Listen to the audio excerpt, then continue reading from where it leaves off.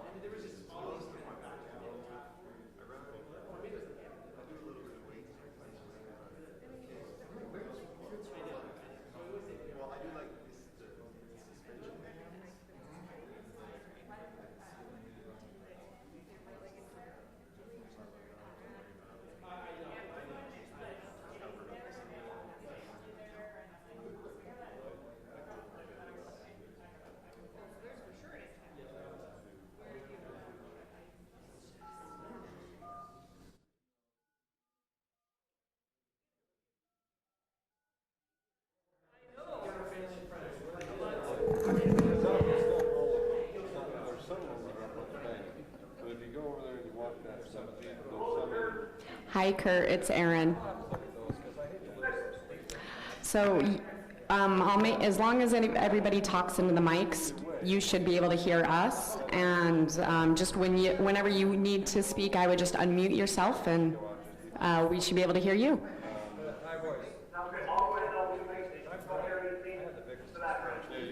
Okay. Okay, we have Kurt on the phone and 3 council members here, so let's go ahead and get started.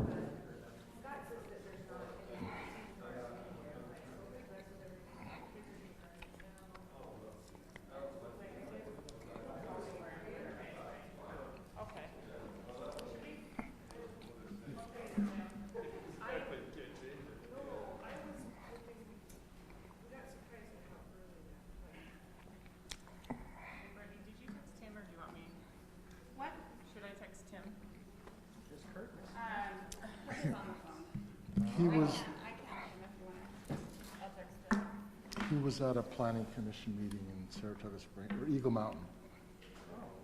Oh, or a council meeting? Could it have been a...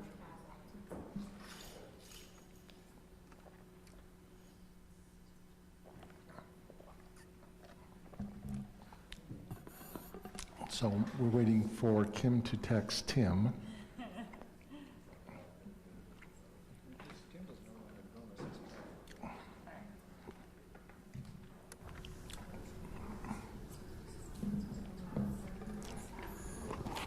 So welcome to our work session on the All Abilities Park. I will turn the time over to Kim or Brittany. Yes. Kim? Yeah, we're going to get started here, and basically what's going to happen is we've got our agenda. Okay, how does this work? Oh man, I was feeling like an idiot. Okay, so basically this is what our agenda is tonight. Brittany and I are just going to do a little brief presentation for 5 minutes, and then we're going to have Stephen Downs. He's our deputy city manager from Orem City, and he's just going to take 10 minutes to talk to us about his process and experience, and we'll leave 10 minutes open for the city council to ask any questions they want from him. This is just an opportunity to kind of understand the process of what Orem went through. And then we'll do the same thing with Cedar City Mayor Anderson. She'll take about 10 minutes to talk about their process and experience with Harvey Park, and take questions from us. We'll be easy with questions. And then Wesley Warren is here. He's on our Parks and Trail Committee, and we've given him 5 minutes for fundraising. And then Brittany and I will just wrap it up with some next steps and action items of where to go from there. So we're really excited to talk about Mountain Ridge and where we want to go from here. We'll just start with Brittany, if that's okay. Yeah, so we just wanted to start by looking at our community surveys that we did in 2019 and 2020, because everything we do, of course, needs to reflect what the residents want. And in both of those surveys, we had all of the same outcomes, which I think is where our design so far has come from, but that people would like to see walking past, a playground, pickleball, all abilities, and then we have tennis down there on the 2019 one, at least a little bit. So, and swings. So that's kind of what we want to focus on, because that's what the community wants. We just want to figure out the very best way to produce that product. Oh, I'm doing this. Right. Okay, so we've kind of gone over a little bit of the community feedback that we've gotten from our survey, and then we also, just going a little bit more into specifics of Mountain Ridge Park. We were able to put a design out during Highland Fling and just ask everyone their feedback. I mean, I'll be honest, as I was telling Wes last night, I probably was the creeper who would be like, hey kid, come over here, tell me what you think of this park. But I pretty much spent a good 3 or 4 hours just stopping people, asking about the design, what they think, and I got a lot of feedback just specifically on this park. Some of the things that they told me were they really like the design, needs zipline swings, bigger play area, the empty space, a lot of feedback on wanting some type of water feature there, perhaps moving the parking to the empty area, so that's next to the neighborhood. Bigger pavilions, they love the boat, the merry-go-round, maybe taller slides, definitely like the shaded structures. Of course, team said skate park in the empty area. It's interesting, basketball people say, where's the basketball courts at? Soccer people say, I love the soccer fields. Baseball people are like, where's the baseball field? So one thing that I did get a lot of was also people were asking about the theme for a playground. And then some other people said, how about stationary fitness trail equipment along the trail? And definitely people said more trash cans, because apparently we were lacking trash cans at our parks. I don't know if you guys know that or not. And then, again, swap the parking with an empty area. So that was just the feedback that we received specifically for this. So that's just basically what we are presenting on. The feedback we've received so far the park design that we have. And then I think one of the great things that when you do something, I don't know, for me, if I'm going to do a project, I don't want to spend a lot of time, researching something that somebody has already done. And two of the parks that I admire most are Orem Cities Park and then Cedar Hills Park. We spent a lot of time at both these parks. And so Brittany and I actually reached out to the two people that really have experience in this process to just say, hey, tell us, how did you guys do this? How did you go about doing it? What are the do's and don'ts? You just let us know what is the best way that we can go about doing this. And so we can talk all we want about, ways to do something or what we want to see, but I'd much rather just turn to the experts on this. And this is not just for, council and staff, but I think for all the residents to hear, how these parks came about. Yeah, just one thing I wanted to add, in Kim's slide that had the feedback that we got, I also collected feedback from the Alpine Parents Special Education group, and then also United Angels. So we've talked to several different special needs groups, and they are all really into this idea of we should have an all-inclusive park, but everything doesn't need to be accessible for everyone. So that was something that I heard a lot from both of those communities because we tried to involve them also. I love it. Okay, so we will go on and hear from Stephen. This guy is, I got to introduce him because first of all, he's a BYU MPA, which is the best MPA program. And you say that with your head down and in a whisper? I was looking to Tyler at that one.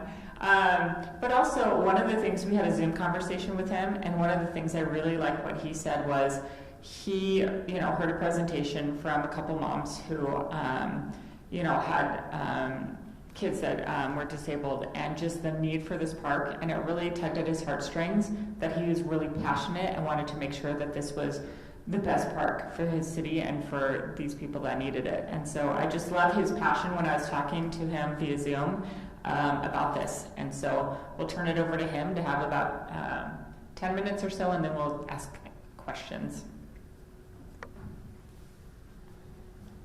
Mayor, Council, I do appreciate the opportunity to talk about this project. It was 5 years ago this month that we actually built it, so we've been thinking a lot about the project and the impact it's had on our community since it was built. So as Councilmember Odella said, we were approached by two mothers, Katrina and Mindy, daughters Brinley, and they came to us with the need that we didn't realize was being unmet in our community, and that was a playground for children with disabilities to be able to play on. And they kind of explained to us what their experience is with playgrounds and what the hardships are for them. There was one playground somewhere up in Salt Lake that they generally took their children. So they came to us with this need. When we started the project, we were just thinking about children in wheelchairs. That was, in our mind, what we envisioned the need to be as we started down the process. And they met with our Recreation Advisory Commission and then ultimately our City Council and talked to us about the need and what they would love to see. We have access to our own care tax or a ZAP tax for the city that helped fund our portion of it. We went to the City Council, had this meeting, a lot of excitement, we could see the vision of what was needed in the community. But we started to learn that the need was much bigger than children in wheelchairs. The number one, I would say, group of people with disabilities that use it are generally on the spectrum. These are autistic children that struggle with some things that are found in an open playground. And for parents especially, a lot of times these children run and they have those different challenges. So you'll see it's a fenced-in playground. But so what's a typical challenge for an autistic kid? Because yes, that's different than a normal person. Yeah. So you'll see a lot of kind of touch and feel type things in there, right? So a lot of texture. They like to engage that way. So there's lights and there's music and there's all those things that were geared towards children with autism. So we used Kids on the Move, which is an organization in our community to consult with us on those needs. And so you'll see a lot of things geared towards that. Okay. And the fence probably being the biggest of them, just generally at times they'll run. But So we went through this process. The project got much bigger than it was originally anticipated in our mind of what it would be. Is that a 4-foot fence? Or Yeah, so 5 feet on the larger child's part, and then 4 feet around the toddler, which, yeah, so the toddler is over there, so that's a 4-foot fence, and then it's 5 feet around the rest of it. Okay. So as we went down this process, we started with I guess at the end of the day, this is a $1.2 million project. About $700,000 to $800,000 was the playground itself. We redid the bathrooms to make them more handicap accessible and to have some family changing rooms or family restrooms that have large child-sized changing tables.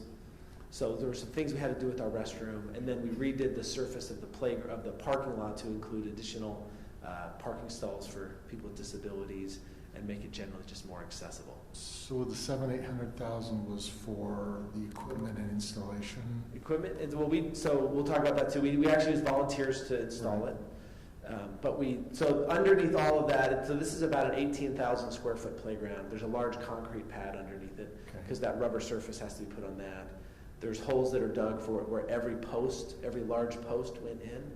And so, yeah, you take all of that plus kind of the equipment. The rubber surface was $250,000. That was the largest single component of it. And yeah, we're sitting around the $700,000 or $800,000 5 years ago. Okay. Right, it's cost. And then how much staff time was involved in the planning and organizing? Yeah, so there was 2 of us that kind of project led all the design up until the construction. That was myself and my coworker Pete Wolfley. And how much of your time did that take? So when we did the design, which was in January of 16, we hired a company called Leathers and Associates. They're based out of New York and Florida. And they came out and they did the design of it, and then they oversaw the build. So that was in January of 2016 was when they flew out. Their process is they generally will go into a number of your local elementary schools, engage with the children on what the design they would like to see. And what they're really going for is a theme. Most kids will say, I want a swing, and they'll say, I think we can probably work a swing and maybe a slide. We can get that in there too. But they're looking for themes, and that's when you'll get ideas like a pirate ship and a castle and anyway, so that's where they started engaged, January of 16. They do that in the morning. They spend 8 hours during the day putting together a schematic design, just kind of an initial. And then that evening they unveil it to the public. That's kind of their process. So that's January of 16. We build it in September of 16. So between January and September, we're fundraising, we're getting volunteers together, we're organizing the build. And before Leathers shows up, we have to have the concrete pad poured, the holes in place, everything ready to begin install. And things have been shipped now to Orem City. So does the 7 or 8 include your consulting? Yeah, so their fees were $66,000, and I can't remember if that was included in that 7 or 8, but probably. And then again, how much of your time and your assistant's time did you spend during Yeah, this? so I would say we probably were spending 15 hours a week on average that whole 9 months. Okay, so 2 people, 15 hours a week. Yeah, and then there were some other, like our parks manager who was going to oversee the construction. He was working on a lot of the purchasing and the shipping of all this equipment. A lot of this equipment is going to be on state contract. For us, it was because the parts we're purchasing from local vendors of playground equipment. So we're working through that. It's all getting shipped. It's all getting staged. And then the week of, it's 7 a.m. to 10 p.m.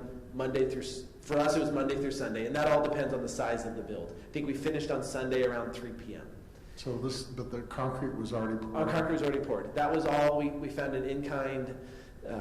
We found a construction company that was willing to come in and take care of all of that for us. A concrete company that was willing to sell us concrete at cost and then do the labor at no cost.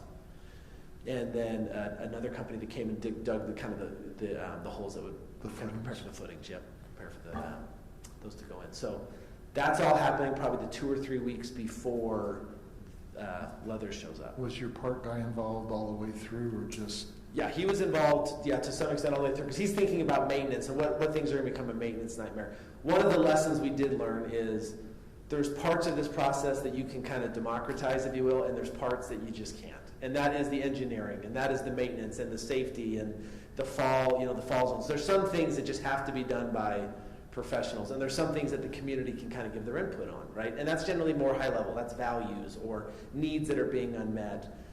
There was parts of this that tried to kind of, some wanted to democratize, hey, what's the height of the fence going to be like? What is, every little piece, and that's the stuff that gets really difficult because there's standards that are in place generally for these playgrounds. So that September, we did it with the United Way Day of Caring that week. And so that's the week we built it. We started Monday morning about 7 a.m. We built till 10 p.m. every night. And they put in the fence too? The fence was all put in at the same time. The only thing that wasn't done when we finished on Sunday around 3 or 4 was the rubber surface. They have to come in after this is all done. Was that you guys building it, or did you hire someone to build it? So we had about 4,000 volunteers over the course of those 7 days. So there's a lot of employer groups that wanted to do that as kind of a team building opportunity and a community give back. A few other large organizations, and then a lot of citizens and families. So who was there to organize the workers and tell them what to do? Leathers and Associates. Yep. So they brought out 4 people, and that's all based on the size of the playground. But they brought out 4 people. Those people directed what were called, again, this is what I'm using terminology from their process, but they call them build captains. So we had, I think, 7 or 8 people that were there the entire time. Those were volunteers or city employees. We did underestimate how much city employees. There was a lot of volunteers that were really, really interested, but then the week came and, I got a meeting here, meeting there. So we wanted some continuity. We used good amount of our employees to be there the entire week. How many? Well, most of our parks crew was there. So that's how many? I would say probably 11 or 12. And then we had, of the 7 or 8 build captains, I want to say 3 of them were full-time employees of the city, just from our planning division. Somebody just has a construction background. These are generally people that understand construction. But then there's a number of citizens. Both of the fathers of these young girls were there as build captains as well. There were about 14 employees then that were probably in the construction. And then Pete and I, and then all of our employees came and participated or volunteered at some point throughout the week. Yep. So we have a nice aerial view. How large is this? It's about 18,000 square feet, the playground itself. Okay. It's built in an existing, we already had the park, we had the land all acquired. It was an old playground that was there, so we tore all that down and built this. So it's about a half acre. Yeah, just under half acre. So, so as it relates to fundraising, we did get some cash donations from some organizations, a couple of them being much larger than others. A lot of individual donations, and then quite a few stories of people that are just kind of donating as we go. One of the stories I love to tell, there's a zip line on my right, probably your right as well. A dad and his two teenage children came the first night, and then they came back every night. And they came back and built. The kids wanted to continue to be a part of it. They're there every night. And then at the end of it, he tells me this story, and he said, I grew up in this neighborhood in Provo, and there was a gentleman that had a zip line in his backyard, and he let all the neighborhood kids come play on it. He passed away a few years ago, and we just have such good memories of that zip line in his backyard. I'd love to put this in his name and pay. Well, essentially, I would love to pay for this. We told him where to go, and he went down and wrote a check for $10,000 to pay for the zip line. And those kinds of stories weren't one-offs. I mean, that was probably the largest single donation like that, but there was a lot of families that came and participated and came back because the kids got into it. And as I tell the story of to people, generally kind of the line I use is we build a lot of projects, but most of those projects don't build a community, right? You build a street, you build a sidewalk, those are great, they're needed. This one built a community, we didn't just build a park. And it's something we still talk about. Every time I'm on there with my kids, I live about a half mile north of that, and I'll let you determine whether that's why we put it as close as we did. I had young kids, I wanted to be able to get there often. But every time I'm on there, I will generally hear somebody talking about the week that they were there. And they'll be telling somebody about, I helped build this part of the castle or this part of the pirate ship. So the volunteer build is a really big part of what we did. But I don't want to underestimate, it is a big commitment to do it. And some will do this with 100% volunteers. There's one we toured up in Pocatello. It was a gentleman who wanted this for his daughter. His daughter's name was Brooklyn. His name's Johnny Fisher. Johnny spearheaded this whole thing as a volunteer. Everything was done 100% volunteer, very little commitment from the city or the county. But that was really, really difficult for him while trying to hold down a full job and have a child who has special needs, which takes a lot of attention. But for us, we knew we wanted to do it. We wanted to do it right. When we said we were going to do it and we went out with it, we didn't want to, right? We didn't want to have the sign sitting out there for 5 years saying, coming 2016, the Altogether Playground. And then the story is we were never able to fundraise for it. We were never able to build it. We wanted to know we were going to do it right, so the city made a commitment to backstop whatever it was going to take, right? We were going to go fundraise. We were going to do everything we could. However, it was going to get done. And that was kind of the commitment we made as a city. How much fundraising did you guys raise for this? Yeah, so I want to say we were about $200,000 in like actual cash donations, and then a lot of in-kind donations. Talking like, you know, the concrete pad and things like that, landscaping. So we've talked about zip lines, but I always hear liability. What's been your experience with the zip line? Yeah, we have them in like 4 or 5 parks now, and we haven't had any issues on them. They do go pretty low to the ground. Your liability is more of a kid running across and probably getting hit by it, but we've never had an issue. And they go fast, but not so fast that it's, you know. But the kids love them. The kids love them. Yeah, they're great assets. And again, I want to say they go in most of our parks now. So do you build the hill then that runs down? No, there's a platform on either side, and so it's just kind of sloped, and then it just kind of comes down. So it's a simple zip line that just goes back and forth with some platforms on both sides. So it's a double zip line on ours. One of them is an accessible seat, so a child in a wheelchair can be in and strapped in. And I did want to mention what Councilmember Bills, I think, mentioned. When we went out to do this All Abilities Playground, we pictured something that everything on it needed to be used by all children, and that's what makes it All Abilities. And as Councilmember Bills pointed out, we quickly learned that isn't what this is. This is intended to be a playground that every child plays on. And so you have to have things that challenge children of all levels. What they didn't want it to become was a playground, oh, that's where the children with disabilities play. We play on this other playground. This is what they call parallel play. Let's build a playground where they play side by side. And, brother and sister can play side by side. One of the other things that we thought about all the kids. There was a story that came out soon after of a grandpa who's in a wheelchair. And his grandchild would need to go to playgrounds. A grandchild would always wanted grandpa to push him. But grandpa couldn't go out in the wood chips in his wheelchair. And he talked about this experience of coming on for the first time and pushing his grandchild while other kids had dad or mom or whoever pushed. And those are the types of stories that start to get to you. And you realize that you're doing what government was intended to do, and that's to serve all people. And generally, we haven't always done a great job of serving all. We serve the people that speak to us. We serve those that come out and are loudest. But we were elected to serve everybody, and we were able to do that with a project like this. And that's, again, a big part of who I am now. Okay, I'm going to do 2 more minutes if that's okay. Yep. And unless I missed something, I've kind of explained the majority of our process. I'm happy to answer any additional questions that you may have. So maintenance on this, is it more expensive than a normal park? Yes, I would say especially the surfacing. So surfacing I mentioned was $250,000. We were on a 7-year warranty, so we're only 2 years left. They come out every year generally, and they have to patch and repair because, especially around certain amenities, it's really, really high use, and it starts to kind of get eaten up and chunk and kind of divot. And that's all under the... That's all under warranty for 2 more years. But then they're going to have to determine what we're going to do at that point. And we haven't gotten a bid on what would it take to rip it all out and resurface it completely. Obviously, it's going to be more than $250 for inflation, one, and now the maintenance of ripping it out. So that part is, we do have a lot more wear and tear on our swings and we've replaced the zip line seat, I don't know how many times, just because eventually it just gets worn out and breaks. And you always see the person that shouldn't be on it that's on it, and so those types of things happen. But the structure of it is, they used to do all wood with these, and now it's recycled milk jugs is what the material's made out of.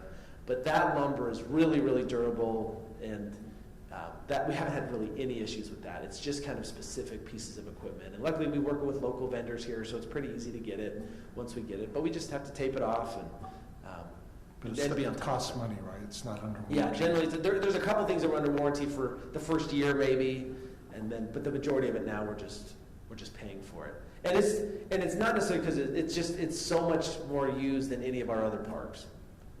So we have a pavilion just to the right of it. That's rented more than that's ever been rented before because now this is where birthday parties often are happening as well. Okay, I'm gonna give out his email address without even asking him.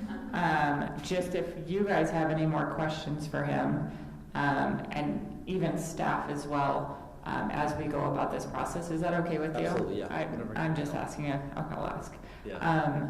But we really appreciate all that information, and especially the stories that go along with it, and even telling about that community build and how involved that the city of Orem was with it. So thank you so much. I will say one last story that's just funny, and you'll appreciate this. When they came, so they built Discovery Park in Pleasant Grove as well, if you've ever seen that. Yes. And this guy was actually the one that built it. And his grandpa built my elementary school playground in St. Louis. Because when I saw the design, I said, that looks like the one I grew up on. And his dad actually built the one in St. Louis that I grew up on. But so when he first got here, and it was Monday night, he said, there's something I remember about the one in Pleasant Grove. Do you guys have I just remember Monday night, some crazy number of families all showing up. Do you have this family night thing or something here in Utah? And he just remembered Monday night being family night and some crazy number of people showing up. And it happened again because every family wants to come serve, but you can only have a limited number of people on the playground. But anyways, really wonderful. I will say our partners too, Habitat for Humanity were big, United Way was big in helping us get volunteers. Kids on the Move helped us with a lot of consultation on the design. Those are kind of our three big community partners in helping to make it happen. So besides the zip line, what would you say is your other favorite feature? Yeah, you can't really see it, but it's right when you walk in. It's called the Ability World, and it resembles those old school merry-go-rounds that you never see on playgrounds anymore, where kids hop on and you're a foot off the ground and you're I grew flying. up on those. So it's one of those, but it's leveled with the surface, so a kid can wheelchair onto it. And so it's called the Ability World, and that is I would say that's probably the busiest because you can get more kids on it at one time. The zip line, it's one each way. And then, Is there a governor on it so it can only go so fast? no. I mean, the governor is how fast mom or dad can run, as they're pushing it. Yeah. And that is limited, especially every year I feel like my kid isn't as excited as he used to be when I push him. But, yeah, there's really no. So every now you get kind of the 5 mom parents that are around, and they're all just seeing how fast they can spin the kids. But it doesn't get going. It's heavy enough that it really doesn't get going so fast. Every now and again, somebody will vomit, honestly. And Be me if I were on that. yeah. So that kind of stuff happens. And then, the slides and the swings, just like every other playground, stay pretty popular. Okay, thank you so much. We really appreciate that, and I'm sure there'll be more questions emailed or texted to you when you least expect it. Yeah. Thanks so much. Thank for you your so time. much. Okay, our next person that we're going to have is the mayor of Cedar Hills. I don't know, questions? She's going to talk a little bit about Harvey Park and just kind of the process as well. And we'll go till about 6:50. Is that okay? I think it leaves us some Plenty of time for more time than I need, Wes. probably. Because our process for building Harvey Park is completely different than what happened in Orem, and I love what happened in Orem, the community getting together and fundraising and all of that. Harvey Park was a different situation for us. We had some land in the commercial zone that we sold and used that money to purchase the land that belonged to Mr. Harvey, and it's 11.5 acres. So it's a pretty big park. And we've been waiting for this land to come available for a long time and had plans with what to do with it for a while. So we had been saving money in our capital projects fund for a long time for the park. So our park ended up costing us $7.6 million, including the land purchase and everything, landscaping, cement, sewer, everything. And we paid for it cash 100% from money that we'd saved and had been planning on. So our process for building the park was a little different too, because then we hired engineers and we hired Insight Design to help with the design, and we hired Bowen and Collins to help with the engineering design. And so our finance director, Cheryl Lowe, was actually the person who spearheaded the building of the park. he discovered his love for building parks during this process and asked if he could take over the job, and everyone said yes. So what he did is he managed the building of the park, and he shopped the equipment, he shopped the trees, he did everything for that park, and would bring us, you know, ideas as it went along, and we could thumb up or thumb down, but mostly thumbs up. The concept for the park, when we came up with a plan, we ended up with 2 different plans for the park, or design ideas, themes for the park. And we did the same process that you did. We came up with some ideas and then we put it out there to the public, and we had a celebration in the city where we had plans up, and we took input from the people that came. And we brought 2 final plans to a city council meeting to make a decision, and that night there happened to be some Boy Scouts who were there getting their citizenship in the community merit badge. And so they were really excited and watching this presentation, and then finally I just said, hey, which plan do you like better? One of them was in nature. All the equipment looked like nature and trees, and it was really cute with bugs and everything. And the other one was the space one. Obviously, they chose the space theme. We ended up going with the theme because that's what they chose. So we went ahead with that. We bought the property in 2017. The park opened in 2020. We had a really, I don't know if you remember a couple years ago, rain nonstop during the spring, and it delayed us for a long time getting the park finished. So we don't have, our story is also different of how quick they were able to put their park together. It took us a couple of years to build this park. Because of the size, we have a baseball diamond, we have soccer fields, we have basketball courts, pickleball courts, tennis courts. We have the big playground area, the splash pad. We also have a building in the middle that houses the restrooms and a concession stand. There's a lot of things that went into it. Looking back on the design of the park, there are a few things I would tweak. I would never put pickleball courts near homes. If there's any way, if you have pickleball courts in your plan, put them the farthest that you can from homes, because it drives the neighbors crazy hearing those balls be hit every day. Never even crossed our minds. That's the #1 thing they complained about. Also the lights. We have lights on the tennis court and on the pickleball courts. And if they don't go off at 10 p.m. exactly, we get a call. So thinking about the neighbors around the area is important too, about what you put in, and thinking about who's going to use it. We have similar amenities like the zip line and How big is all of the playground area? Do you know? that I wish I had square footage for you. It's big. I mean, you can see from that picture. I've been there. I just don't know it's how. big. I don't know how many square feet it is, but in truth, we could have made that playground area much bigger. It is filled with kids all day, every day. Now that school's in, it's a little less, but we probably could have increased it by 50% and still have it used completely every day. The basketball courts that we put in, I thought, oh, no one's going to use these. Every day when I go to the park, there are teenagers on the basketball court. So there's something for everyone, the teenagers, adults, and kids, and it's just been a really great asset. Another thing that we thought about in our park is, and I think you do this too, you have food trucks come to your city. On Wednesday nights, we have food trucks from May till October. And we designed a roundabout in the parking area specifically for the food trucks, that they can park around the edge, and there's a pavilion in the middle, a little park area and a pavilion in the middle where people can get their food and then eat, and it's a really community gathering place where people can come. There's pavilions around in other places in the park too where they can walk over and watch their kids play while they eat. But that was a really great, we used to pile them into Heritage Park, which was really tiny, and we're getting ready to redo that park as well. But thinking about what are people going to use this park for? Because it's not for us, it's for them. We want people to be able to come and use the park. And with that comes a lot of, we've had vandalism at the park, we have a lot of trash at the park, so Councilmember Rodella's comment about the trash cans is imperative. We have a lot of trash cans, they still fill up. I go and pick up trash every week at the park, and I'm there for over an hour. So anyway, do you have any questions for me? So if you had it to do over again, you would make the playground bigger? Yes, I would. I would, and there's no end to the amount of playground equipment you can get.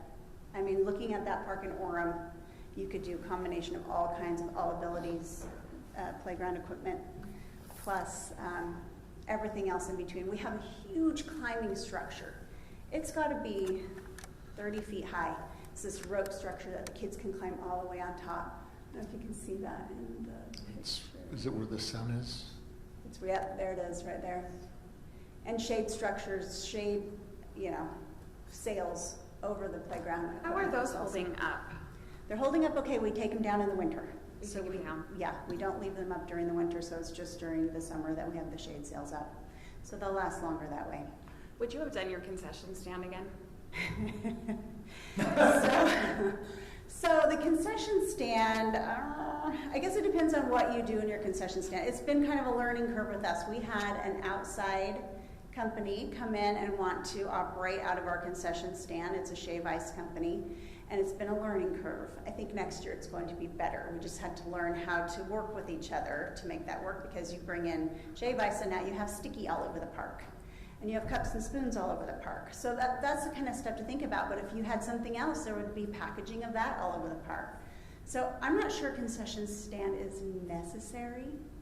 It's great during baseball games. Someone can run over and, you know, buy something. But if I had to do it over again, no, I wouldn't do a concession stand. The surface of your park, what do you think of it? Good thing, bad thing? So Would it's you have the used it? turf, I call it carpet, looks Okay. like shag carpet, and it has that beautiful design. And we've had the same issues, it is warranted, but we've had the same issues with kind of shredding underneath some of the swing areas. It gets worn faster than other areas, and around the edges, it's been kind of shedding. I find it all in the grass everywhere. I think after a while that will stop happening as far as, you know, the shedding there. I like it. I don't know if there's something better, like rubber, you know, that matte type surface instead of the carpet, but The poured concrete underneath it. yeah. And then, Is it more and then a soft. More expensive if underneath. you ever have to replace it because it has the design than it would be if it was like a Oh yeah. solid color? Oh yes. So that was $230,000. Just that turf underneath the playground. So by the time Over the concrete was 230,000. everything in, yeah, the surface in the concrete was separate. Just the turf was $230,000. Aaron, can you use the Utah County parcel map to figure out how much square feet that playground is? Mayor, So their while they're playground- doing that, can I ask a quick Oh, question? that was you. Yes. Yeah, what's your favorite amenity for the kids? What seems to be used the most? That climbing structure gets used, I would say, the most. The zip line, I would say, is the second most favorite thing in that park. And it's the most repaired piece in the park as well, because it gets used pretty hard, but they love it. So I see 3 kids on the zip line at once. I'm like, hey, this is for one person, but they love the zip line. And then, of course, the splash pad. The splash pad is a huge, huge draw for people. And people come from all over the county just to come to this park. It ended up on the list of the 10 favorite parks in Utah County. And the word has gotten out, and people love to come to this park. Can I just, you mentioned, I think, just listening in, I think it was over $7 million for the park and ground.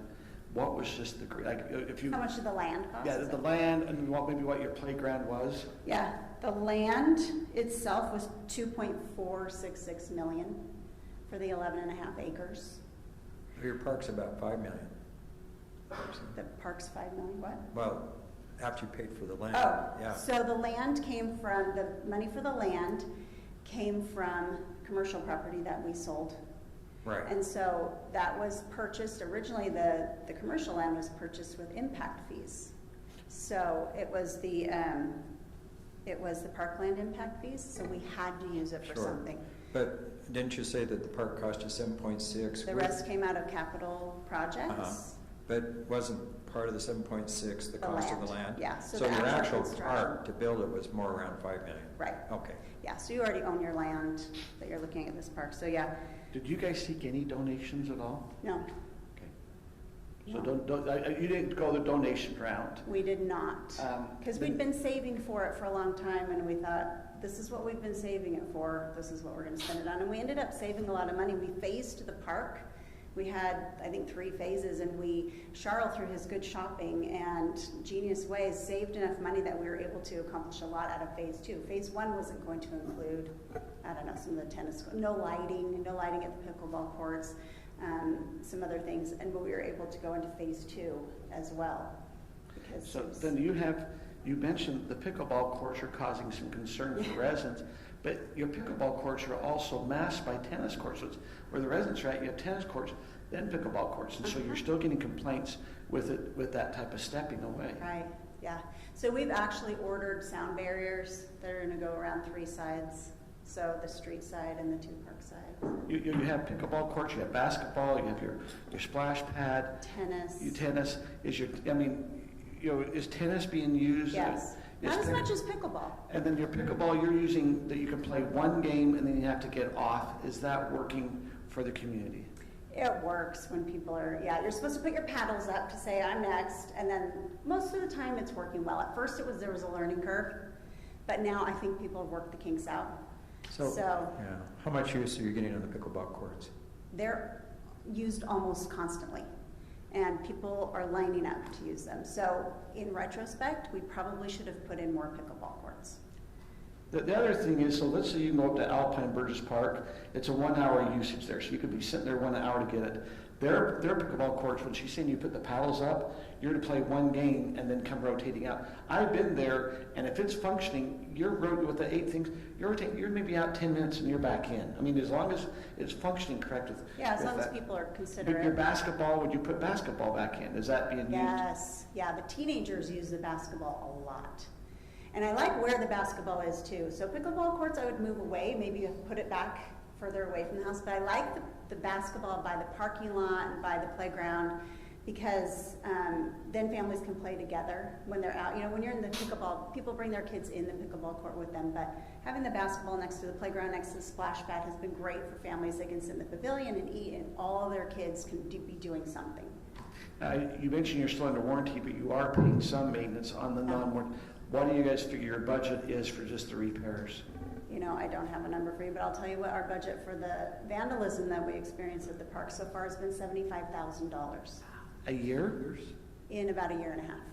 So we've experienced a lot, and this is something to factor in. Put cameras in your park and have things recorded, because we've had people drive over bollards, and they've stolen equipment, and they steal signs off the walls, and they vandalize the bathrooms. And you need a way to track what's going on in your park. So cameras is very important. So do you have internet in your park? Are you guys paying for internet there? So we don't have internet. It's just recording right now. We're trying to get internet from the school next door. But you're recommending that maybe have that for cameras, but I mean, that maybe even residents could use if there's an internet connection. So it's just interesting. If you could, get on someone's internet. So, Mayor, do you think there's enough parking at your park? At Harvey, I think there's enough parking. Okay. Because there's parking all along the street, parking stalls, not just parking. We widened the street right there, so there could be parking stalls along the street, and then there's a lot of parking. So we're trying to do all off-street parking. How many stalls do you have? Yeah. That's a good question. A lot. Super quick question, because I know we need to move on. Do you do any reservations at all for that park? Reservations for the pavilions, nothing else. Nothing else.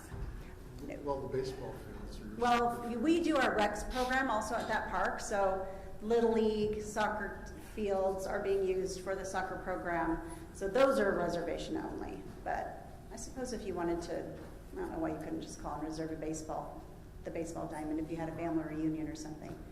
You could do that, but right now it's mostly pavilions, and that's about it. Perfect.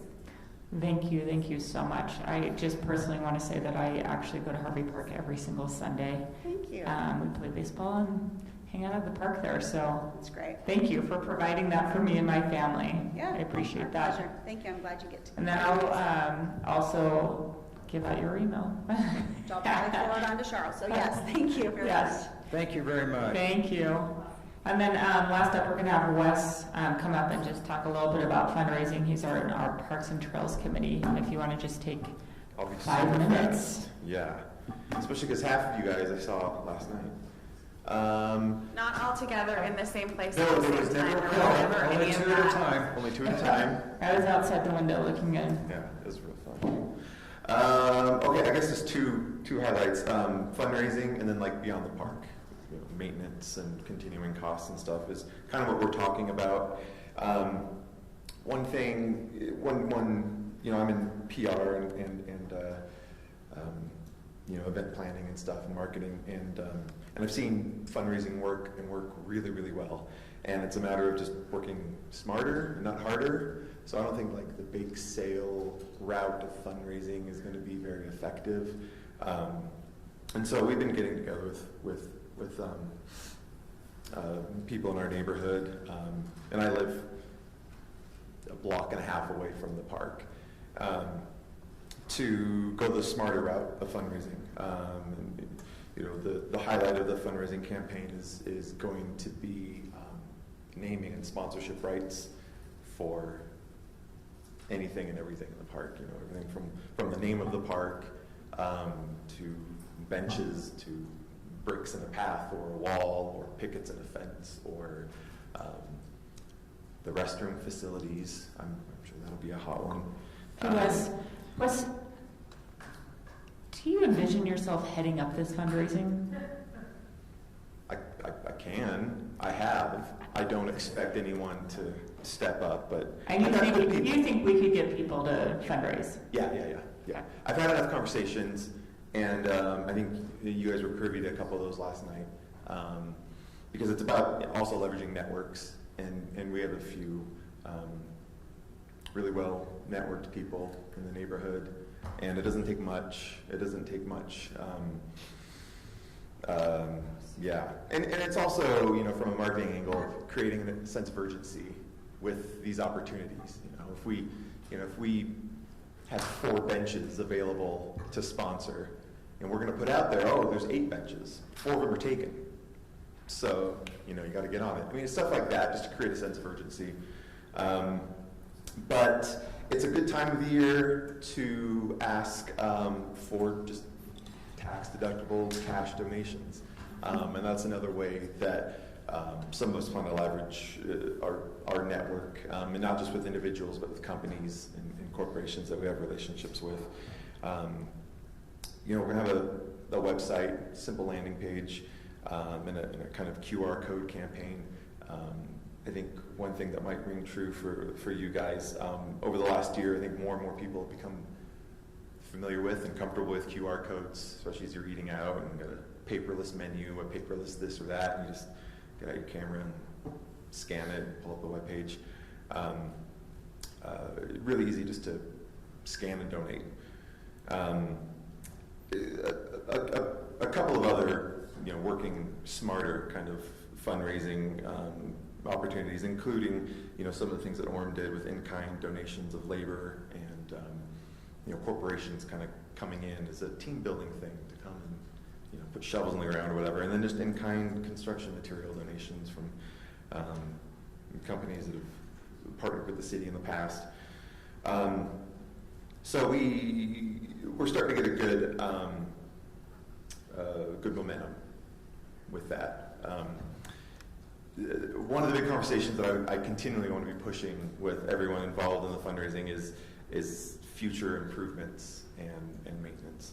One of the great things about the park, I think, is that we're going to develop what we develop, and then there's a couple of big open spaces, especially that extra acre in the northwest corner where the city maintenance building is going to be, and we don't have to rush to put everything in. We can put in the grass, put in the landscaping, and know there's this open area, there's this open space.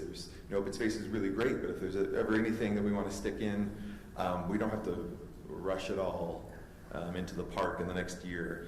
But one idea, and I bounced it off of probably 10 or so people, and I hope they weren't just blowing wind up my skirt. They all thought it was a good idea and would participate. It's like a voluntary park proximity fund, to where us as neighbors and residents, we would just on a monthly basis have come out of our accounts or whatever, $20, $25 a month or whatever. You get 50 of those in the neighborhood monthly coming out. It's kind of a way to keep passively reinvesting into our park, it's, I think just with the complexion of the neighborhood, that it would be something that people would, like, oh, yeah, plus it's tax deductible, yeah, sure, whatever. Can I ask a quick question, Wes? Which of all the amenities that's kind of in the basic plan now do you think would be easiest to market for donations? Oh, man, it depends on who you're marketing to, but I think anyone with ties to Highland would be the water feature, splash pad. Yeah. Though even more than the All Abilities Park, or park. I think playground. so. And again, it depends on like who you are pushing this to. If you're going to maybe a corporation or someone that's more on the outside of the city with deeper pockets, or there's going to be different strategies and different routes. You know, because we definitely want to, and we were talking about it a little bit last night. We need a narrative. We need a story, something that we can present to people. You know, whether it's this is Highland's signature park, and if you do want to either create a legacy or celebrate a legacy by memorializing a loved one or a family member, this is a really great time, because this is not going to be a Highland Park. It's going to be the Highland Park, and I think pushing that story is going to work really well with some people, and then kind of picking apart pieces of that story. You know, as a part of this park, we're going to have an all abilities area where it fosters and promotes and celebrates, you know, kids just being kids, no matter what your ability is, because there's something there for everybody. I love the concept of parallel play. You know, I have a kid on the autism spectrum, and parallel play has been absolutely vital in his development. And so there's going to be lots of people with experiences like that. And so kind of emphasizing that part of the story is going to be really important. So it's just case by case. Thanks, Wes, for coming and talking about that. And just to let you know, Wes did have a meeting last night and invited some people just to see what fundraising options were open, and a couple of us attended, and there was a lot of enthusiasm to, you know, fundraise and put their name on that park. So we have 2 minutes left. Thank you, and I will send out your email also to everyone, just because. As always, when we have work sessions, I like to end with kind of action items. And so we've written down kind of some questions of what process and what direction we want to go with in this park. Like, what's our timeline? Do we even want to fundraise? Are there any design changes you want to see? What building process do you envision for this park? We've heard two different entire concepts here, volunteer versus hiring it out. Another question is, how involved do you want to be? And this isn't just for city council, but it's for staff also, because we're working together on this park. And so we want to have staff's input, absolutely, because this is something that all of us will be doing together. So Brittany and I will be emailing these questions out to get your input. And also, if you have any other questions you'd like to add to it, please let us know. So we'll get that out by tomorrow, and then have a timeline to get your feedback by next Tuesday. So, question, is this just for the playground area, or is it for the entire park? Entire park. So you're taking over the entire park, the construction and design? I'm not taking it over. But I mean, I'm just saying. Who's doing, because when this started, it was, we're just looking at the playground and how we accomplish that, and can we fundraise?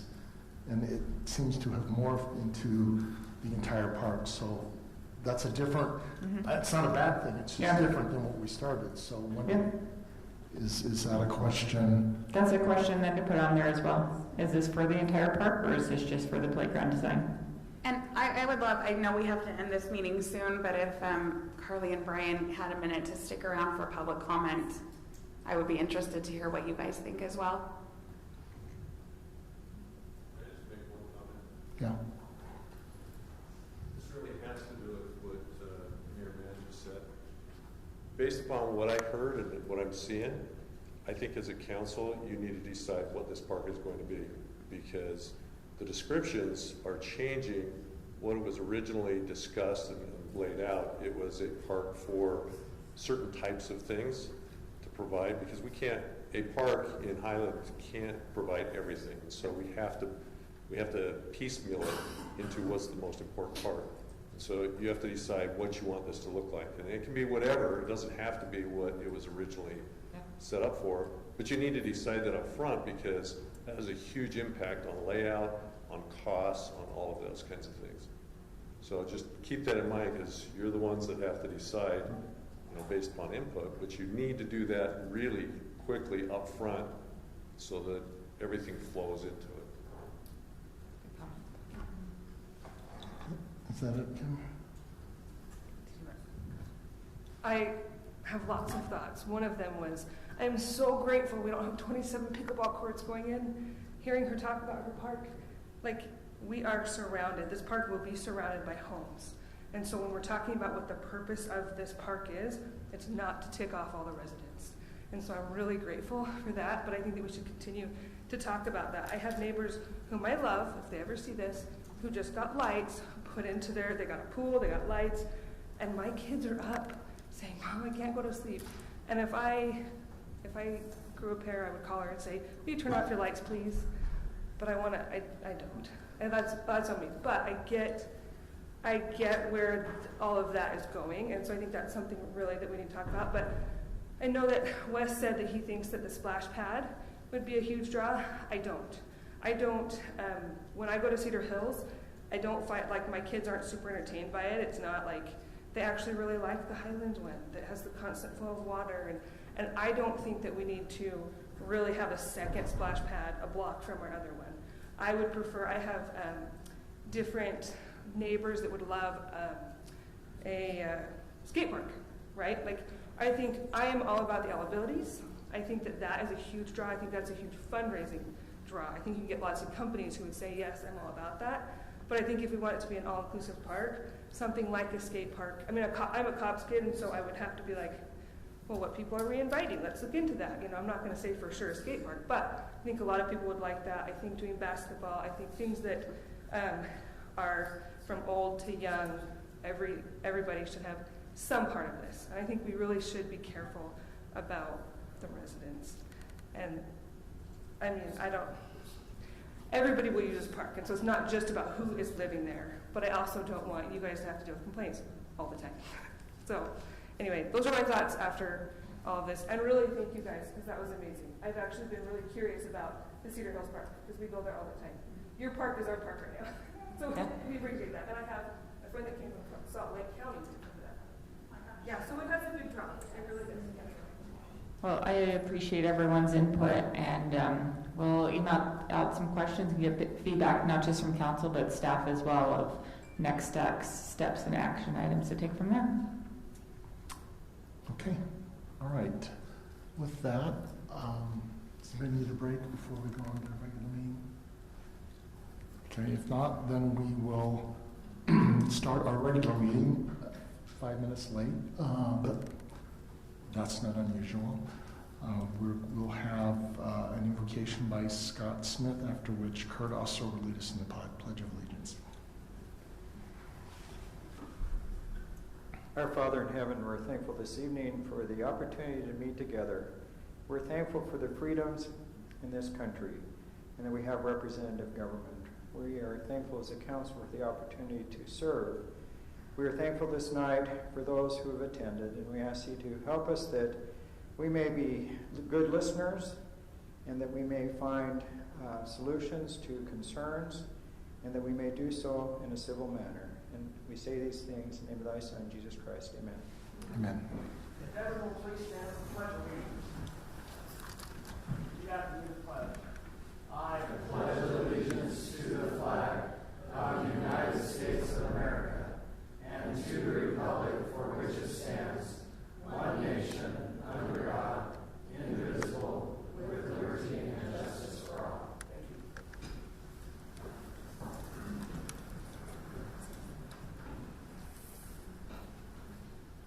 Okay, first item on the agenda is unscheduled public appearances. So if you have anything to share with the council, and it's not a public hearing, and we have no public hearings tonight on the agenda. So if there's anything you want to say, please feel free to come up and we will listen for 3 minutes. We'll start with Brian.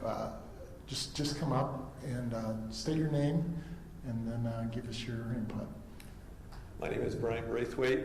I'm on the Parks and Trails Committee, Open Space, all those things, part of that committee. And the sewer.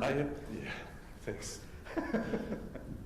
I have been working with SURF, and SURF has agreed to build 2 of the fields. And so as part of the decision-making process, if you're going to change the whole design and everything else, then we need to make that decision fairly soon with them so that they can decide. One of the reasons we had fields on the one side was to give a space between the homes and the other kinds of things that we were doing. So keep in mind, if you do decide to change dramatically, placement is very important. The contract that we talked about doing is Arsenal did an agreement with Lehigh for a huge tract of land to be able to build out the park. This is going to be identical in the structure. And I will be bringing forward the agreement, a proposed agreement by them. It's obviously no agreement. You guys have to read it and approve it and those types of things. But I'll bring it forward so you can at least see what it is. But it's based, its structure, its foundation is on that agreement with them. And the good news is that you can talk to Lehigh and see how they've liked it. In my conversations with them, they love that agreement. They think it's an awesome agreement and are very happy with it.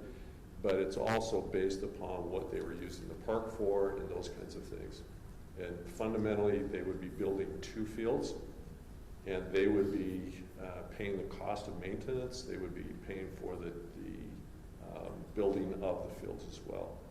So the cost of building it, and in return, they would get a priority time for those fields during the year, and it would be structured over a period of time. 10 years is what we're talking about, but depending on the amenities and other kinds of things, it could be a little bit longer, it could be shorter, depending on how much money they put in and the value they get back. So I wanted you to be aware of that.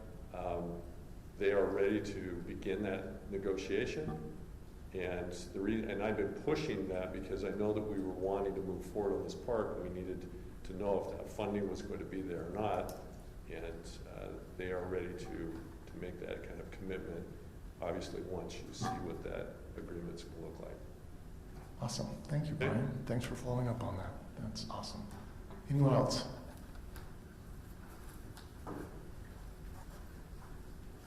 Wesley Warren, Highland resident, also a member of the Parks, Trails, Open Space Committee. There's one high-level thing that I wanted to talk about as far as the Mountain Ridge Park goes. And it's to emphasize the importance of making sure that the residents, and not just necessarily those neighborhoods right there, but just residents of Highland in general, stay super plugged in and involved in the process. And I had a conversation afterwards last night and then again today, specifically about feeling left out of the process, with the emphasis that it was nothing the city has done or not done to involve people. And then someone else brought up a really interesting point. He's like, if I'm going to sit back, and me and my neighbors are going to sit back, and this isn't me talking, this is like someone else, and talk about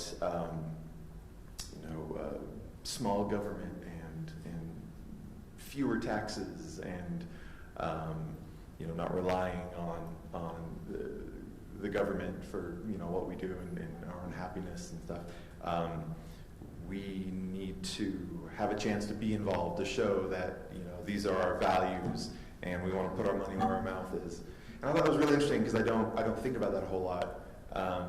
And so I guess just one other thing to keep in mind in giving the residents a chance to do some fundraising or put some programs in place as far as maintaining and taking ownership moving forward of the park. So thanks.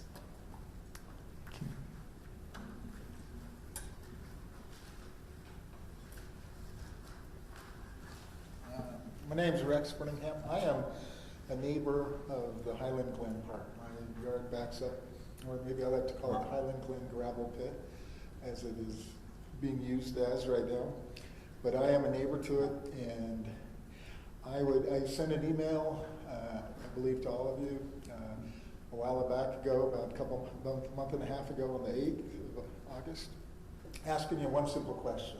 And that is this what we want to do with the Highland City Glen Park, park? Do we want to use it as a gravel or as an asphalt storage, tractor trailers, dump trucks coming in there at all times? Is this what is it for? And it even goes into, is this what is lawfully, what it can be done there? And I presented that letter, and I got a couple responses, and mainly they were questions back or explaining what was happening there, rather than what the real question was, is this what we really want to do with it? I will say this, that back in 2002, we also sent a letter, Laurie and my wife and I sent a letter to the city council again saying, how come, this is the first time the asphalt has started showing up, nearly 19 years ago. And we got a letter back from the city administrator, who, a phone call, his letter was a lot nicer than his phone call, basically telling us that it's the city's land and they can do what they want. But that's not true from what research I found and how I interpret it, and we've had some lawyers kind of get involved in this. Our advice is a little bit on that. So basically, but also I got a response back to him, and he said, we will take care of it and move it. And he kind of said in a year's time. And that was, 18 years ago. And now it's even getting, worse. The piles are getting 20 feet high, dump trucks coming all the time. And it is protected land. It's protected. It was created with the federal money, which has regulations stipulated, especially about dumping asphalt, especially, and how permits are required, environmental studies might need to be done, numbers of things in order to do this. But it prohibits that strongly. So what I'm urging is, that the city council will look at it strongly and look to clean that up. We're talking about making one park a jewel. Hopefully our 70-acre park should be the jewel, and taken care of and protected for many years to come on that. And so I hope you will move urgently and quickly in this matter, and I thank you all for your time. Thanks. Thank you, Rex.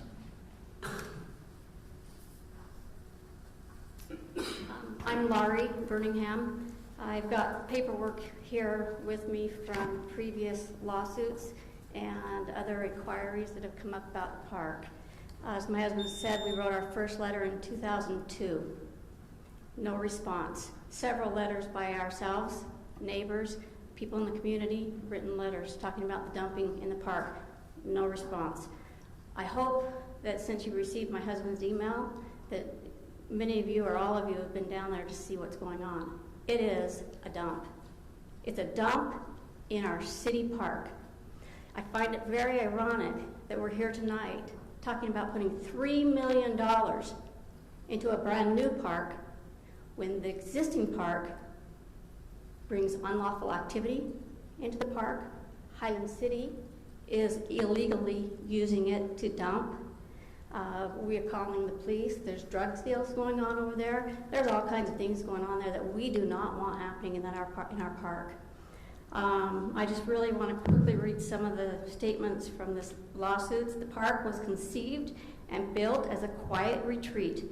It was designed to provide enjoyment of nature and enhance our outdoor learning environment. Highland City bought the park in 1998. It continued to recognize the special use for which the park was intended. That was part of the buying agreement with the state and federal government where money came from. As such, the park is subject to protection and oversight of the National Park Services under Section 6.1 or 6F, excuse me, of Land and Water Conservation Fund Act. Requirements as conditions that must be met before converting any part of the park other than for outdoor recreational use has to be done through the National Park Service. It's been illegal, guys, for 20 years. Okay, another thing I would like to say, the use of the park as a dump is legally significant for 3 reasons. Number 1, the city of Highland is in violation of Utah law, which prohibits dumping and restricting the dumping of construction and demolition debris, such as asphalt materials and yard waste. Utah Administration R 315-315 says if waste asphalt is disposed, it shall be disposed in a permitted landfill. We have those. They are not being used. Our park is being used. This all goes on to say,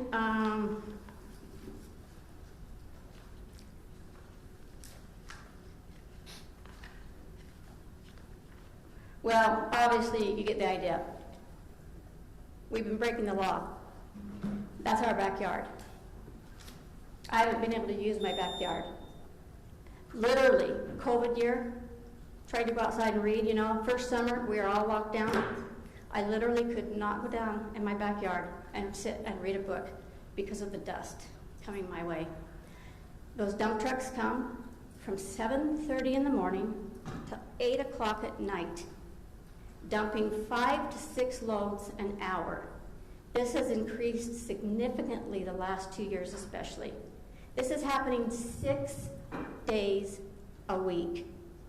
We are fighting with the state of Utah our property tax.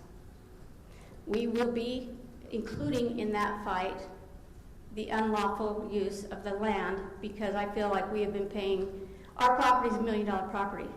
Well, who wants to buy $1 million property with a dump sitting in the backyard? If you haven't gone down there, I hope you'll go down there. This needs to be removed. It needs to stop immediately, be removed, and be refurbished. It is a park, not a dump. We got 2 responses from the city council. Scott Smith came down and met with us. Appreciate that very much. Brittany Bills responded to the email. One of our emails responded with this. Thank you for the pictures. How many cars are you seeing in the parking access to the north or the west side of Highland Park? When inquiring with the city administrator, he mentioned the city has used this area as a road tailing storage for years. There is very limited use by individuals as a parking lot. Had nothing to do with a parking lot. It's a park. Does it matter how many cars are parked there? Are we just trying to dump because it's convenient? We've also heard rumor that Highland City is somehow benefiting from this being paid. I don't know.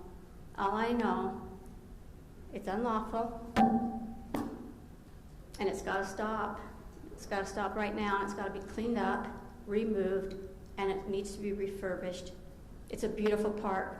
I don't understand putting $3 million into a brand new park when we have an absolute beautiful gem over there of a park with the pond, and it has gone downhill.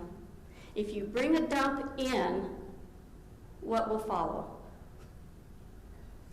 Unlawful drugs, kids using the park in the high school in the ways they shouldn't be using it. It's a shame. Thank you. Thank you.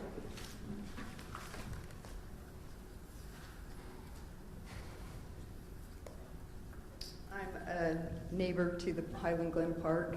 I am also a concerned citizen.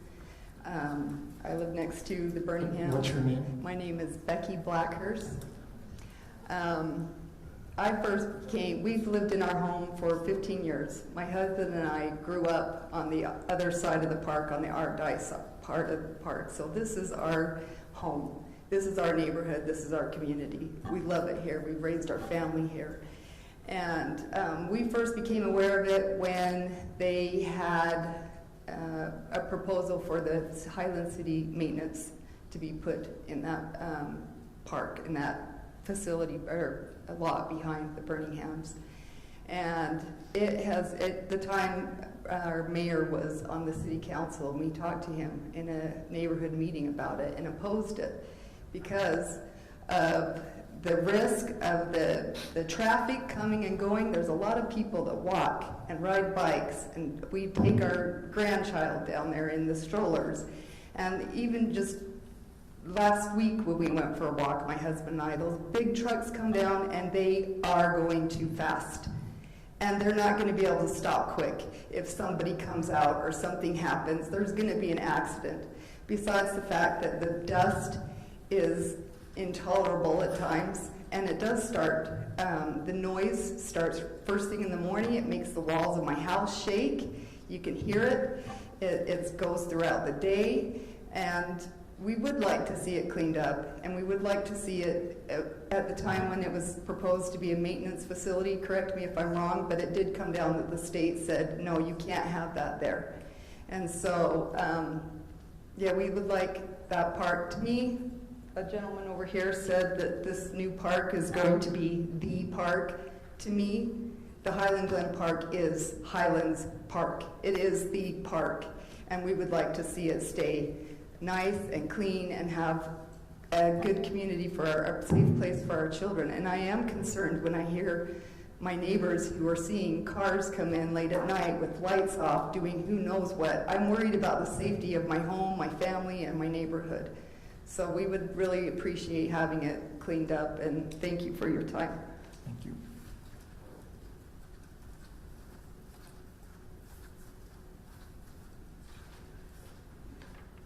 My name is Michelle Carter, and for 22 years I've been privileged to have only a chain link fence as the barrier between Highland Glen Park and my own backyard. Since my focus in life has been caring for 2 disabled children who are now adults, I've spent most of those 22 years within the confines of this very fence, caring for my family and mostly spending a ton of time in my yard. I find myself a reluctant expert in what goes on in the handful of acres behind my house, which is what everybody's been talking about there. Right now, you can pull up on Highland Glen Park on Google Maps. If you enlarge it, go right there. Focus in on the West Park Road entrance, and you can see last fall's offerings of asphalt piles. And there's a lot. I really didn't think we could top that, but we've done that this summer, where from 7 a.m. until 8 p.m., Monday through Saturday, every 20 minutes or so, a new load of asphalt is dumped. Rocks crash to the ground, dirt flies, dump truck reverses, makes lots of noise, beeps, roars, more dirt flying, and then off to get the next load. This is followed by the moving of debris from one place to another, and the creation of what is no longer just a pile, but what I have very reluctantly called an asphalt butte. The dust, the smell, the sounds have been unbearable and unrelenting and have far exceeded the piles of the past. My beautiful backyard neighbor is now a gravel pit. As if common sense would dictate that dumping asphalt in a park where green space is quickly shrinking weren't enough of a deterrent, I'd like to appeal to the glaring safety concerns. The regular dump trucks coming and going onto West Park Road, which is largely used for cyclists, skateboarders, walkers, runners, and parents with strollers, is an accident just waiting to happen. Within the asphalt buttes is a clearing which is often used as a track for young people in trucks, spinning round and round.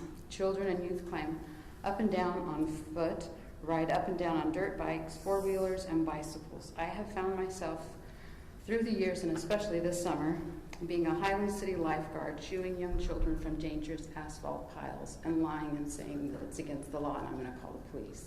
So that's why I shoo the children away. Currently, the piles are cover for nefarious activities late at night, which we have on several occasions have had to call the police.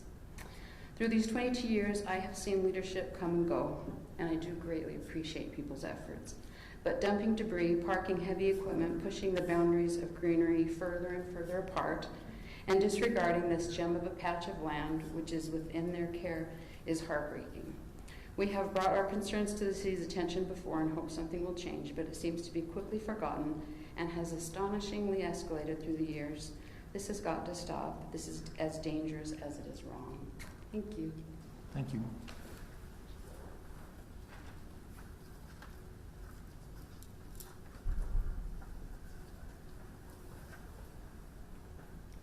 I'm Alan Carter.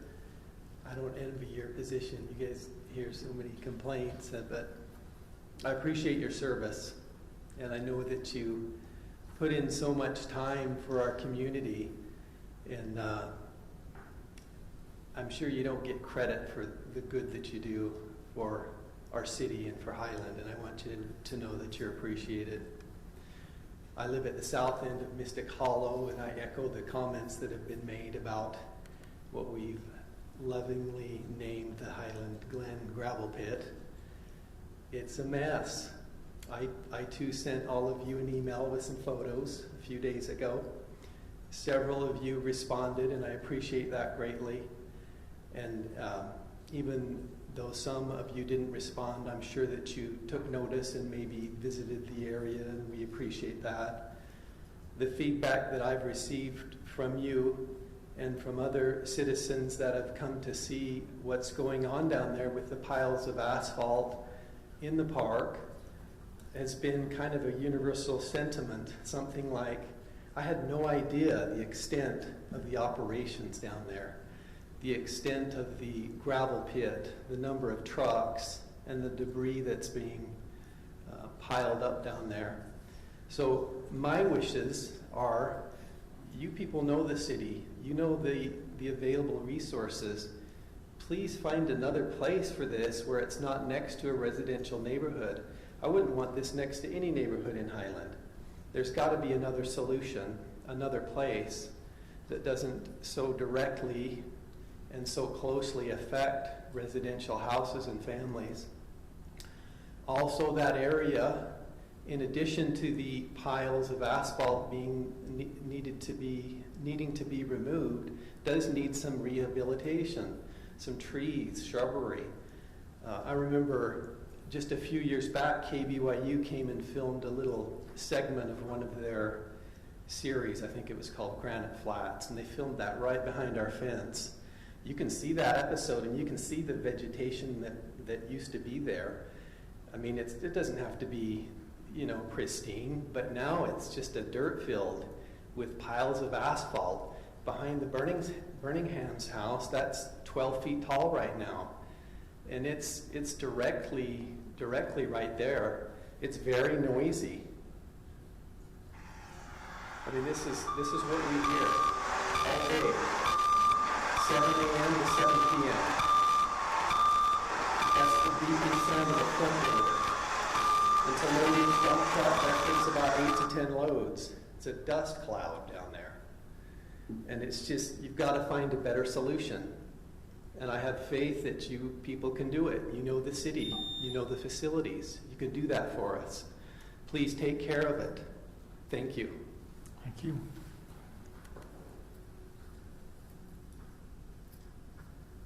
Anyone else? Okay, we're on to presentations. Fling update. Corinne, you're up.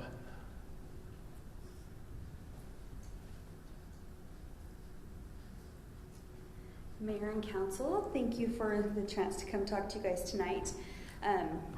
We're a month and a half removed from Fling, and so we've had a chance to kind of go over what happened there. Erin, do you have the slide? Thanks. So our theme, as you guys remember, was reach, and through our planning, we tried to reach up, out, and beyond in different ways and try and reconnect the community after being separated for a time due to the pandemic and other things like that. And for the most part, at most of our events, our attendance was up, some of it record-breaking, but definitely rebounded. We weren't sure what to expect if people were ready to be back together, but if you attended any of the events, you saw that people were definitely ready to be out together. Just a couple highlights. We tried a new location for the kickoff dinner at Mitchell Hollow Park, and it worked beautifully. It was fun to reach out to a different neighborhood that we don't usually use for events and just kind of get a different crowd involved.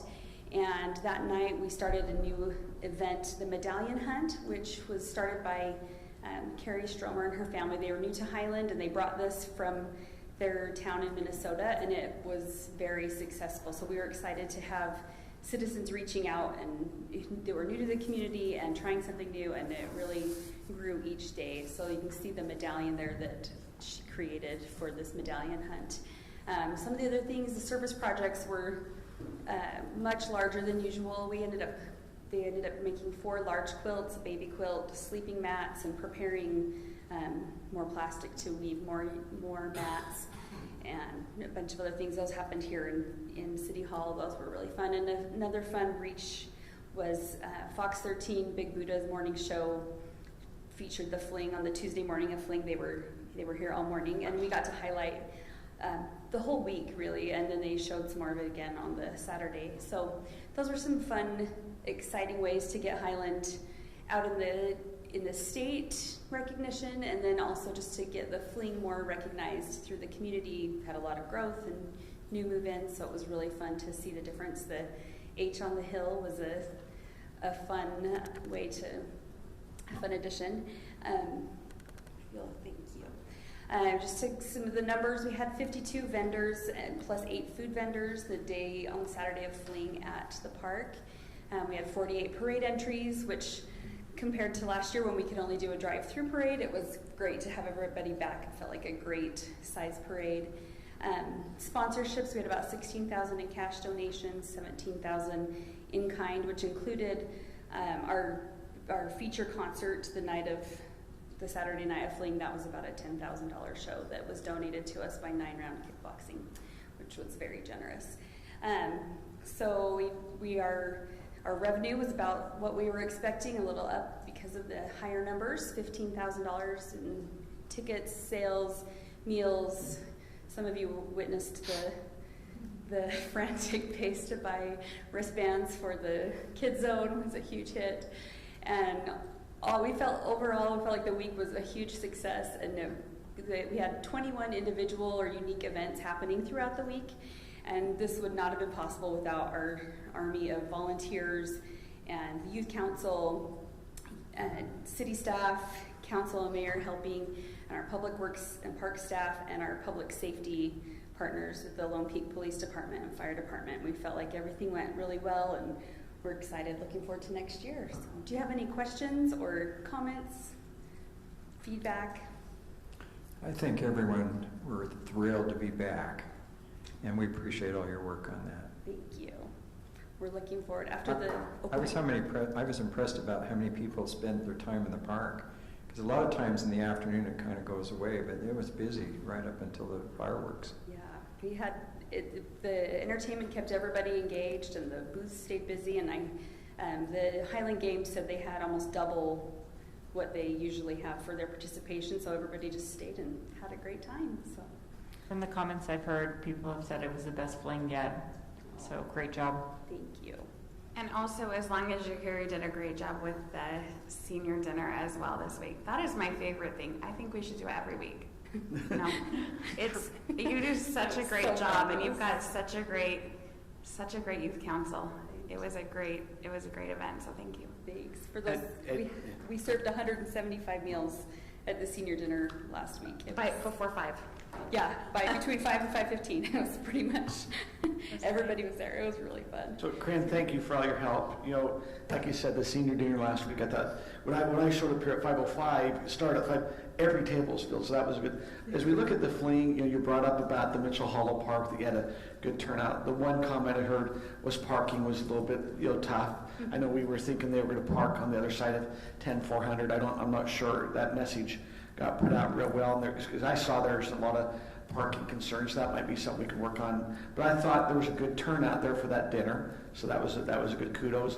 The garden thing, a lot of people thought it was Saturday, but it ended up being Thursday. I thought the Thursday worked really good, so the feedback is maybe to keep Thursday versus trying to do the garden, viewing on Saturday. So I thought that was a good thing. And I think most of your other events, You know, I try to hit several of them. You know, I went down to the rodeo. I'd never been down there. They had a good turnout. The disc golf. But remember, we were dealing with the air outside was really smoky, and some things we were wondering what was going on with that. But I think a lot of the different events had really good turnout. So thank you for your help there. Thank you. And yeah, our volunteers make it all possible. Our disc golf this year was a little smaller than last year just because of supply chain disruption. We couldn't get as many discs as we had hoped. So next year it'll probably be double the size. So that's a huge draw. So thank you for that beautiful park. We love that. So thank you. Thank you, Corinne, and thank you. And the community thanks you. Hey, Mayor, as long as we're talking community events, can I give a shout out to the fire for the amazing breakfast that they had? Was it last Saturday? They had t-shirts. I got one. That way I can drive the truck and nobody's going to even know I don't belong there. But that breakfast was so much fun, so thank you. Did you drive the truck? No, I got my shirt though, so now I can. I think that's all it took. You missed your chance at the Deb Center parade. There were a lot of kids around the truck. It didn't seem like a good idea at the time. Well, is that why you shaved? Is because of the breakfast? He just. And you lost. No, so but the firemen, I talked with them that morning. They mentioned they really appreciated the turnout, but we appreciate you putting that on. I thought it was a really good event for the community. Hopefully the firemen felt that they were supported. I saw several from other communities that were other firemen here supporting us here in this area, so thank you. Yeah, it worked out really well. We figured we had about 600 with 2 weeks of advertising, so we're going to continue. That'll be an annual event then, right?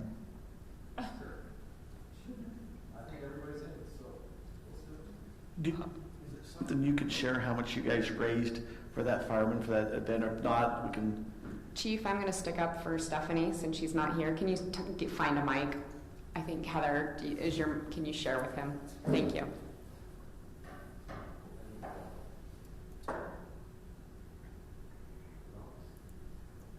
That mic doesn't work. Just over 11,000. Not what you were expecting. And so the 11,000 was for specific firemen, those who maybe weren't aware that was struggling with some health concerns. Was that kind of estimated? Or was it? I'm sure they were thrilled. Yeah, absolutely. So.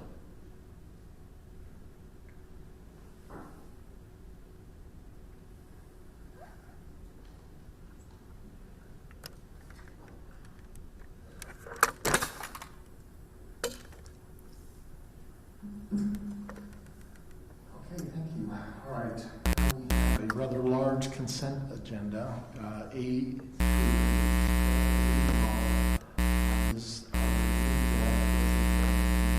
Would like to pull and discuss separately. Mayor, I'd like to pull 3C, 3G, and 3H. I just have some questions.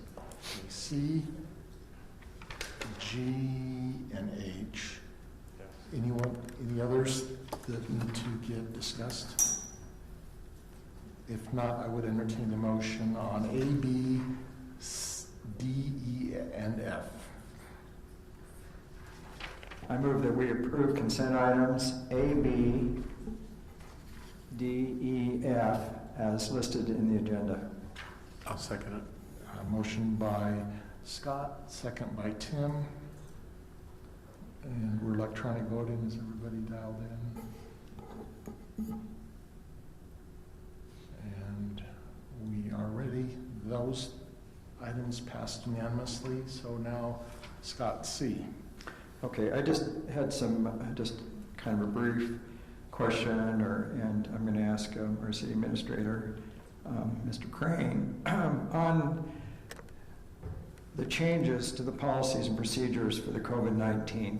Could you just kind of briefly explain how things have changed from 18 months ago to now in your policies and procedures? And I know they're based on all the CDC recommendations, but I think it's just good to review, and especially for the public that's here. So our original policies and procedures, what they did is they had specific quarantine guidelines related and travel restrictions and such related to COVID-19. For example, if they had an exposure you had to quarantine for 14 days or whatever it was. And what this update does, it includes update related to vaccinations. So if somebody's been vaccinated, you would not have to quarantine unless and you had an exposure, you would not have to quarantine unless there was symptoms. So it updates to be in conformance with those and references as adopted by the state, as recommended by the state. Okay, thank you. So I had a question about the Avalor subdivision.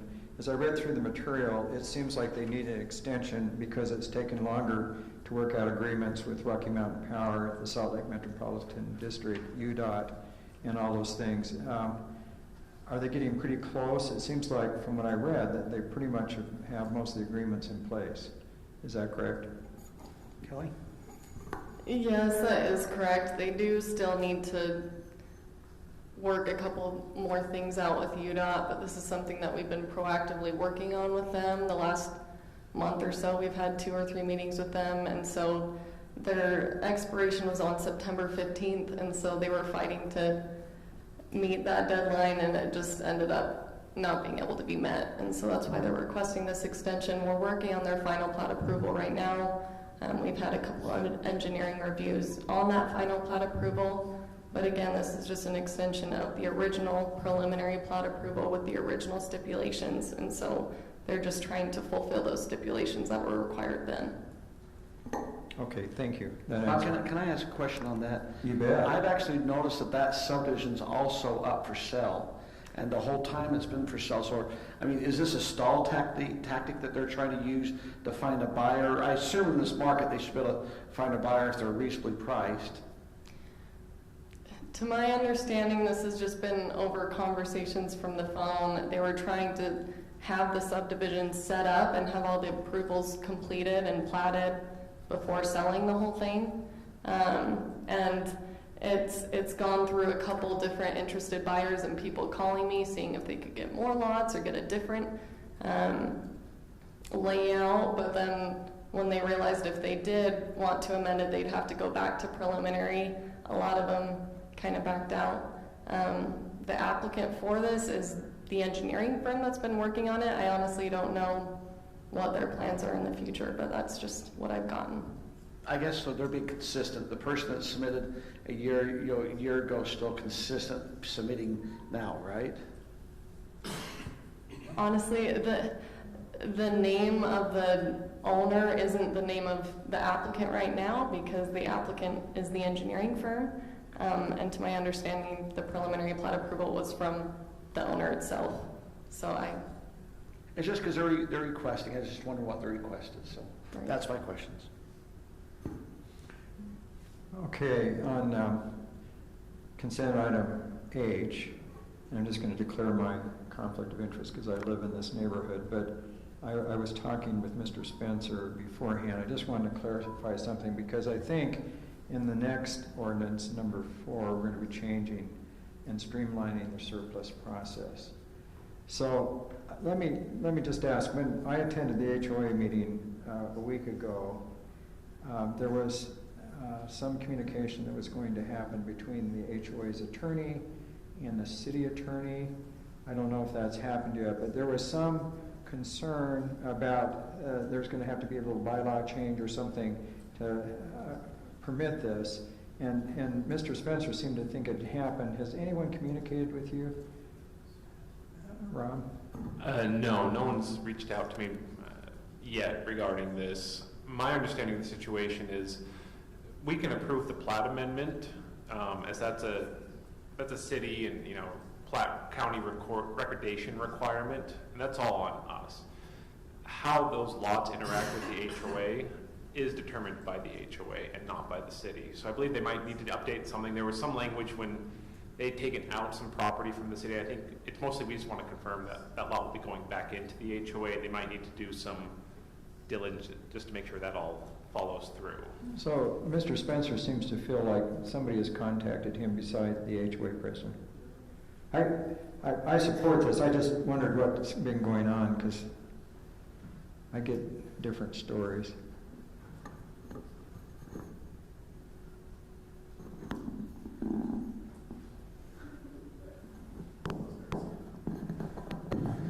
Okay, sorry, I apologize.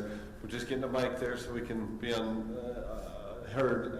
So the HOA's attorney did reach out to me, and I was actually going to bring the two attorneys together to kind of come up with the final resolution, if you will. But the board president, the new board president, Andy Reed, contacted me last week.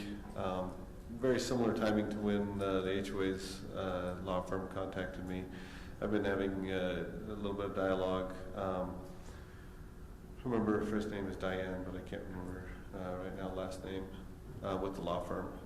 Yeah, I'm not involved in that. I just wondered what communication it Yeah, and they asked me a few questions about the original lots when they were taken, how they were acquired, and then I promised to send them a copy of the plat as we begin to move forward. But I was told by Mr. Reed that in the, I guess you'd call it the HOA board meeting, where it's just a meeting of those that are on the board, similar to the council meeting, I assume, that they did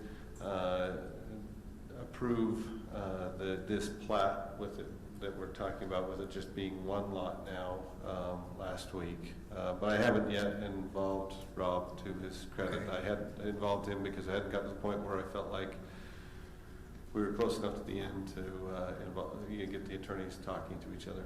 I appreciate your work on that. I just was curious how it was coming down, because I get told different things from different people, not you particularly, but from my neighborhood. So I just wanted to make sure. Okay. Yeah. So the other question I have is, when this was presented to us before, there were 2 lots. Now we're down to 1 lot. And so in part of the lot, we have this, it's a retention pond or detention pond, one of the two. And then there's some utilities that actually go over to the BYU Golf Education Center, I guess that's what you call it. So what exactly does the city plan on doing with some of that property? I mean, because this will be a large 1-acre lot, which is left, and I'm just wondering what the city's planning to do with their portion of the property. Do you have a little, before we surplus this? Yes, I do. So we've been working with the contractor, and initially we thought that there would be room to have 2 lots there, because there was, let me say this, there was physically room to have 2 lots. And the more that we started going through the discussions with the HOA and kind of investigating all of the encumbrances that were on the parcel for the various utilities, it became clearer that 2 lots probably weren't going to work, because the city has the detention basin you've noted. We also have a water line. We have the sewer line that serves the BYU golf facility. The city provided with the construction of Highland Boulevard, or Canal Boulevard, a stub in case there was ever a need to connect or loop pressurized irrigation. And so as we started looking at all those utility conflicts, the available area to put a new home started shrinking and shrinking and shrinking to the point where it became really impractical to have 2 lots. And so that's why we came up with the plan that we did.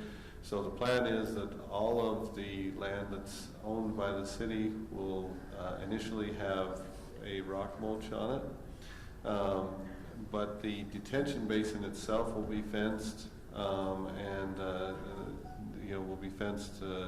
Right now we've asked the contractor to give us final pricing to do a precast concrete fence there around it with a gate that would separate it, and then there will be substantial area that will be outside of that. Right now we have rock on it, but the way the lot's been designed, the thought is that whoever ultimately buys it will probably want to do a maintenance agreement with the city and kind of incorporate that for a side play yard. It won't be able to have, a lot of big trees or things on it, but it could be a nice, grass play yard of some sort, kind of a nice side yard. And so that's kind of the thought, is that, we've kept the area with the utilities and the city's ownership, but in hopes that, when somebody buys it and gets to their landscaping, they'll take a hard look at it and say, gosh, I'd rather, have that as part of my yard. But to make sure that the city's doesn't have a liability out there for taking care of or finishing something with the project, we're going to go ahead and just put the rock so that it's at least done, and then it could evolve over time. Okay, thank you very much. That's very helpful. So you've got questions? It's only on this one thing. If you're going, are you staying on this topic? Are you staying on it? Yeah. Oh, okay. I just want to ask one question of the attorney. So I live in this neighborhood. I stated my conflict of interest just because I live there. I don't benefit anything from this. Is it inappropriate for me to vote on this? No, you're fine to vote on this. Okay. Rob, this kind of comes to a question. Currently, the city owns 2 lots down there and pays an HOA fee. I assume the city's been paying an HOA fee for these 2 lots. If we approve this tonight, are we having any issues? Because is the city going to keep a liability? Are we going to have to keep paying an HOA fee on the detention basin? Or has that been worked out with the HOA? I mean, how's that, the 2 HOA fees, now we only have 1 lot. How does that fee get worked out? Has that been worked out with the HOA? Can I answer a little bit for Rob, and then I'll let him answer the legal part, just because I've had the conversations with the HOA, just if that makes sense. I'll let him turn to anything legal, but in my conversations with Mr. Reed last week, I indicated to him that while we had been paying the HOA fee as the city to be good neighbors, if you will, while the process evolved, and I understand it's been a lengthy process, but 12 years. Yeah, a long time. But you know, that when this was all concluded and this lot was sold, then our intention was that we would no longer pay the HOA fee, and that was at least my communication to him. Now, I haven't really gotten their response. I did understand that they were contemplating, and I don't know if this happened as part of their actions that they took. They were contemplating that if you, in a general sense, if somebody bought 2 lots and combined them, this lot, any other lot, that you know, that lot going forward would have to pay double fees. You know, so whoever buys this may have that encumbrance, whether or not that's legal or not. I'm going to turn to Rob at that point. I'm just reporting the conversations I've had. So the decision tonight won't actually affect it yet, because all we're doing right now is declaring them as surplus so we can move forward. We haven't done the plat amendment, we haven't recorded it, there's still 2 lots. In the future, like I said, and this will be part of the things we discuss with the HOA, is establishing ownership and fees and all of that. But for now, we have been paying it to be a good neighbor to the Pheasant Hollow subdivision and HOA. We'll keep you updated when we figure that out. But you're saying tonight's vote does not affect that because we're just classifying this one specific lot as surplus, okay? Correct. I just want to make one more comment. Mr. Spencer has been really working hard, and the neighborhood really likes him and appreciates his efforts. So I've heard nothing but good things about you. I appreciate that. It's nice to hear. So is there a motion on CG and H, or do we need to do those separately? I move the Highland City Council approves consent item C, a resolution on updating the procedures and policies concerning COVID-19. Also, consent item G, the preliminary plat approval extension for the Albalor subdivision, as stated in the agenda, and also agenda item H in the consent item, resolution declaration of surplus property concerning acreage in the Pheasant Hollow subdivision. Is there a second? I'll second. Motion by Scott, second by Brittany. Are we ready to vote?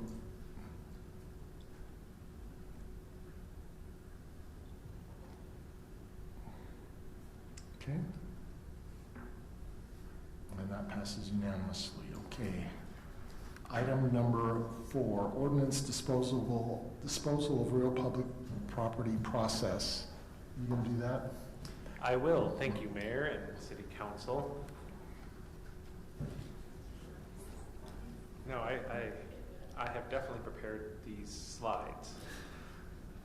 So this came about, there was a disposal process. We've gone through several as a city, and it has become, it feels like every time we go through it, there gets questions as to why it keeps a particular problem come back multiple times to the council. As today, for example, we have declared that Pheasant Hollow parcel as a surplus parcel. That does not mean we have yet approved the sale of it. We still have to hold a public hearing on it. We have to hold a public meeting, consider it, approve the sale, and then finally approve the contract for the sale.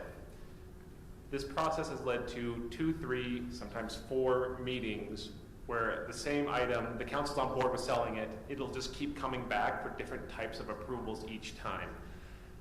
We just thought it might be better if we just remove kind of the red tape so that on parcels where the council is ready to advance, we can streamline it. So the current process is, like today, we pass a resolution to declare a certain property as surplus. That's just what we did with that Pheasant Hollow property.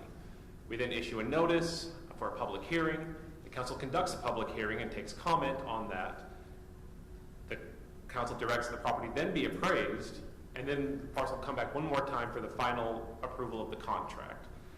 It's unnecessary to have that many steps built into it. State law has a process we have to follow, but this is what we would propose. The council formally or informally directs that a property be sold. This is how we have often done. Usually we'll have an executive session to discuss the sale of real property. We'll discuss our process, the discussions we're having. Often we sometimes negotiate with someone. Sometimes we're just going to list it with a real estate agent. In some way, the council says, go ahead, staff, and start working on selling this property. Once you give us that direction, we then post that public notice, hold the public hearing. That is a state law requirement. And then after that point, the council is free to approve it at that meeting, to say, great, staff, we've done this, please follow the next steps, or we'd like to take another 2 council meetings to consider it. We're just leaving it up to the council, so we don't have to bring it back, but we always can bring it back if the council has questions or concerns about any process. We're just trying to remove unnecessary steps for all properties. A couple of things to note. This doesn't affect the orphan parcel. Those we have segregated as not significant parcels of real estate as defined by state law. These are significant parcels of real estate, which essentially are buildable lots, anything that's bigger than an orphan parcel. We have to hold a public hearing and have that authorization. This will, I think, streamline a lot of the process. So when we're ready to advance, sometimes we'll have discussions. The council will talk with people. There's been some discussion of open space sales where we've settled on the number as part of negotiations. We can just have the hearing, approve it, and approve the contract. So we recommend that the council adopt this, but I'm happy to answer any questions that you may have. I have a question I'd like to ask. Sometimes I'd just like to know on number 2 here, the city publishes notice of the proposed sale, disposition of the property. Can Kelly tell us how that happens? Is it like everyone within 500 feet, or if there's like, in this instance that we just talked about, there's a whole housing association, or we just put it on the website? I get the impression, as I kind of work with the citizens, that a lot of people feel like the city or the city staff could maybe communicate even better.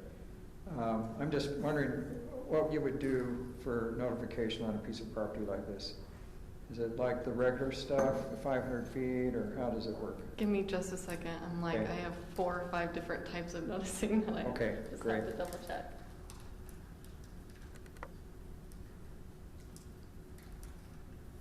I'll say, just while she's looking that up, state law says we have to provide reasonable notice of the sale. It doesn't say what that should look like. Often state law says, for land use regulation, a certain amount of days in certain places. This one just says, as the council basically approves. We put what the city has had in the ordinance is basically on the website, city website and public notice website. You can always do more notice, of course. Like, could you put a sign on the property saying this is going to be just, because I just think people don't always live and die by the website. Right, and but, I mean, by the municipal code, those are the only 2 things that are required, are the Utah Public Notice website and the Highland City website. So we can do more, and if the council would like, when we're doing sales, I mean, I think in some regard, sometimes, for example, I think we had I'm looking at back at consent, we approved, hold on. While he's looking at that, just to clarify that, like, part of this process, I know that not all disposals are like this, but this does have a plat amendment process associated with it, as in the one that in Pheasant Hollow, and so those people do receive the 500-foot radius notices. I send them out on Thursday this week, so. And so I want to just highlight, for example, today in the consent, the council approved the purchase contract for Belgardson to purchase a little property. That one, in some ways, wouldn't make a lot of sense to have to put out a sign because there's only one person who could really buy it. So we would still advertise that. We still held a public hearing because we're required to. But on others, for example, Pheasant Hollow, where we're just going to put it out and sell it on the open market, I think we would follow the normal, put the real estate sign out or however that works out to apprise people of that. By code, we're kind of saying, here's the minimum, we can always do more. And I think that would just depend on how the council feels a particular property is necessary. For Valgardsons, it wasn't, but for Pheasant Hollow, it may be. But my experience is that we don't always catch the stuff and things just start going fast. So let's just walk through the one process with Pheasant Hollow, the one that that we currently have. So right now, it comes to the council, we declare the property as a surplus. Then we publish it as surplus property. The council holds in a separate meeting, holds a public hearing, and then we direct the property to be appraised. Now, when does that? I thought the property be appraised. Is that part of the second council meeting? As it was written in the code, it was declared as surplus, then there was a hearing, then there was an appraisal. And we are streamlining it to say, at any point you can require the appraisal be conducted. It doesn't have to follow that strict order. Maybe we ought to do it up front. With our current, are you saying we can do it in 2 meetings? In our current process, we can do it in... I think it was 3 meetings. The current process usually comes up 3 times. There's usually the initial meeting where we decide to do it, a surplus meeting, a public hearing, sometimes even 4, and then a final contract approval. Okay. Now let's go through the process now. How many meetings we can have? The council informally directs the certain property be brought before the council disposition. There's no meeting there, right? Not required to have a meeting. The proposed or the... This is the proposed. Then the next one is the city council publishes a notice. No meeting there yet. The council holds a public hearing. First meeting. The council formally approves the disposal of the property. Is that the same meeting as the public hearing, so it all happens in one meeting? It can be. Or the council, maybe there's a bunch of comments that come in, the council has some concern with how it happens, so the council says, we'd like to consider this, we're not going to approve it today, we'll push it back for our next agenda, or 2. So we don't have to approve it the same. You don't have to approve it the same one. This just allows us to queue it up for the same one, but never requires you to act on it. So we come from 4 down to 1. Potentially. And I would say the 1 is probably only going to be for the contracts that are very clear who it's going to, that we've already negotiated all of that, as often happens just with staff working with residents usually. For more complex or larger value, we're going to hold several meetings. And which one provides more transparency? Which process? I'm just saying, I think as a city we need to be very transparent. And if we try to, I've always heard, I understand we move slow, but it's for transparency. And if we're trying to move fast, what transparency are we losing? I guess that's the question. You lose the transparency of having something come up in multiple meetings. How much additional transparency that is somewhat debatable, because like today, if it comes up on consent, often those are just, posted on Thursday as part of an agenda. We don't send out any particular notice of the surplusing that we're doing. And it might even get approved as part of a consent agenda that's, if someone didn't look at the agenda before and they don't know that a property is coming up. There's still going to be that same public hearing notice, but that's not changing either way. We're still doing 14 days and we haven't changed the methods. It's just how many times it comes up before council. So there is a loss because it isn't required to come before council as many times. So a different question for you, Kurt. If you took all our processes, would you want to add steps to all of them to be more transparent? There might be some we need to look at to add transparency, but I understand what they're meaning. This is one where the question is, are there too many steps? Well, and that's why when you're talking 4, if you're saying come to council 4, yes. Is removing it down to 1 too much of non-transparency? That was my question. I don't know that we could even do it in 1, because you would have to have 1 meeting, and the way it's worded now, or the way the to be worded, is formally or informally. So if we informally via email said, go ahead and surplus it, then the city could start. So that then we would do the public hearing. So council formally, is that in a council? Formally, that would be in a council meeting. Informally, we just send emails, we're okay doing it. So there's the public doesn't know any of the action if it's informally, what the council's making a decision on. Right. So there's a step of transparency that's lost in that transparency aspect. Correct. Okay. It could be. Now, let's just take a case of the Valgardsons, which would be an example of, that would be one where we could say, look, this is just a sliver of land, it's behind their home, it doesn't affect anybody. We could informally say, go ahead and get it approved, and then still have a public hearing. You don't lose the public hearing either way, but it can accelerate the process a little bit. Then It's needed. how's it determined on which parcels? Is it just the council saying, hey, we want this? Yes. It just is, by the way that the city has defined it, all significant parcels of real estate go through this process. And that's essentially everything that's bigger than an orphan parcel has to come through the council, through this public hearing process before it can be disposed of. So, Rob, I'm just want to understand better, how do we meet the requirements of the Open Meetings Act if we're informally making decisions? Because it would be, how does that work? That's a great question. So the Open Public Meeting Act says you can't take an action outside of a public meeting. What that first step is direction, and that comes in many forms. Sometimes that's during a public meeting, we'll have a discussion, and there'll be an agenda to approve us to go out and do something. Sometimes it's been held through executive sessions where the council isn't saying, we're approving a specific contract. We're not approving a decision, we're basically directing staff to go explore an option. And that's where that informal direction is. Go explore this, maybe put out a notice, much like how we set up agendas. We have discussions all the time of what items should be on a particular council meeting agenda. That's technically a decision being made of, we're going to bring this item before the council on such a day. But the action, the public business of whether that action should be approved or not, can only happen within the public meeting. So we still reserve to the council, and absolutely need to reserve to the council, every decision point of whether to actually sell it, whether to approve a contract, whether to take public comments. That's all has to be done by council in a public meeting. Whether to go post a notice, that's not an action item that the council has to formally vote on. Okay, thank you. I guess why I'm leaning, I don't mind getting it down to 2 meetings.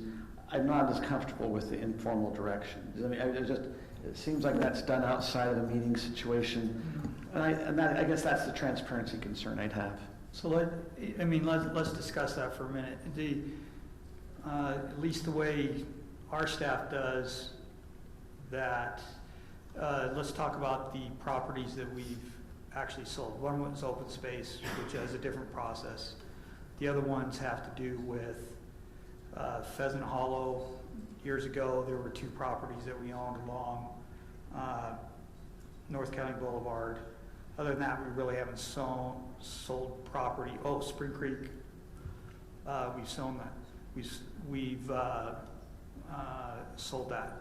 In each of those cases, staff has always brought that to you in an executive session or even in a public meeting to make that decision. We're not going to ever make that decision on our own to say, hey, let's sell this property and just throw it at you carte blanche. So an informal is what often happens in the discussion section at the end of the meeting.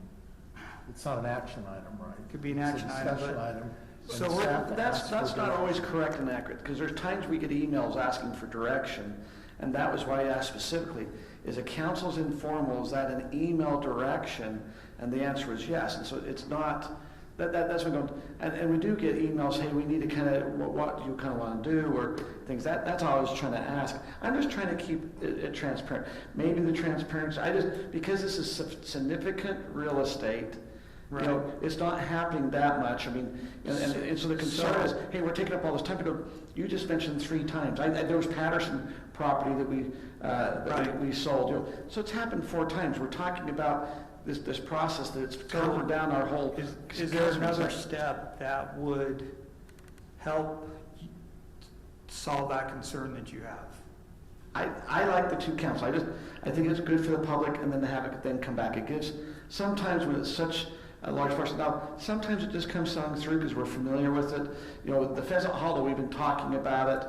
You know, like you said, that it's come up in other discussions because we knew the property was going to come up. Spring Creek, I agree, has probably was a heavily debated for many years until it came up. But I think that process of, let's assume Spring Creek, the city council sends an email to go ahead and dispose of the property. Now there's one public hearing, so we'd have to know, I guess the question, so let's look at Spring Creek. If a public notice is given, it's not mailed out, it's not mailed out to the neighbors that's close to the property? In that case, it would be.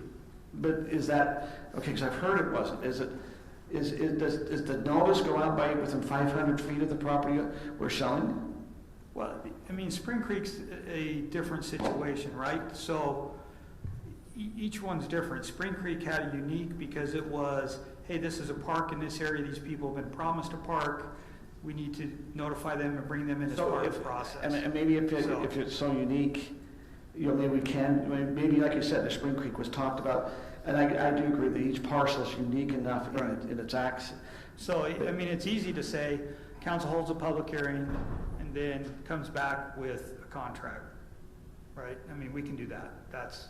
Solicits its input, and then the following step is a contract. If that would help you feel more comfortable with the process. So Kurt, can I ask you a quick question? Yeah. So are you saying in the first step you would like to eliminate maybe informally? That was all. I just was trying to have it done in a public meeting. Yeah, I'd like it done in a public meeting versus through email or through. I just want the public to be aware of it, that we're being transparent, that it's out in the open. I agree with that. I'm in agreement. I think just eliminate that first informally and then go from there. Let's do it. Just to be clear, that was a summary of the ordinance. That's not in the ordinance itself. The ordinance itself just says before we can sell it, we publish notice, hold a public hearing, and then the council approves it on whatever terms and conditions or limitations the council wants. Essentially, it sounds like the council wants to reintroduce the basically declare it a surplus, the same process where it comes first as surplus and then we do the hearing. I'd kind of like to see, maybe change the wording of your ordinance, that we have a formal public meeting that directs you to go ahead. And I mean, I know that's adding back to a step, but I think as a council, we want things to be transparent. I agree with Kurt and Kim. And I think the easiest way to just do that, just in terms of the ordinance, is essentially the first B1 was struck out, which was declare the property surplus by resolution at a regularly scheduled city council meeting, is to just reintroduce that language back into the ordinance. And that would require a public meeting and the same declaration. So it comes up first before the public hearing and notice is sent out. So if that is acceptable to council, I would recommend a motion that says approve it as written, except that B1 in the current ordinance is retained. And that'll be clear on the record. So I move that council adopt the proposed ordinance amending the City Council Code 2.44.030, disposal of real property, adding back in B1, declare the property surplus by resolution at the regular scheduled City Council meeting. I'll second it. Motion by Kurt, second by Scott. We are ready to vote.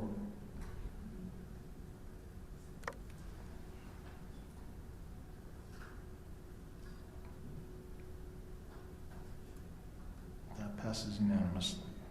Okay. Next item.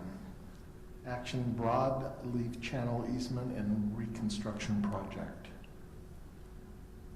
Nathan, who's doing that? Andy? That's me. Okay.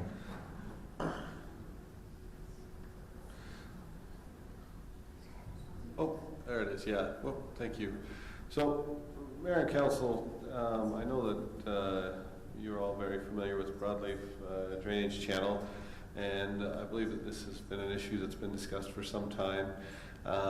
As I understand it, the issue, and I hope I have the understanding of the origination of the issue correct, and if I don't, please feel free to correct me, because I've kind of stepped in the middle of all the deliberations with the channel. But as I understand it, Tanya and Joshua College brought this issue to the city, wherein they pointed out that there was substantial erosion on the channel behind their home, and then through the course of investigations, it was determined that the channel had meandered outside of the easement that was originally platted. This all is on the Dry Creek Highlands Phase 3 subdivision, and there are 9 homes that face the back of this channel, and so that would be lots 302 to 310. Those lots all have that channel running through the back of their home.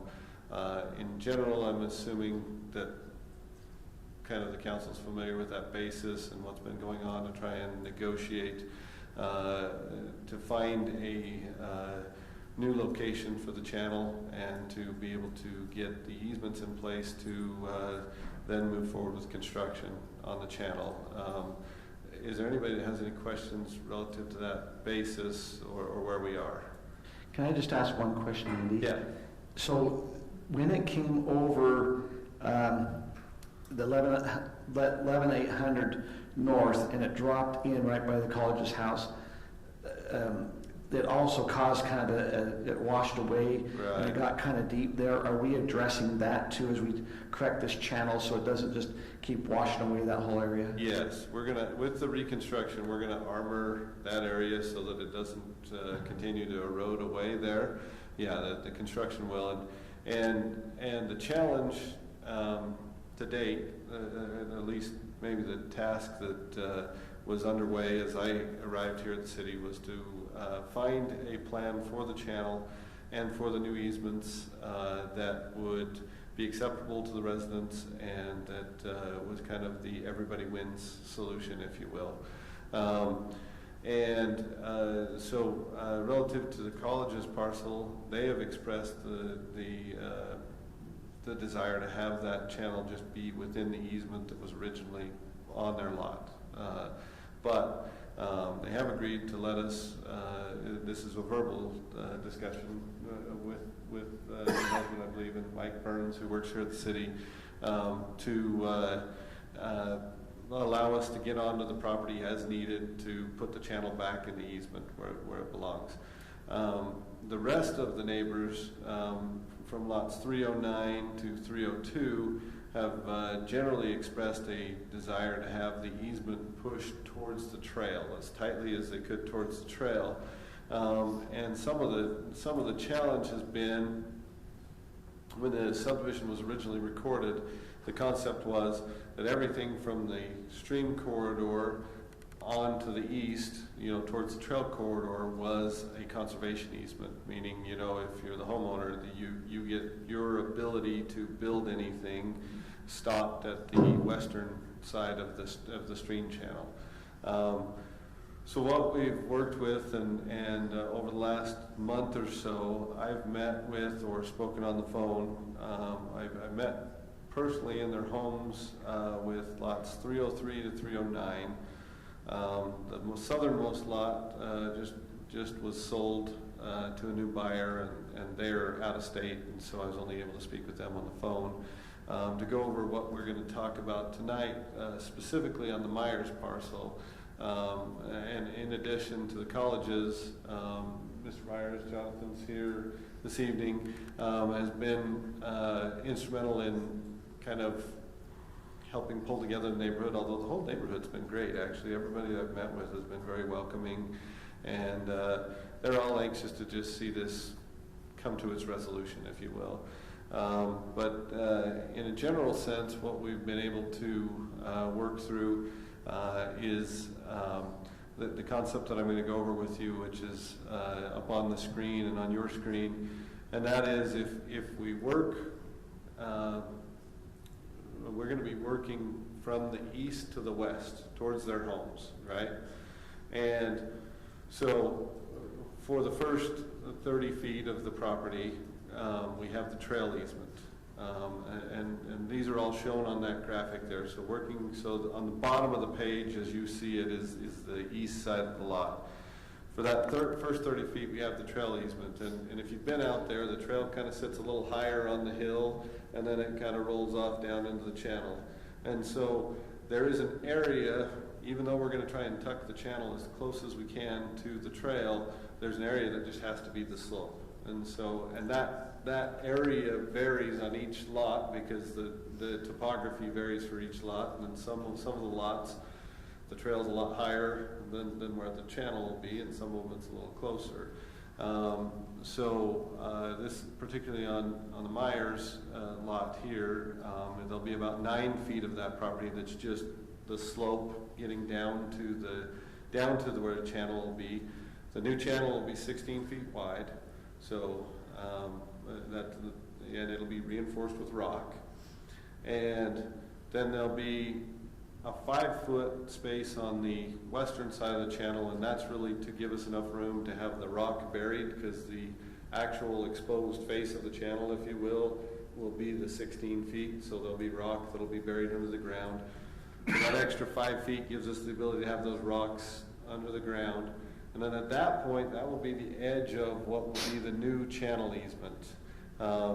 So that will vary in depth. On the Myers parcel particularly, it's 60 feet to that point, from the very back edge of the lot to that far edge of the channel. That includes 30 feet of that is the trail easement that's already there. But that's as tight as we can tuck it, towards the trail because of the topography. Then what's proposed is outside of that, and this area is shown on your screen, and for the audience, I apologize, you'll have to trust me that the graphic doesn't show it very well, but the part that's designated as access easement, on your screen you see it as a kind of a yellow crosshatch there. What we're proposing there is that's a strip of land that if we ever have to work on the channel, we have 10 feet wherein we can drive a tractor down to work on the channel, because we won't be able to work on it very well from the trail side because of the slope. But that access easement, we wouldn't have the right to put the channel in.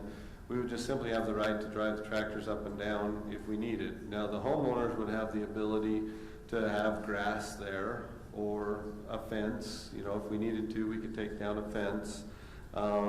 But they wouldn't have any ability to put, say, a shed there or something on that 10 feet. And so at the edge of that access easement, then you'll notice on the graphics highlighted new no-build line in red. So what's been proposed to the residents is that, and in the case of each lot, it's a little bit different lot by lot, but that the difference between what I've highlighted on the drawing is the new no-build line, and wherever that stream easement is in their lot right now, that we will vacate the stream easement that's in their lot right now, and we will move that no-build line or conservation line to the edge of this access easement. So there'll be a 10-foot access easement basically on the west side. On the west side of the channel. And doing that, because we're pushing it east, will provide a bigger area for most of the owners to do stuff with their property. Most of the owners will have the ability to do something else with their property. Just can't put a building in that access easement. In that access easement. But we are proposing that we then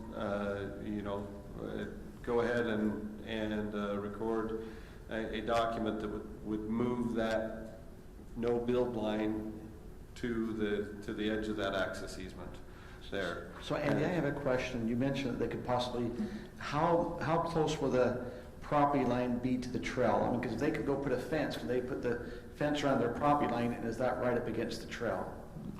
The trail's on the other side of the... No, because... the trail, so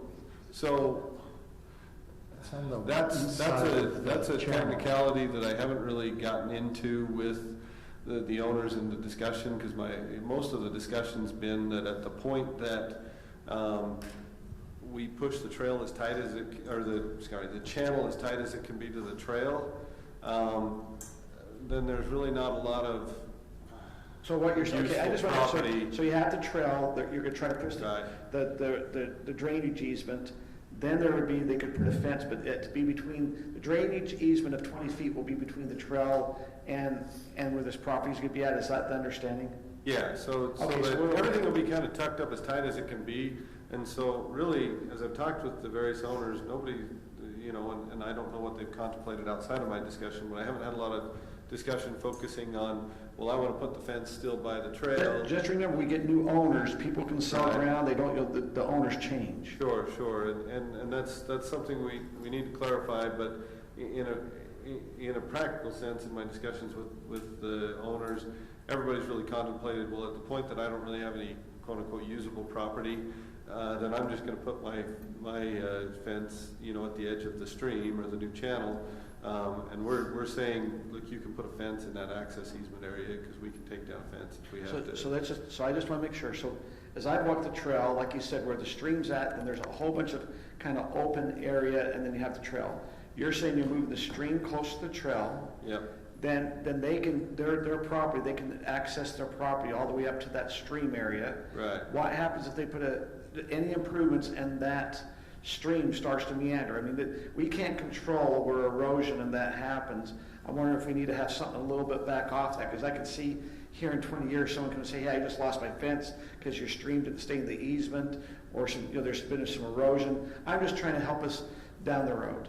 Right, and I understand your point. I mean, we are going to armor this, but it is very difficult to design a stream that nature can't come up with a storm to undo, right? So we're lining it with rocks as well. We are lining it with rocks. So the new channel would be lined with rocks, and so it will be armored with rock.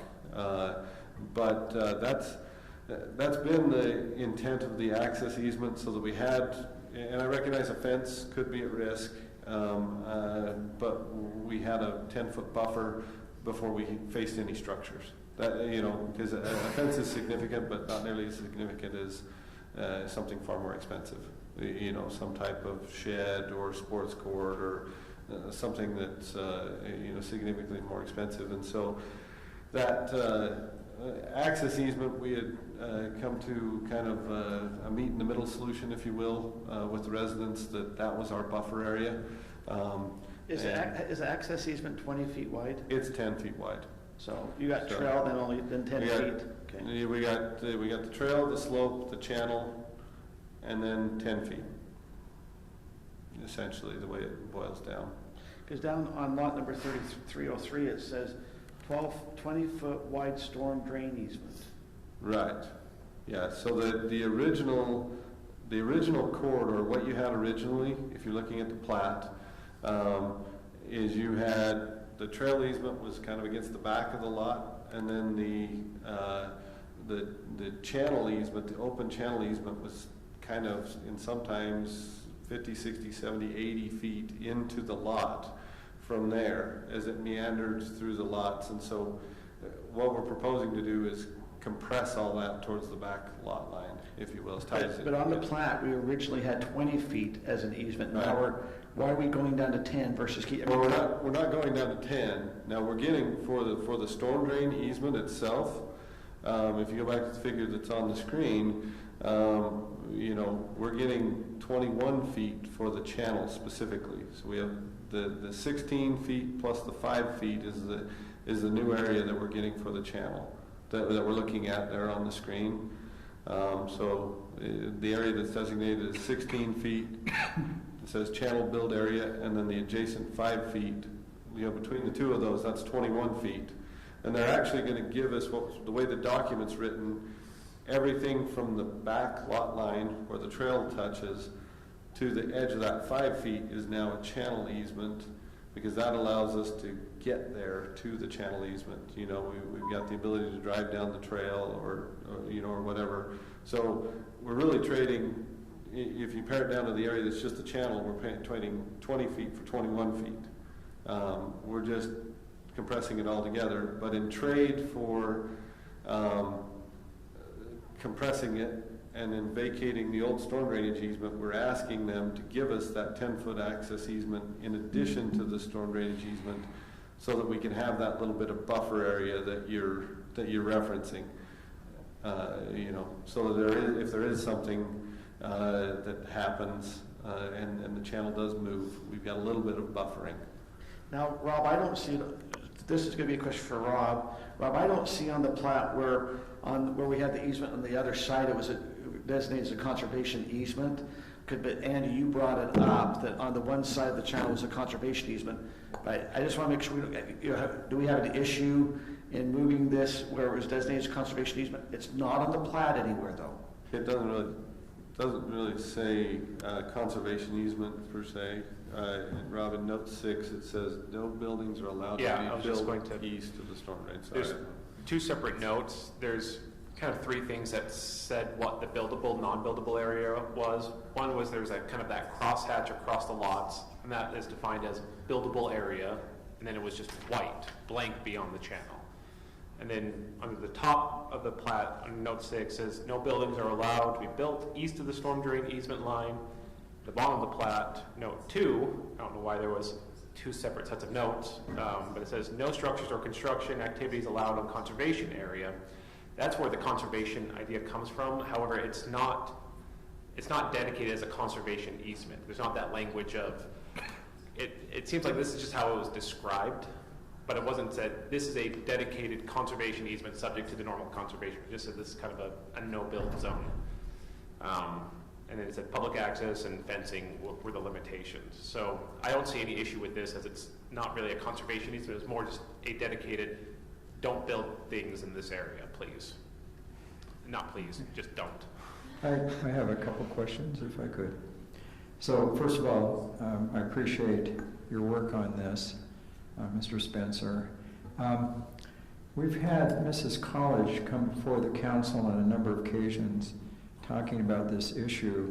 I know this isn't a public hearing, but I would like to be sure before we vote on this resolution that the neighbors that are here are really pleased with this, and I'd like to actually hear it, if I could, if that'd be appropriate, Mayor. I know it's It would be appropriate. Tony's property is not impacted by this.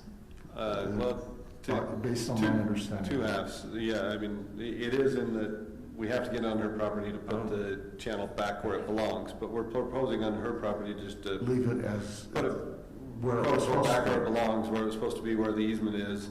And so that's her property, and then we have Jonathan here, who's one of the residents that we're moving it on his property, okay, all right. I wanted to make sure that if I had not met you, that I acknowledge your. So if either one of those two would like to speak, yeah. Sure. And when they're finished, I do have a second question for Tyler.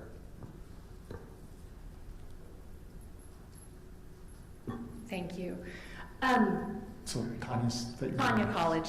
I'm at 11768 Sunset Hills. I'm lot 310. I am not the creator of the problem, but I've been the recipient of this problem for the decade that I've lived in my home. My neighbors have all been there longer than me, and so I'm appreciative that the city has worked hard to develop a plan that is pleasing to them. It's as pleasing to me as it can be, and it's a good compromise for everyone else to have something that benefits them. For us, the reason that we didn't agree to move the easement on our property is because it was a significant net loss of property for us. And we weren't willing to do that and just basically give our property over to the city, as I imagine not many of you would as well. So it's a flawed plan in that regard, but I think that it meets the greater good in this case for my neighbors and will be more usable property for them. I'm not going to lie that I still have a lot of concerns that riprap rock is not going to serve the long-term problem because, as more than one person has stated, we can't control Mother Nature. We've argued for years that we would prefer it to be piped, especially with the amount of funds that are going to be dedicated to this project. It kills me to think that the budget's $220,000 and climbing, and that it may not actually be a permanent solution. Just in terms of being fiscally responsible, that just kills me that we paid $50,000 to put a trail back into the place where it should have been, and we're paying $200 and something thousand to put this storm easement where it should have been, when I personally feel like these are issues that should have been addressed with the developer.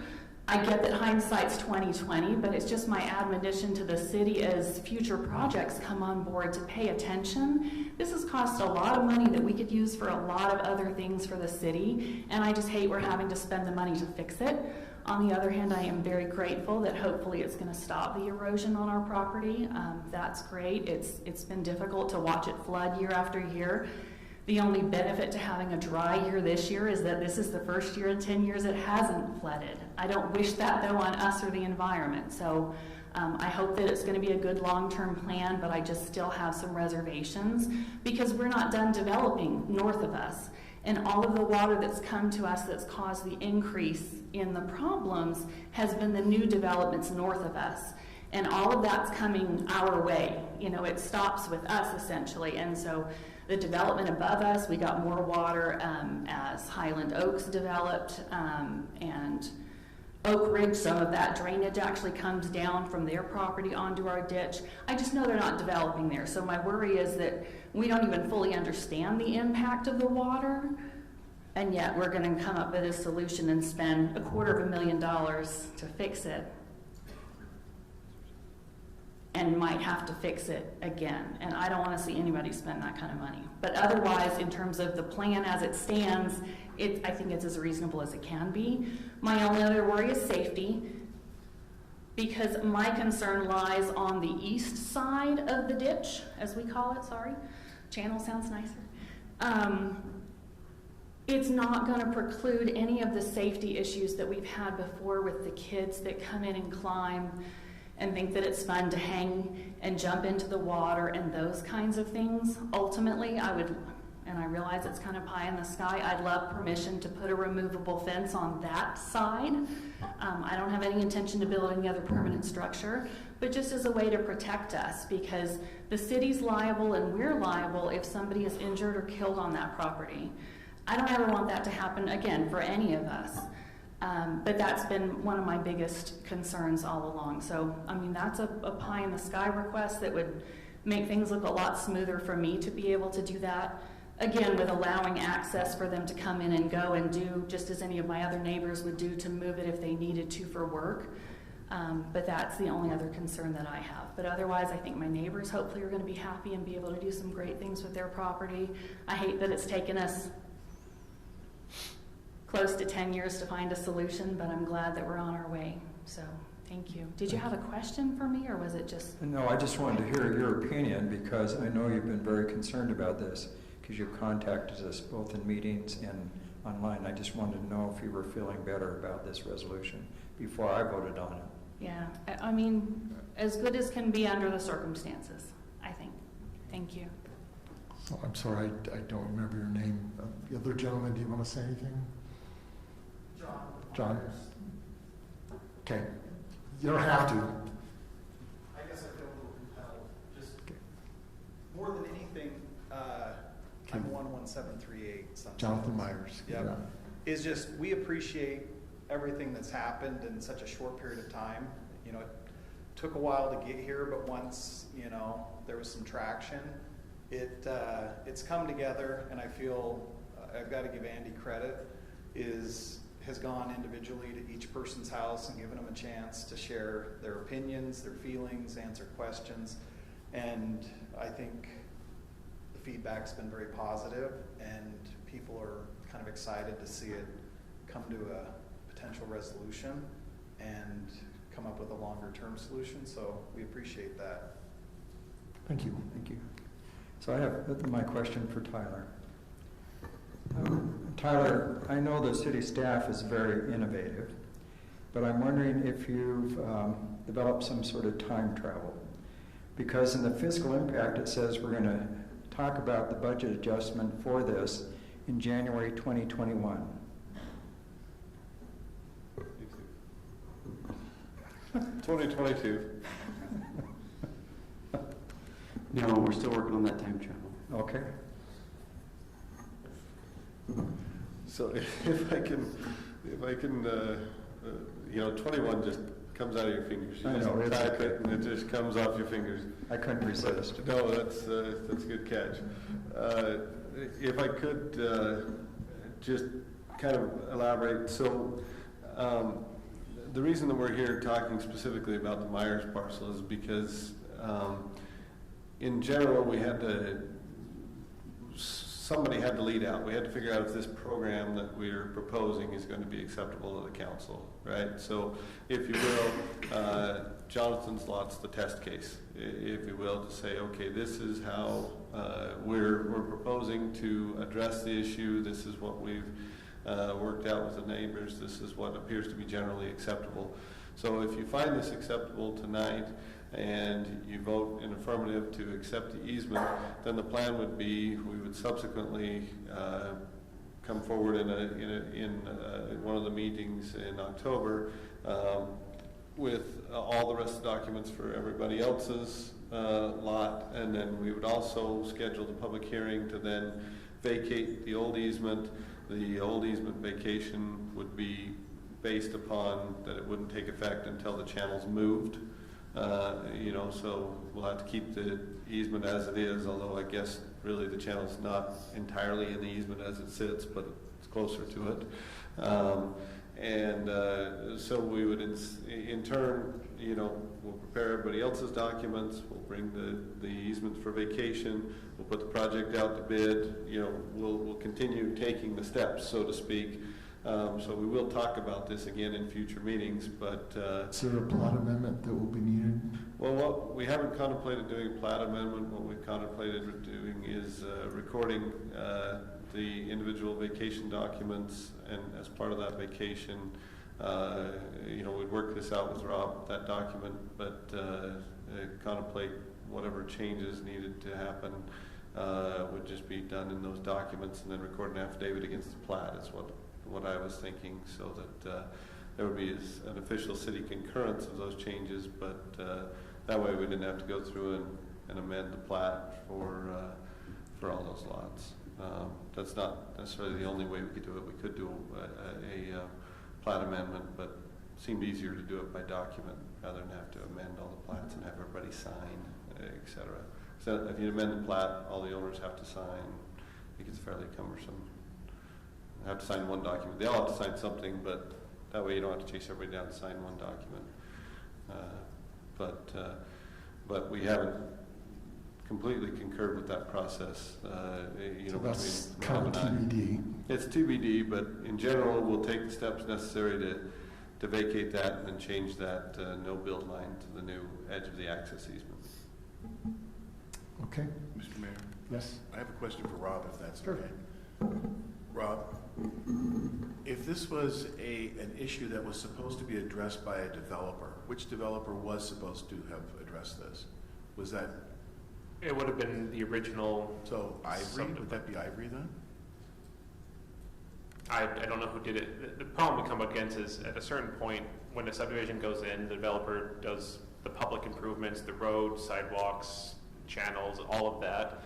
They get accepted by the city. And once we've kind of done that stamp of we've accepted this, the developer can then be done. They walk away from it saying, great. Why did we accept it in the first place? And second of all, if they're still doing business in our city, which they are, why don't we still have leverage? Why can't we say, you didn't comply with what you stated before, you're no longer welcome to do business in our city?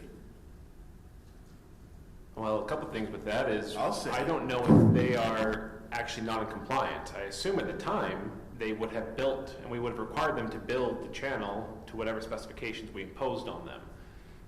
The fact that it may have failed or have shifted years later doesn't change the fact that presumably we would have inspected and improved it when it was first constructed.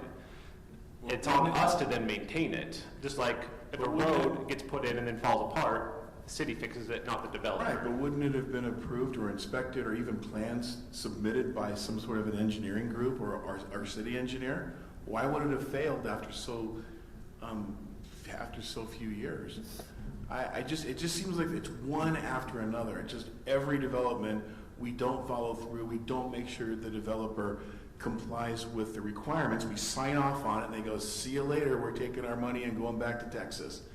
It just seems like at some point we need to draw a line and say, this needs to be done or we're not signing off. Or you can give us the money to do it ourselves. that can be done going forward. Going backwards. But don't we have any leverage since you're still No. doing business in the city? No. We can't say you're no longer I welcome. don't believe that. We signed off on it, they're done, all liability is gone on their part. Okay, We but assumed it can all. we restrict their ability to do business in the future? No. No. We don't have a right to say, We don't have the right to tell someone who owns property that they are not entitled to build and develop that property according to our code. okay. That's what it comes down to, is if Ivory Home owns property in Highland and our zoning code allows a certain kind of development, we can't say we don't personally like you, therefore have someone else buy your property. I think that sounds pretty good, but,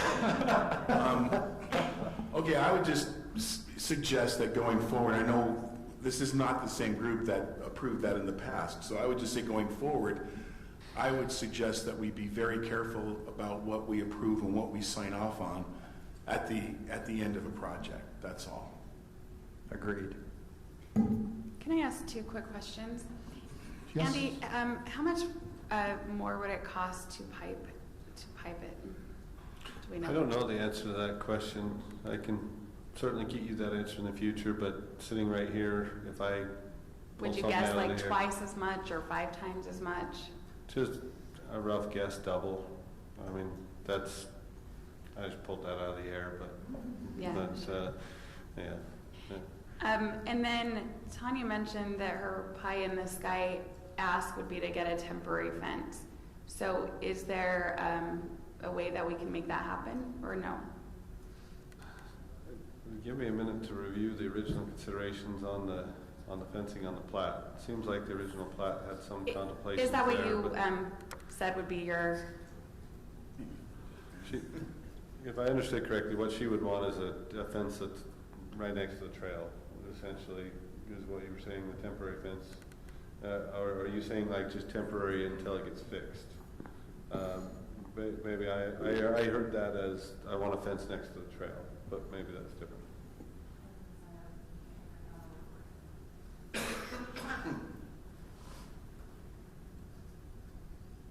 Permanent, but temporary in that it can be removed. You can pull panels out of a fence to access it to do any work, just like any of our fences now. Temporary, not as in like some sticks and some chicken wire. But your contemplation when you said that The is trail you would easement. want a fence basically next to the trail so the kids couldn't get down to the channel. At the edge of the trail easement, Yeah. which is the separation, and ironically, there is a divide in my property, and in most of our properties, where the two, until the new plan goes into place for everybody else, where the 2 easements are separate, there's kind of a dead man's island there's a out gap there. And so at the edge of the trail easement, so it wouldn't be interfering with the trail easement at all. It actually isn't interfering with any easement. The only thing it would have been interfering is the now apparently non-existent conservation easement that we thought and were told by previous city engineers was always there and had to be there. Sorry. So you would want to be able to build it if you so chose, or you would want the city to build it? Well, I mean. Because I know what that answer would be, but I'm also saying it's your property. I mean, I'm $40,000 into fencing my property, and I haven't even touched the back yet. So, but no, I really wasn't planning on. To be able to I would expect to do that, but with the permission to do that, that would be much appreciated. I think honestly, the city would appreciate removing some liability from themselves. So. The city has liability there. Our house is in a trust, so they can sue us, but they can't do much with it. We've had to do that because of the risks with our property. But I don't want the city to be liable for any issues either. The ability to build a fence adjacent to the trail easement. At the trail easement. I'd love it. Right. I'd almost be happy with that. My only concern is how close the fence would be to the trail. That would be, we just need to make sure that there's a step back from the trail so it's not right up against the trail. Yeah, well, in that, there's, from the center of the trail, you've got 15 feet out. So, I mean, you've got the 3 or 4 feet from the middle of the trail plus another 10 or 12 feet. So, I mean, to me, it's a decent, substantial length. And the truth is all of the other trails have at least a split rail fence. We're the only one that doesn't have a fence. Could you show us on like the Google map where you would want to put it, or on the property map? I might need glasses for that.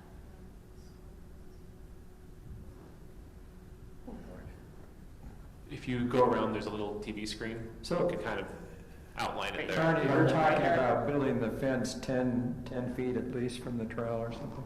Correct. So the trail right now sits right against the scrub oak. So you're talking it would be another... That picture is dated is what you're saying. It's, that trail is not where it is. The other trails. There. I said, isn't the trail there? Trail right there. Yeah. There is, but Is that, that in its correct? Okay. So the trail, and then you'd essentially have 15 feet from the middle of the trail on down the slope. Going west. Going west. And that's where you'd put the fence. so there'd be a large trail corridor. This is huge. Yeah. And the length of your property? We'll have to make that smaller. 186 feet off the top of my head, something like that. I've calculated the expense of that fence many times, but I think it's around 280 feet.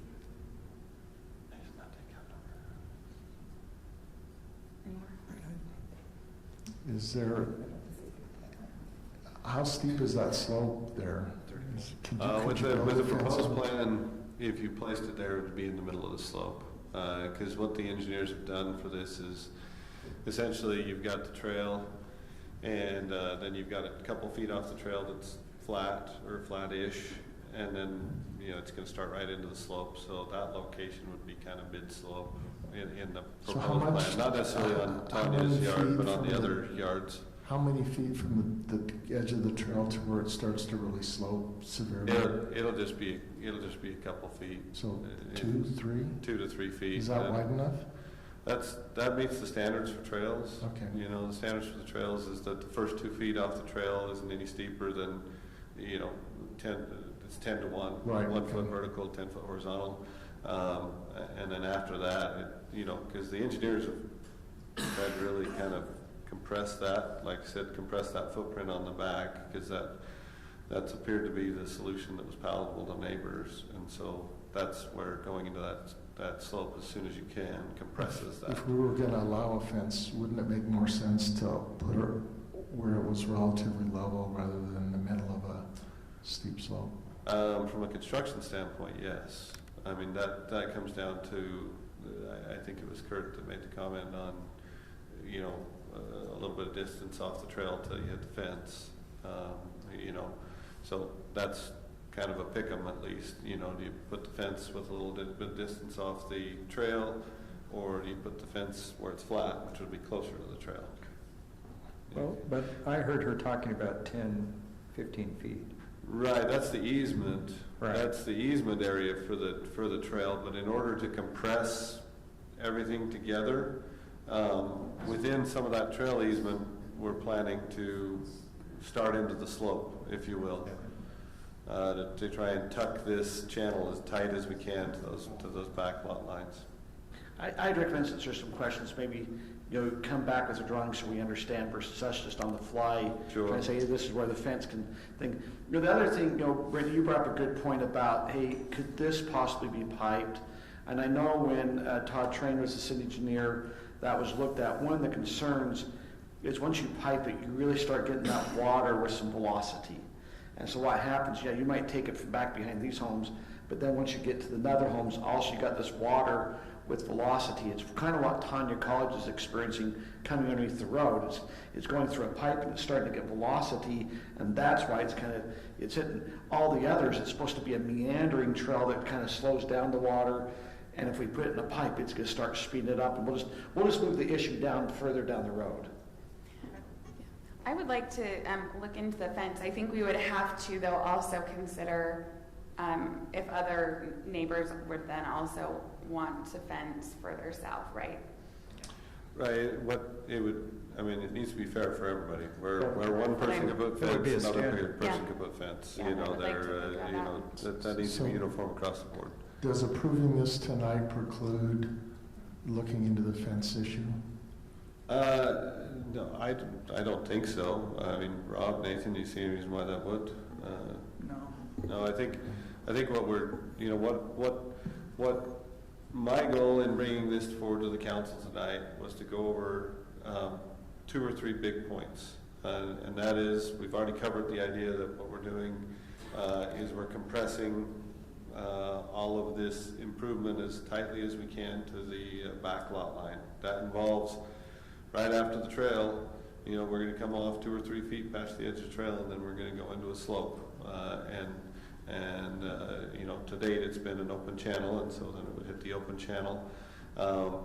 And then the next idea that we wanted to go over, that's a big idea, is the idea that we're going to then vacate the old storm channel easement and move that, what I've termed no build line, but you know, I don't know that actually exists on the plat, but just, you know, conversational term, to move that no build line to the edge of this new access easement, and thereby granting, you know, these property owners more use of their backyard, you know, in a general sense.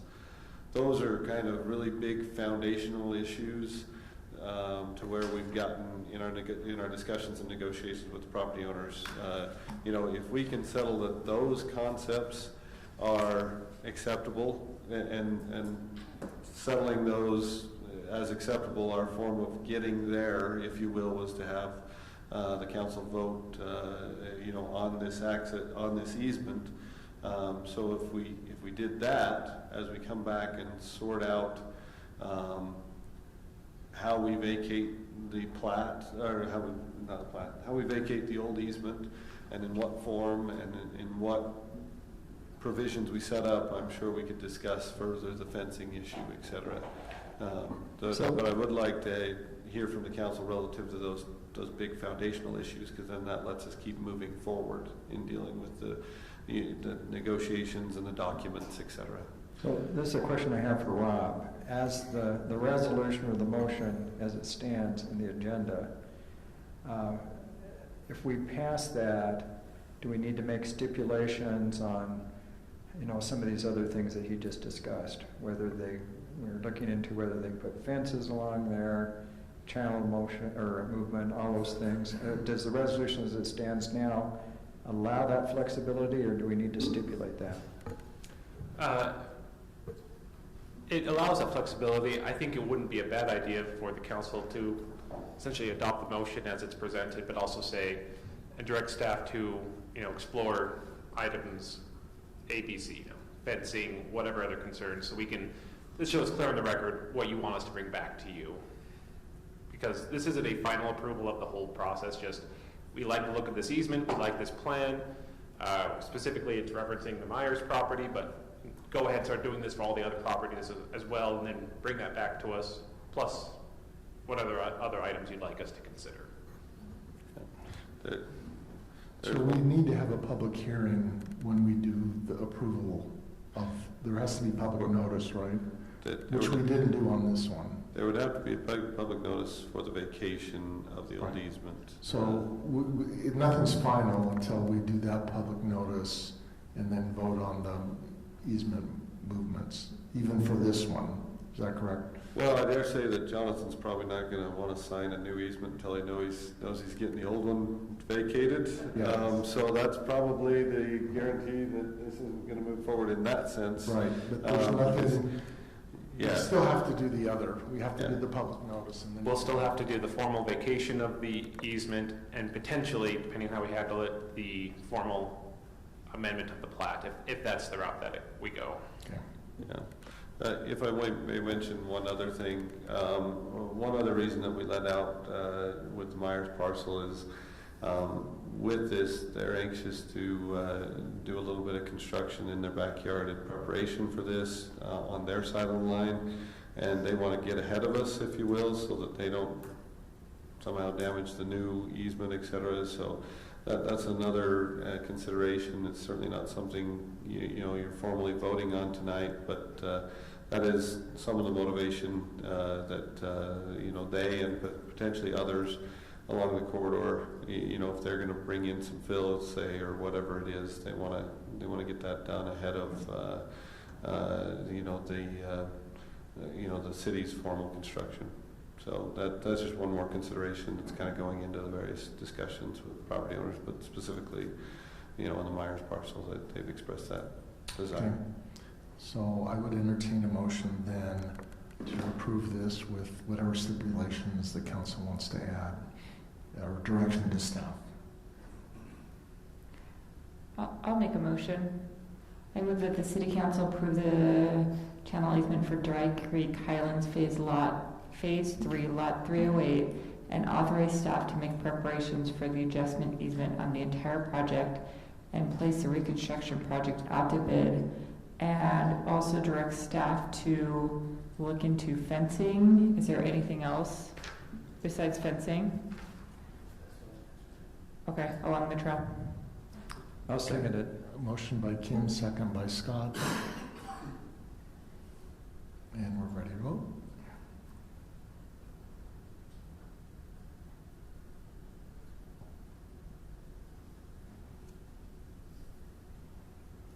Okay, that passes unanimously. Next item, action playground equipment for Highland Park. Is that you, Andy? Yes, it is.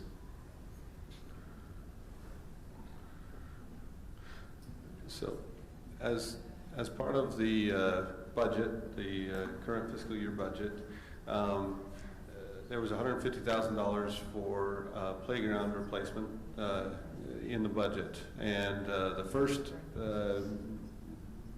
first priority, if you will, by staff, by an internal ranking, was the Highland Glen Park playground. The pictures that you're seeing, I think there's a couple more that show a nice big hole in a slide. There you go. We've had a hard time getting replacement parts for this playground equipment that haven't been, extremely costly. And knowing that this replacement program was coming, it seemed a better fiscal decision to put off, fixing the slide and spending a lot of money there when we were going to replace it. And so the first playground that we've contemplated replacing is this one that we're looking at in the photos. We've collected two different designs and prices for two different concepts, concepts and designs for the playground equipment. The first we're looking at here, and it's more of kind of a traditional tot lot. It does have a few things that are kind of added. It has the log structure with the ropes that you climb on, and then it has, sorry, I'm going to the cover sheet because I can't remember the name of that conical spinner, but it has that you climb up on and spin, and it does have some other cubes and things that you climb through, and a little climbing wall. So it does have some climbing activities and various things that maybe you haven't seen in some of our traditional park play areas, but in a general sense, it's a little more traditional.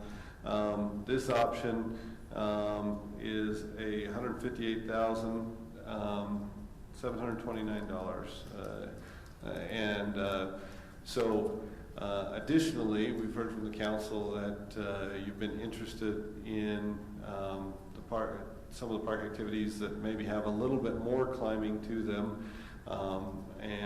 So we have a second option, this option here. This one has a lot more of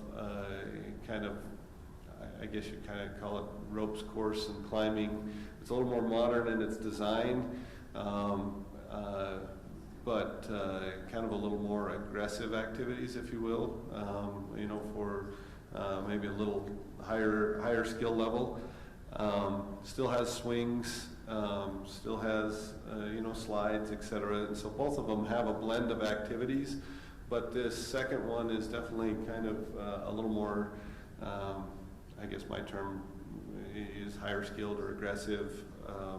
Maybe not quite as many activities for the younger ones, although there's certainly activities for them. But knowing that there's been a lot of investigation, I guess, if you will, by a number of members of the council as to the playgrounds and what's wanted. I thought it'd be best to bring these options before you and have the council vote on which option you'd like us to implement there. And so I guess with that basic, and this one is a little bit more costly. This one's $165,000. Both of these options are in excess of the $150,000. Although the staff report does suggest that there is some Utah County grant funds that we're able to, we believe we can get to help with that overage. I don't think that'll cover all of it, depending on which option we go with, but it'll certainly help us get there in part. With that, happy to answer any questions you've got about these options, but as we pared it down, these both fit in the space, and these would be a replacement. The bids include replacement bark and softball, and so this playground area would get not only new equipment, but basically a facelift on all the bark and everything around there too.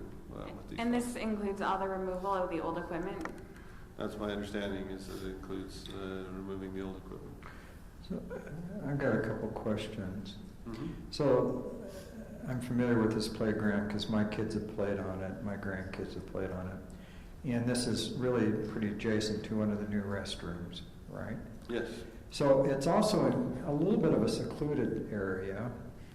And I think, as we heard from the mayor of Cedar Hills, where their park's kind of more in the open, they still have had $75,000 worth of vandalism in 18 months. There's a fair amount of vandalism that goes on in Highland Park. I haven't looked around the restrooms. Did we get the security cameras? Could they be used for this too? I mean, what can we do to try to decrease vandalism in a brand new playground like this? Are there some ideas from the staff? It's a good comment, Scott. I know the initial vendor we looked at for the cameras ended up being very cost prohibitive, and they were looking for other solutions. I don't know if they landed on any yet.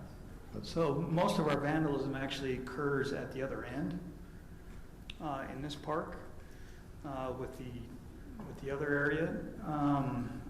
From my recollection, as far as the cameras go, we've looked at a number of different options related to that. We tried to look at what's that area called? What's the area between the two restrooms called? No, when you put the buildings together. An isthmus? Yeah, it's kind of the mechanical room. I forget it. There's a specific name for it. We try to look at putting a wireless remote in that area to try to get wireless cameras. One of the challenges with the cameras is they have to have a certain level of resolution, so that that you can identify who's ever doing the vandalism to be able to prosecute. And we don't have any fiber optic or data lines down there, so we looked at wireless. We can't get through the concrete, so we're still looking at options. So you basically go down to trail cams, and those don't provide the resolution. So we're doing the gate. That hopefully that'll help. It may be that for now, anyway, our best solution would be to get cameras that that do motion sensing, and then come back and manually get the data off of them. Right. Because the internet connections are probably down there. That's a challenge. Why couldn't you do a dummy camera? And we do dummy cameras too. With a sign saying you're on, because I've seen that around. Right. And I'll tell you, I don't do things in front of those cameras that I wouldn't want somebody to know. But I don't know if they're, real or not. I mean, that may be a cheaper solution. Yes, it's still an issue. Unless they read the minutes tonight. Yes, the video. It's still an option that we're looking into as far as the security portions go to it. I've noticed Cedar Hills bathrooms all have motion sensor lights as well. Is something to consider. I don't know if you know this, but Mitchell Hollow baseball field does have a camera on it. Yep. I don't know if that's ours or somebody else's camera. We put that up there because one of the complaints we were getting is damage to the field, to the infield, and we wanted to know how often that was occurring. So can we not put cameras up We here? can. That's a trail camera. It's like $35 or something. Okay. And Yeah. so that's why we put it up there, because we didn't need it to prosecute. So we were going down a prosecution route, and it was very expensive. But we can certainly do the, But there's some prohibit it. deterrence there, just Yes. having that No, you're camera with the absolutely sign, correct. smile, you're on, or something. Is there a reason we always go with Big T for playground equipment, or why we don't branch out to other products? Because they're the supplier of Play World, which is the brand of the equipment that we have in the city. It's kind of like Ford, right? You buy from Kingar for Larry H. Miller, but you're still buying a Ford. We did look into if there was any other vendors in Utah that sold Play World, and we couldn't find any off the state contract that did that. But we don't have to stay with Play World if we don't want to. We do. There is some advantage in parts and changeability and that kind of thing.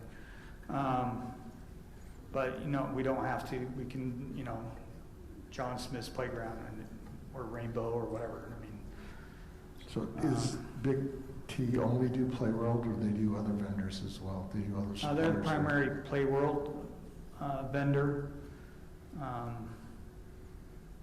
We can do some reference checks on the other ones. Yeah, I know St. George, I think they use a company called Game Time. They have a lot of really unique playground equipment. Yep. It'd be interesting to venture off of what we're very much used to. So coming back with that, so Andy, does anyone know, okay, so this playground, we pull it out, we don't get any trade-in value or anything, because I assume the playground has a little bit of value still there. Yeah, we did talk that we can maybe put it up on the public surplus or something like that, to get a little bit of value out of it. Do we have any, as we're looking at different plans, do we have any idea, is this area, Highland Glen Park, is this kind of been more for younger kids in this area, or is it all ages? Is it, because the big lake, I can see if you're a little older, maybe you're going to be trying there, but this is by a parking area, and like Scott's mentioned, it's by a bathroom. And I know that Kim and Brittany have been looking at a lot of different playgrounds. Do they have a recommendation? Do one of these two fit maybe for this area of the park, to replace? What's their feelings between the two, or is there something else they'd like the staff to do? Well, I think you've asked two questions. I'll answer your first one, although Kim and Brittany may have distinctive answers. I would say that the one that's there has been a little more geared towards the littler kids to date. And then relative to other options and what they've seen, I think that was a question directed to them. Yeah, I've tried to go down that slide. I wouldn't recommend it. Well, I certainly wouldn't recommend it right now. No, I won't take it. So Kim and Brittany, do you have a recommendation? Do you want to go look at other vendors, or out of those two selections, is there one that you see that might, work really good for the location here in Highland Glen Park?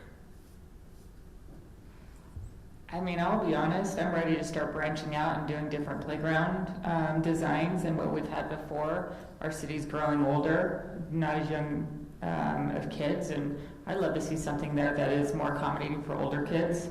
I always talk about the Ninja Warrior Playground in St. George. It's one of my favorite. I think that'd be a great location for it. Game Time does it. I know there's packages starting around, it just depends what you want. $110,000, $150,000. Is that vendor the same one that did Spring Creek? Like the equipment? Sorry? Is that vendor the same one who did Spring Creek, or didn't they use somebody different for their equipment? No, they use this vendor. But a different A different model, a different set, yeah. But not Play World equipment. No, they use Play World.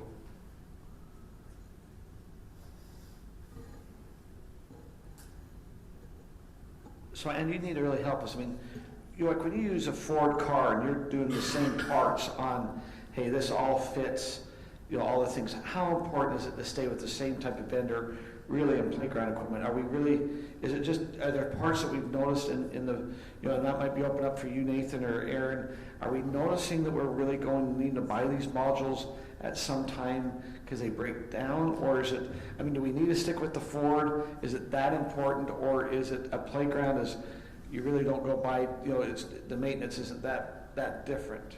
So I asked this question to Josh Gaspar today, because I knew we might talk about this tonight, and I said, so, why did we end up at Play World? What was special about Play World? And what Josh told me was that, and to answer your first question, I guess I should back up. It is very important that we're able to get the parts timely and quickly, and be able to have them readily accessible and interchangeable. That's very helpful. What Josh told me is that the reason that we landed on Play World, if you will, was because of the vendors that we were dealing with. The Play World parts and our interaction with Big T, they were the best to respond to us with the parts and get them to us timely. We were getting the best service, and the parts were affordable. We were having a better experience with them, and so that's why we ended up going the Play World route, is because we had that better experience with them. And so that's definitely something that comes into play as we try to maintain all the parts and be able to just have that interchangeability and the ability to react quickly.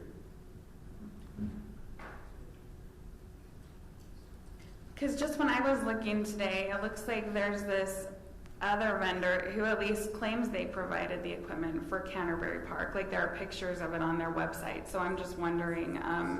Canterbury or Spring Creek? It says Canterbury. Canterbury. Oh, Canterbury, I don't know. It was a long time ago. So that could. Well, it could be through a developer that did it, or way back when. Well, that could be. Is it Play World? Because no, this is a different. No, but Big T is like going to a plumber. Yeah. And they can use parts from whatever. So.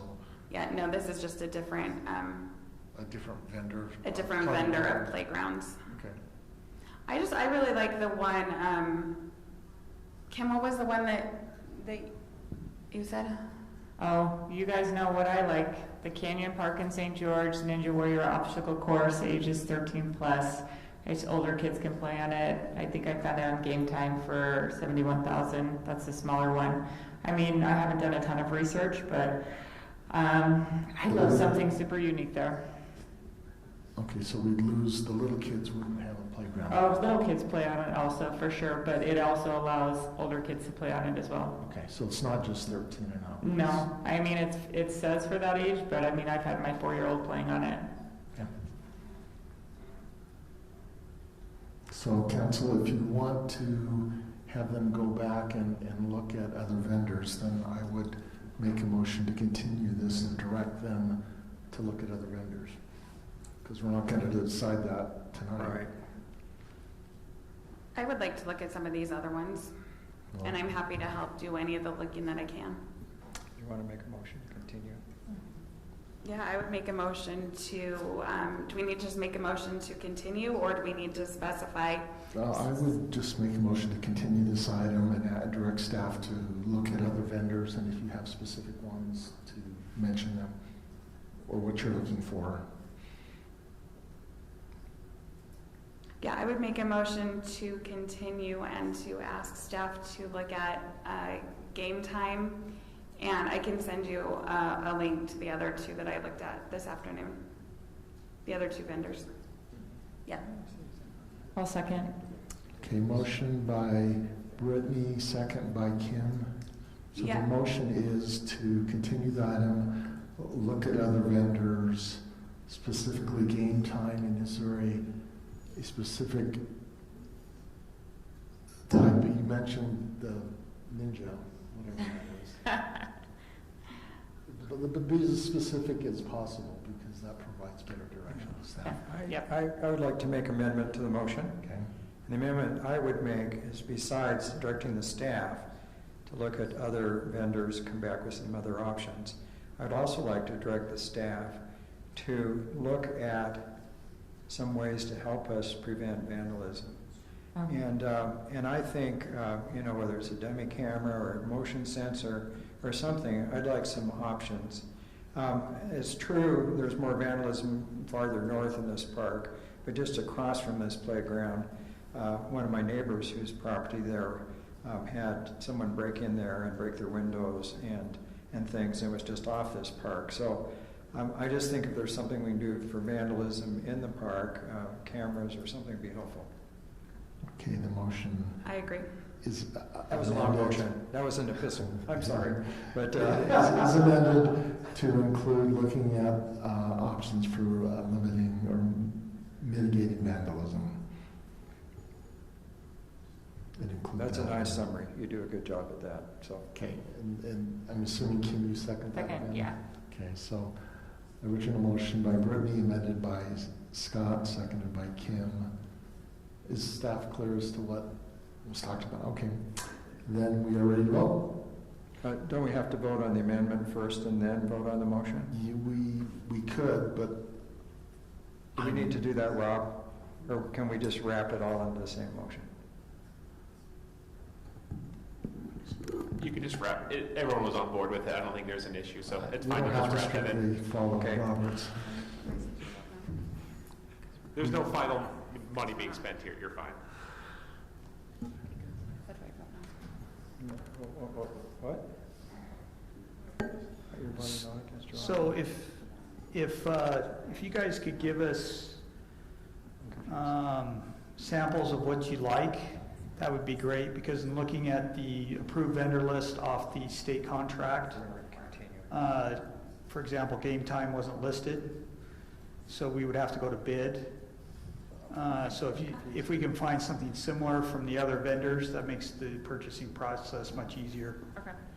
So that'd be helpful. So can you just tell me what I'm voting on? Am I voting on this motion, or am I voting on the alternative motion? Well, my alternative was just kind of an amendment. I think we're continuing everything, but also... We're voting on what we said, not what's on that text there. Right. That's correct. Yeah. To continue this, yeah, I can go forward another slide. We always have like that placeholder slide if you'd prefer. But it's to continue it, to look at additional vendors, different options, and options for vandalism prevention and security mediation. So Aaron, you amend this to reflect the actual motion, right? After the meeting. This is really just for public use. These get pulled out of it before we put them in the minutes or anything like that. Okay. So, Andy, if you could you email me later and tell me how big the area is that we're talking about, so that if I'm looking at equipment, I don't pull one that totally won't fit? Yes. Sure. Yeah, happy to. Okay. That is unanimous. Okay, next item is item 7. That is me. Discussion of a resolution regarding open space, use of open space fee funds. Aaron, can you bring up that presentation?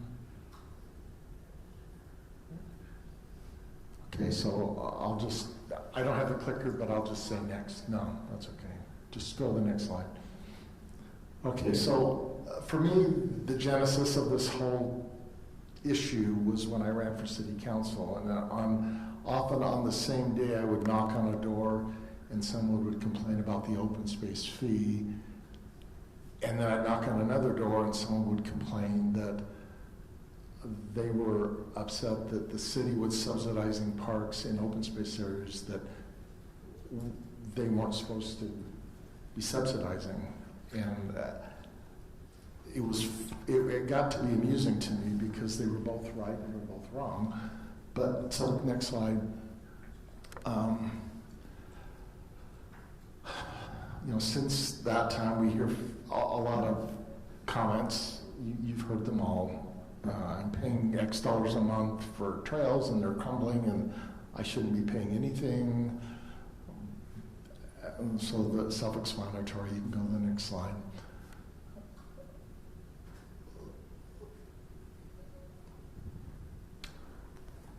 So what is the truth here? With all those questions, what is the truth? Well, I've researched it for about 3.5 years. I've done months, literally, of homework on that. And right now, I know I don't have a complete picture because I even know some of the assumptions I've made as I created my model are incorrect. Like I assumed that replacing playgrounds would average $75,000 a pop, and that clearly that's an under-assumption on costs. No, they just told us 150. Yeah, 160 to 170. So, and that's one. Maybe they're cheaper, but it seems similar to other sizes of playgrounds we have. So that the costs have gone up.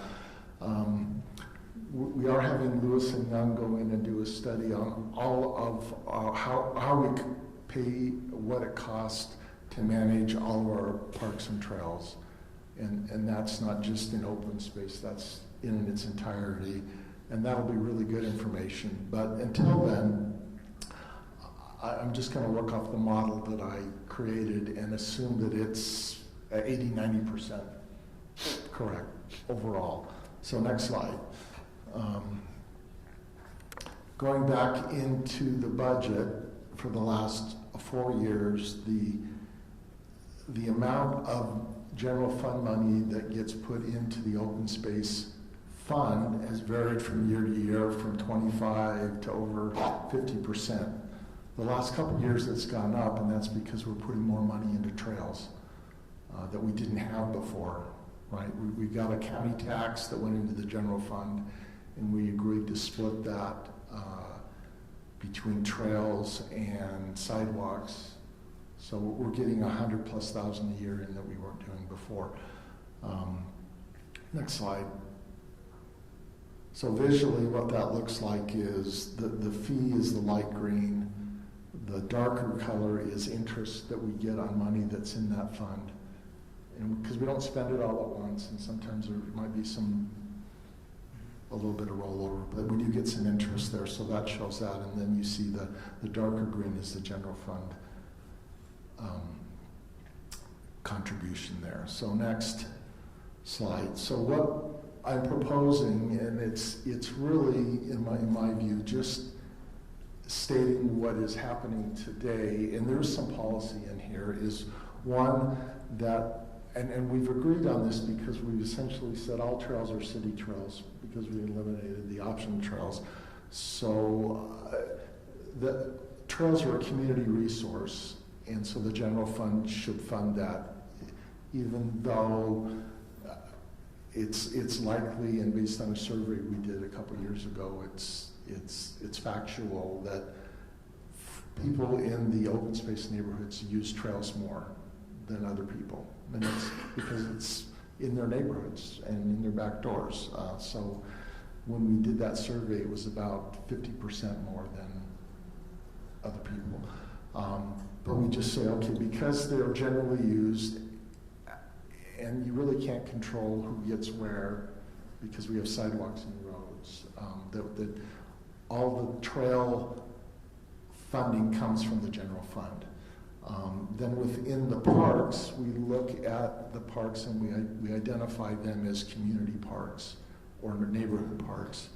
And if they're a community park, then they're also funded by the general fund. Again, I would expect usage of those parks are higher for people that live in the neighborhood, but because they are reservable, for example, and my key criteria is the field reservable, not the pavilions, but is the field reservable by teams for sports? Because that ties up a big chunk of the park when you do that, and it's not then available to the neighborhood necessarily, it's available to anyone. So let's take those off the table. That would be like the Beacon Hills Frisbee Golf Park, Mitchell Hollow Park, and then any parkway detail that fronts Collector Road or borders a neighborhood that is not open space. To me, that again becomes a community resource because you have all these Can I ask you a quick Sure. question? So you gave examples of open space parks that could be wrapped into the, but how are we going to determine which park is it just based on if it's reservable? I mean, like the town center park is used by a lot of, is that reservable? I mean, how the we're gonna fields the are criteria? reservable on town center as well. So in the staff reports are a comprehensive list of which things are in and which things are out. Because at one time Windsor Meadows was reservable, but now it isn't. We Yeah, didn't. yeah. And rightly so, because it's the traffic. we looked at it, traffic was horrible, there wasn't parking, there wasn't restrooms, it was creating a problem. Sure. Here, there's no restrooms, but there is a parking lot, it is reservable, and it's on a public-facing road. It's not internal to the open space. You're talking about Mitchell Hall. This one right Oh, this town center, okay. So my view was that because of where it's located, because of how it's used, it should also be considered a community park. Okay. Again, the neighbors benefit because they have little trails that go from their neighborhood. So you're using a little more criteria for that one. So yes, so but it is also reservable. I think though, even if it wasn't reservable, it should be community just because of where it's located and the type of use it has. Well, especially with the density that's being developed in the because town center, because they're going to use that park. Yeah, obviously. Yeah. But I would, as a follow-up, because this is discussion only, I would invite council to look at the list that I proposed. If they see anything they want, well, first of all, you have to agree with the general concept. So next slide. So if we take that approach and use the numbers that I have, which again are low because of, I didn't account for trees either. I didn't have really good numbers, and I know we're putting more into trees this year than we have in the past. So I think we should rely on the Lewis and Young study for the final numbers. But if you just take what I put together, the total cost annually to maintain all of the open space parks is $464,906 a year. The annual fee covers $294,720 of that. If you turn that into a fee and say, okay, all residents need to cover all costs associated with open space, the fee would be $31.55. If you take out what I'm recommending, the fee goes down to $20.82, which is within striking distance of what the current residents are paying. And I'm not saying to change the fee to that. I'm just saying this is what happens. So there's no financial impact to the city. I'm just identifying where we're putting our money into parks and which bucket it's coming out of. And I think it more accurately represents the will of the council and what seems reasonable to me. And then going downstream, you can make decisions on the fee, if it's too high, if it's too low, if you want to get rid of it.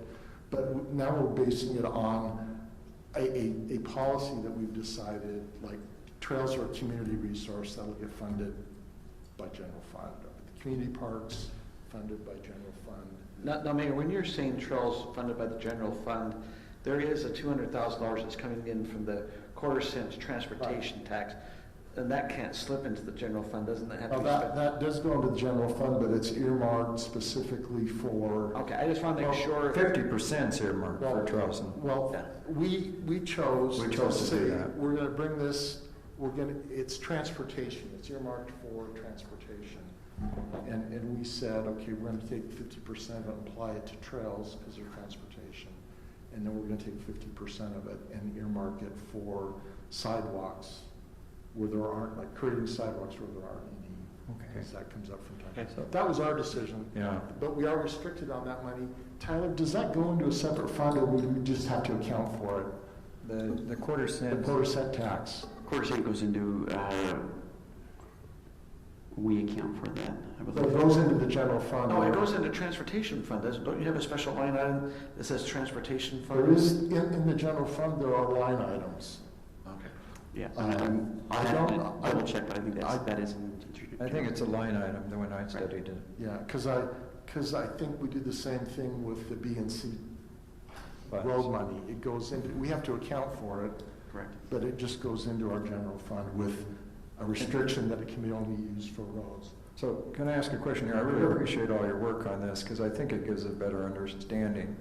You know, we came up with this 6-year plan, and this is supposed to be the first year to better maintain the trails, but I don't remember whether in that analysis some of these older trails, many of which are in the early open space neighborhoods, some of those trails need to be almost totally rebuilt. Was that taken into account? Yes. So what we did last year was a year and a half ago, Atara drove a side-by-side on all the trails and did video. And then we analyzed the video to see what the trail condition was.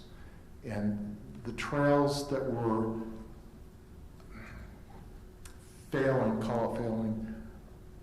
where the asphalt's breaking up. Where there's some problems, where there's alligators or cracking the indicator needs to be rebuilt.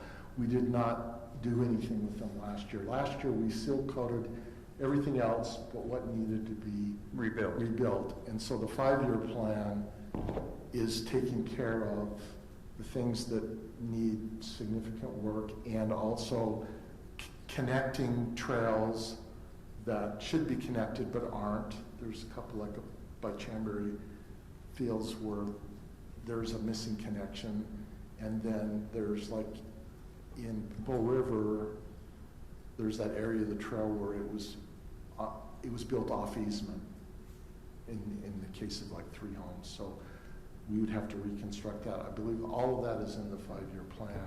So let me just ask another kind of follow-up question then. So last year we had a little over $100,000 that came from the quarter sale. Yes.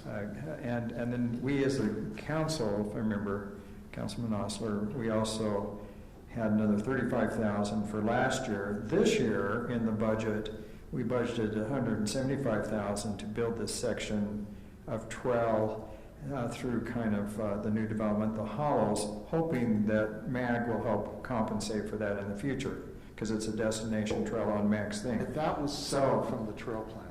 Yeah, that's separate from the trail plan, but it shows to me that we can find money elsewhere if we need to.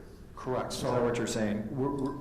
The 5-year plan was created based on the revenue that we're getting, the 100 plus, because that's sales tax revenue, and it tends to increase over time, but you occasionally have dips.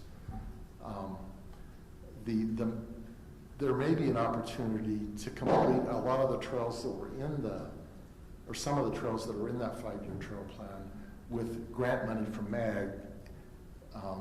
Andy's going to have to work some magic. But that's the development of a new trail, basically. Right, so the MAG money would be creation of new trail, but some of those connections that we were planning to build with our own money, we might be able to get funded with MAG. And I don't believe the 5-year trail plan included finishing that Mitchell Hollow Trail all the way down to the Western Center. Now, wasn't it a 6-year trail plan? It was a 5-year trail plan. 5, okay. But we started, you can think of it as 6 years because we did, in advance of that, we seal coated 60+% of the trails in Highland. Okay, I'll have to go back and look at that because it just seems like in 5 years, if we're getting the $100,000 a year, 500,000, but it'll be more. If the sales tax, we might get like 600,000. But we're going to rebuild all the trail system in the city with $600,000. No, it's 135.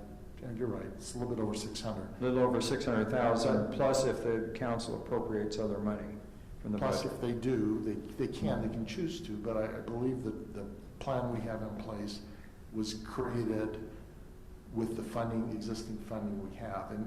But we'd have to get bids to really know. I mean, if we decided to do a trail, right? Correct, but they fixed trails before, like the trail that was broken.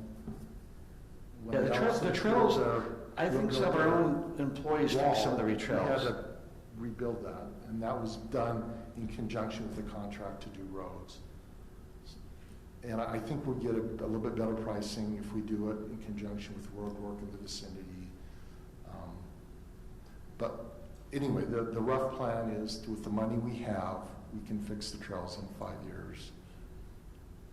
with current funding. Prior to the quarter-cent tax money, we were putting $35,000 a year in trails. We just didn't have it. And that goes back a long ways.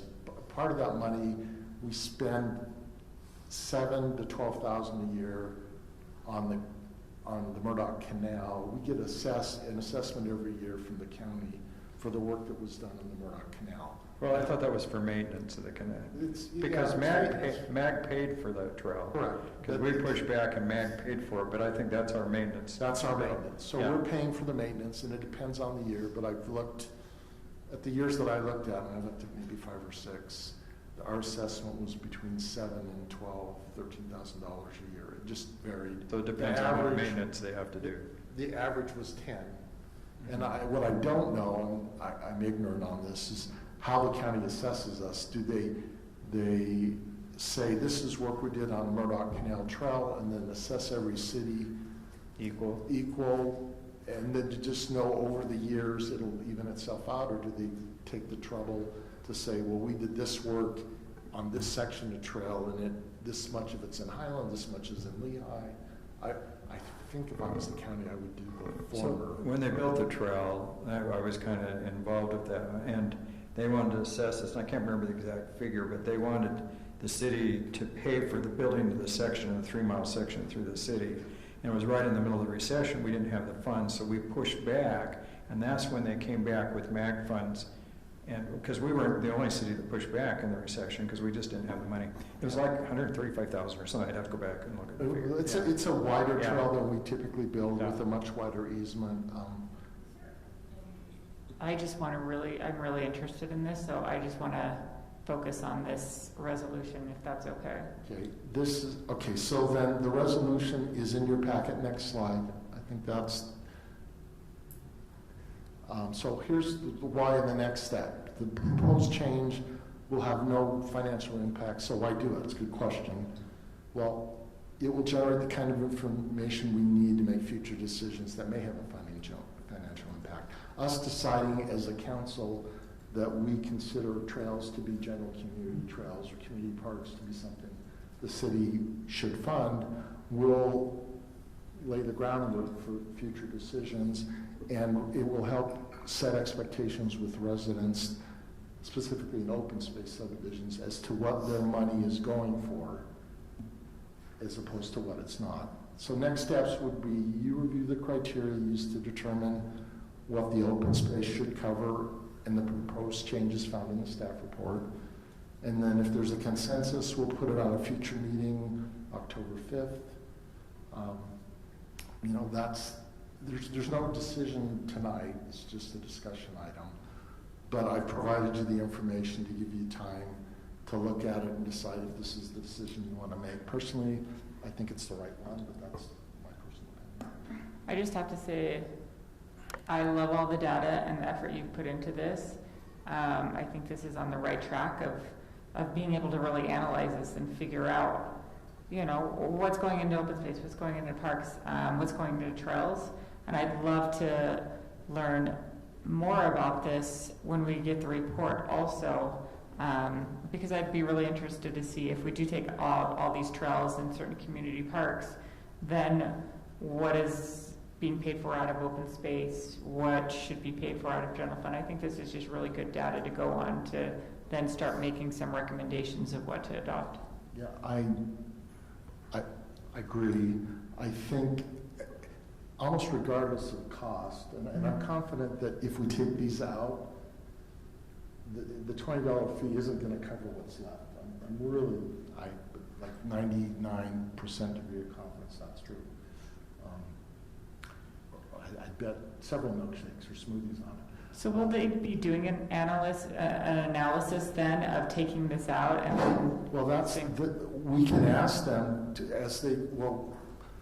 we can make sure that in the data that they collect, that when they calculate costs, that if they're looking at areas, they can say, think of it as a spreadsheet, put a column in there that says open space, yes, no.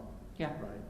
And so us saying we don't want community parks in there, we don't want trails in there, we don't want this, provide some guidance as to the yes, no. And my personal view is I think that's the right thing to do, period, regardless of cost. Yeah, I would really like an analysis of that and just to see what those costs are, what they come out with before making any recommendations for this resolution. I'd just like to see that out. So Nathan, I just want to confirm, our study being done by Lewis and Young is going to come back with the data that we'll know, for instance, if we go to Spring Creek, we know they're allocating a certain cost to maintain Spring Creek. We're going to have that much detail that we'll know that, hey, we have Parkway detail. How much are we going to be able to have the data to help us make decisions? Tyler? Who's running that project? I assume it's... We both are. What's the study going to tell us? So it will, I don't remember, I'm trying to remember if it'll tell you by area. What we will be able to say is, I don't know, we haven't seen them all yet. So I don't know if it'll say Spring Creek this square foot this. I've talked to Fred about that. But what we've talked about is, and Tyler can help my memory, what we've talked about is the ability to move acreage from one category to another. Are you saying that they'll have a cost? This is what it costs to maintain grass. This is what it costs to maintain a playground. Right. This is what it costs to maintain a trail. If we move this area to this area, then that's what will change. So this it's is like what it costs to maintain natives. The mayor's saying, I'm going to click on Spring Creek as a community park. I'm going to go click off these other parks that aren't community. I just want to make sure, or we can move the data over that we can say on the spreadsheet this, and then we have the study that will back up. And who's providing all that data? Is that Tyler that's giving them? It's coming from a variety of sources. Kelly has a role. Tyler has a role. Public Works has a role. I've got a little bit of a role. Everybody's got a role. Council will have a role in it. You're making me hungry when you keep talking roles, Liston. I was thinking too. Actually, there are some. You brought food. We'll all have a role in it, but ultimately it'll be the council's call on how. Policy, council isn't going to have a role in determining the cost of X, Y, Z. What I believe council will have a role in is whatever policies come out and whatever we want them to focus on. But I wouldn't expect council to say this is what it costs to maintain a playground. If you think how we did utility rate studies, right, and how it lists the certain costs for certain things, that's the best way I can explain kind of what we're doing with each fund, right? We're going through each one. You have certain projects, you have certain costs. It's different, but that. We'll just have to get the data. Because this is probably more political than a rate study for yes, it is. But with lack of a better example, that's kind of get you an idea of what we're doing. Okay, thank you. Mayor Pro, I like where we're going because I think if we can find the areas, and so what you're asking for is to you to look at this, and then I'm going to give us a list. Regardless of whatever data comes out of, regardless of even my data or Lewis and Young's data, there's a general decision. Do you want the city general fund to pay for trails, or do you want for trails that are in open space for the open space fee to pay for those? That doesn't matter on the Lewis and Young data. Or do you want community parks to be paid for out of general or open space fee funds? So I appreciate all the work you've done on this, and I agree in the direction we're going, but I think asking Kim, were you saying you'd feel more comfortable if we had the data from the study and things to help us? Yeah, I would just feel more comfortable with data before me, just because I have Mayor saying I don't think that even if we take out all these community parks and trails, that the $20 will still cover it. I'd actually like to see that data first before moving forward and putting it on. Here, but I would really like to see more data. Yeah, I agree. I just don't care if it covers it or not. I think it's just the right thing to do. And we just have to Yeah, bite the bullet. But is there If a it's- harm in waiting for the No, there's no harm. I think there's no harm in But waiting. I think you need to be thinking about it, because really, regardless of the data, is it the right thing to have the city pay for all the trails or not? Is it the right thing for the city to pay for the community parks or not? For me, yes. It's irrelevant what the data is. Now, there are some implications if doing that change says the fee should only be $15, and then you change the fee, that's where the policy decision comes in.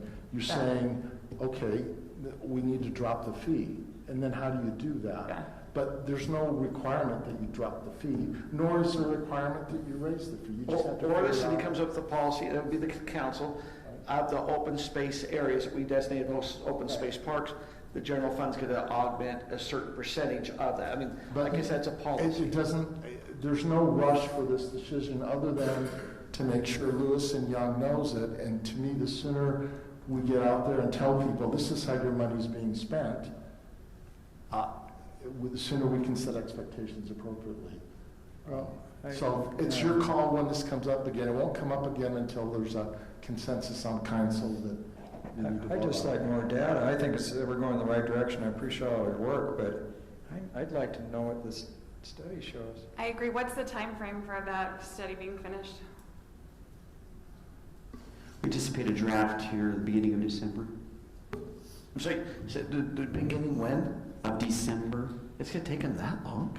Well, That's kind of it's a detailed work. Now, what they have to start with, if you remember back almost 4 years ago, 3.5 years ago, we did a study on, or we went through a bidding process to outsource our parks maintenance. And in the course of that, we had to provide vendors with information about the land that we had and how we wanted them to maintain it. So we do have a good handle on our parks at that point in time, and the only one we've added since then is Spring Creek. So we have a really good handle on native versus maintained grass versus other stuff. So Mayor, coming back, just to round back to this, what you're saying is once you had 3 council members, they're in consensus to move forward with some type of resolution is when this would come back. So there's no rush to do it. I just have done a lot of work, and I felt like this is the right policy thing to do, regardless of what the costs come out. And when those costs come out, we'll just have to figure out. Let's say it comes back, and if you do take these things out, it still costs $30 a month. The fee should be $30 a month. Now, you're going to have to decide whether you charge that fee or you rationalize how do we not do that. And you can do things a lot of ways. Like you could say, well, even the neighborhood parks are used by outside people, so we're going to agree to have the general fund subsidize X% of the open space. Or if it's less, and that means we'd reduce our revenue, you could say, well, there's because you're proximate to the park, to the things that we're taking out, there's still some benefit that you get that other people don't. You could leave the fee as it is, or you could say over time we're going to drop it as the county sales tax goes up, as that revenue climbs. You can do a tax increase. You could say we're going to use other funds to somehow mitigate this. Those are all policy decisions that you can make after the fact.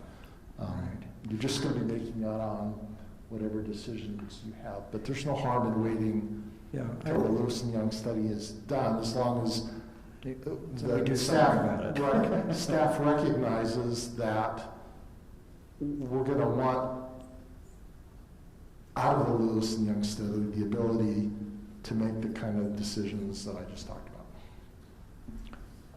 I think that would be vital. To be able to have the data and be able to put it together and have it correct. Well, but we're always going to be looking for more data, so you have to decide when you have enough. Right. But anyway, that's my presentation. Yeah. It doesn't need to be longer. And I appreciate all your work that you've done on this. I just think there is some advantage of having kind of these outside people come in and say, Yeah. we've studied it and have a little independent thing on it. Well, what they're studying is how we calculate our park costs, which I don't know that we do a good job.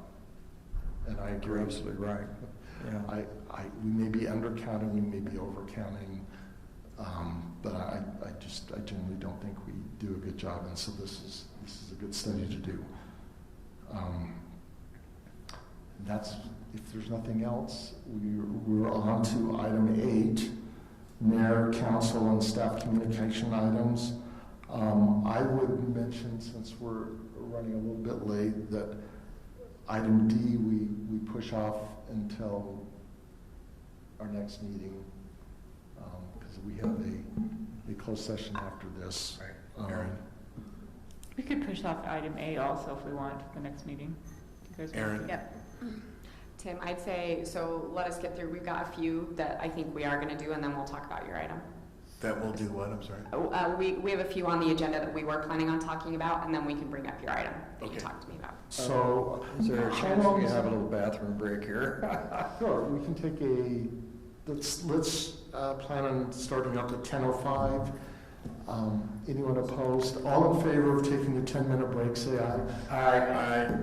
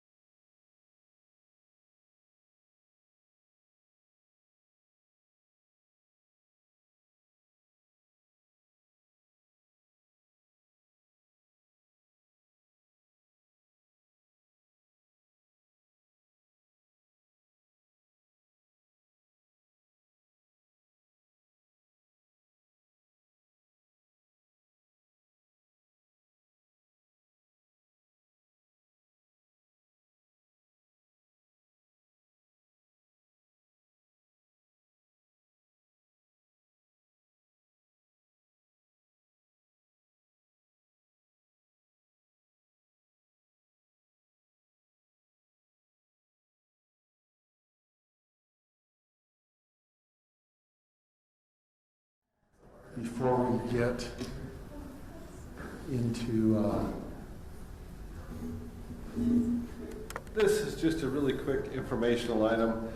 As part of our roads reconstruction for the current calendar year, we were going to do some work on the southerly portions of Timberline Drive and Wildflower Drive up in the Beacon Hills area. Because of the lateness of the season, even though it still feels like fall, we're a little, we think, a little apprehensive to open those roads. The subsurface soils are very clay, and so we are going to postpone those roads until next season. We'll commit to do those early in our program next year, and we'll get an informational flyer out to the residents, but we think we could be opening a little bit of a Pandora's box if we open them as the temperatures start to fall. so you're talking about there's some reconstruction of sediments and patching where you need to go under and fix the soil. Right. And you don't want to start that now because if the soils get wet, say if we got a good storm here, the earliest we would open them would be September 27th, and if we got a good storm at the 1st of October with the cooler temperatures in October, we could incur significant expense and significant delay and have a hard time finishing them up this year. And so we're looking at where we are in the season and just feel like the better decision is, even though we'd love to have them done, we've told the residents we were coming. We will get out an informational campaign to the residents saying you're first on the list next year, but we're going to take the wise course and tackle it next year. So Andy, speaking of that, I remember in the years past, this year I know that there were some things about that we kind of got our patch, our asphalt or our road projects a little bit later going. Will we be going out to bid? When do you anticipate our road projects for 2022 going out to bid? If I have my way, we'll put them out to bid either just before Christmas or just after Christmas. Okay, that's what I'd like to do, so that we can get a little, earlier run at them, so to speak. They're a little hungrier. It gets a little complicated with awarding projects and then crossing financial years, et cetera. That's always one of the biggest challenges for us in Public Works is the fact that our financial year closes right in the middle of our construction year. And those two things are always at odds, but I'm sure we can work out to figure out how to make it work. But that's our goal, is to get a little earlier start next year. So, not to make the meeting longer, but on 68,000, are we down to just 2 properties now? Yeah, I mean, we're agreed in concept to, with everything, with the last one. There's a third one that hasn't signed, but we're agreed in concept. It's just paperwork. And so we're really just down to 2. We're down to just the last couple, so that's the other project. Well, there's a number of projects we're putting out this winter, and I know we're going to put off the project list discussion until next year, but we're very much working hard right now to put us in a position to rebuild 6,800 next construction season, start with the break of spring. And we would need that resolved in the fall with those owners to make that happen. Yeah, really, we've got to have that resolved within the next month. If we don't have that resolved in the next month, then it starts to impact our schedule on that. Does it look like we'll have them resolved in the next month? Hope so. I had a Zoom call today with one of the representatives for one of the last ones. Okay. So, working to have it resolved. Thank you. But as with everything, we'll keep our fingers crossed and keep working hard to get there. So. Can I just make a quick comment, because I don't want to make the meeting any longer, but I told Andy, I know one of the residents along that road pretty well, and he'd been kind of disgruntled about that, but I asked him, I said, how'd things work out? And he was so happy with the resolution, and really appreciated your input. Thank you. Appreciate that. Okay, so graffiti, is that like a 10-minute thing, 5-minute thing, half-hour thing? We can put it off till next time in just a couple minutes. It's not a really great time of year to be talking about any of those programs anyway, so I'm putting some stuff together, and I'll let Nathan know when it's ready to bring back. Okay, and if you let me know how much time you think it will be. Sure. That will be helpful. So we're punting on that. Community center use. Aaron, is that you? Well, it is. That's what the agenda says.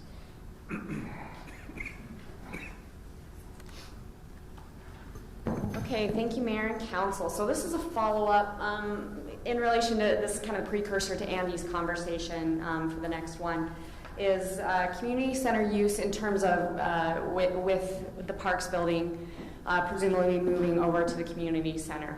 So if you remember, about a month ago, we went over to the community center to do a quick tour before council meeting. So based on that discussion, as well as other discussions, what staff understood the goals were of, for all of us, were to number one, it sounds like we really do need to preserve some rental space in the lower level of the community center. Number two, we need to provide areas for staff to be able to conduct their work. Number three, we kind of want, as much as we can, we want to minimize the crossover between rental and the rental, the general public, and our staff space. And so we went back to the drawing board and worked with our events people, the Arts Council, the Historical Society, and our Parks Department to see, okay, what other shifting can we do to meet those goals. And so what you have before you is the result of those conversations, I should say. So what it's going to require to do is events is going to have to get a connex, similar to the connexes we have for the police department and the library currently. And ultimately, all of those connexes are going to have to be placed at the water building, is the location we're suggesting on 5600, that's supposed to say west, not north, 5600 west. And then by eliminating the need to store events items there, we can create a rental space in the entryway, the area that's the entryway. So you'll see, so on the map that I've handed out to you, green is, so purple is what is there currently, green is what we're proposing changing, and then black is if it's just staying the same ultimately. So green represents what you want to change it to? Correct. Okay. Green is new. Thinking parks is coming, right? So it's green. Anyway, that was my color coding. So you have event storage there, I thought you just said. Again, so that's purple though, right? No, that's green. Oh, where am I at? Oh, think. Did you hand out the right one? I did, but I forgot to have Mike change one thing for me. So that is supposed to say, oh no. I'm sorry, okay. Let me try, okay, I'm gonna put up a map. Can you see it on your screen? I'm sorry, I thought I had changed those and I did not do enough second or double checking with Mike. Okay, I'm sorry. Okay, so this entryway becomes a rental space. This should say rental space. This, the current rental space becomes the staff break room. So those two are pretty much switched. So the current rental space becomes a staff break room, conference room area. Museum stays there. We're still putting it, we would still like to do an entrance for the Parks Department since they'll be coming from a building right to the north of this. To make this a proper classroom, we would add a wall and a door here, just so that when staff is coming through to use the restrooms, that they're not interrupting any class that's going on there. Also, in talking with the Arts Department, or Arts Council, they've asked us, can we do a few things to make this more conducive to a classroom? Can we make sure the lighting is appropriate and, so add some more lights in there and get us a whiteboard, which easy things to do. So, yes, in future, we've talked about maybe in a future phase, it might make sense. Can we shift the museum somehow a little bit and kind of create more of let's see, I should be using the laser pointer so you can see me better. Can we shift the museum somehow to create more of a line, right, where we could separate, this is public space, and then everything this way would be park space or staff space. But for right now, this is our, let's get in the door and let's, get moving on this project. So at this point, I think... Do we know what the cost is for the improvements that you would be making? We guesstimated other costs. Andy, I didn't have you guesstimate, a wall, a wall of this size and a door. Well, overall, I mean, we have it'll be part of the whole project, the building of the Parks building as well as this. This is going to be a minor component compared to everything else, and we felt a a much smaller cost than some other things we had talked about doing, but we think it still meets the goals. Okay.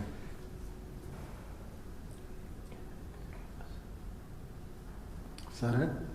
It is. I'm sorry that the map I gave you is not updated. I will email you the correct one. Can I'm you not help, sure what so happened. on your map, what's not, I mean, because I'm looking what's online, what is different than what you just handed out? It's not. I put, Mike sent me a PDF and I threw it up on the screen and I printed it out, and I thought I had a couple things corrected, but I obviously didn't. So just, can you go through once again what Yes. you have up on the screen, once again, what is different than what our paper is? Nothing.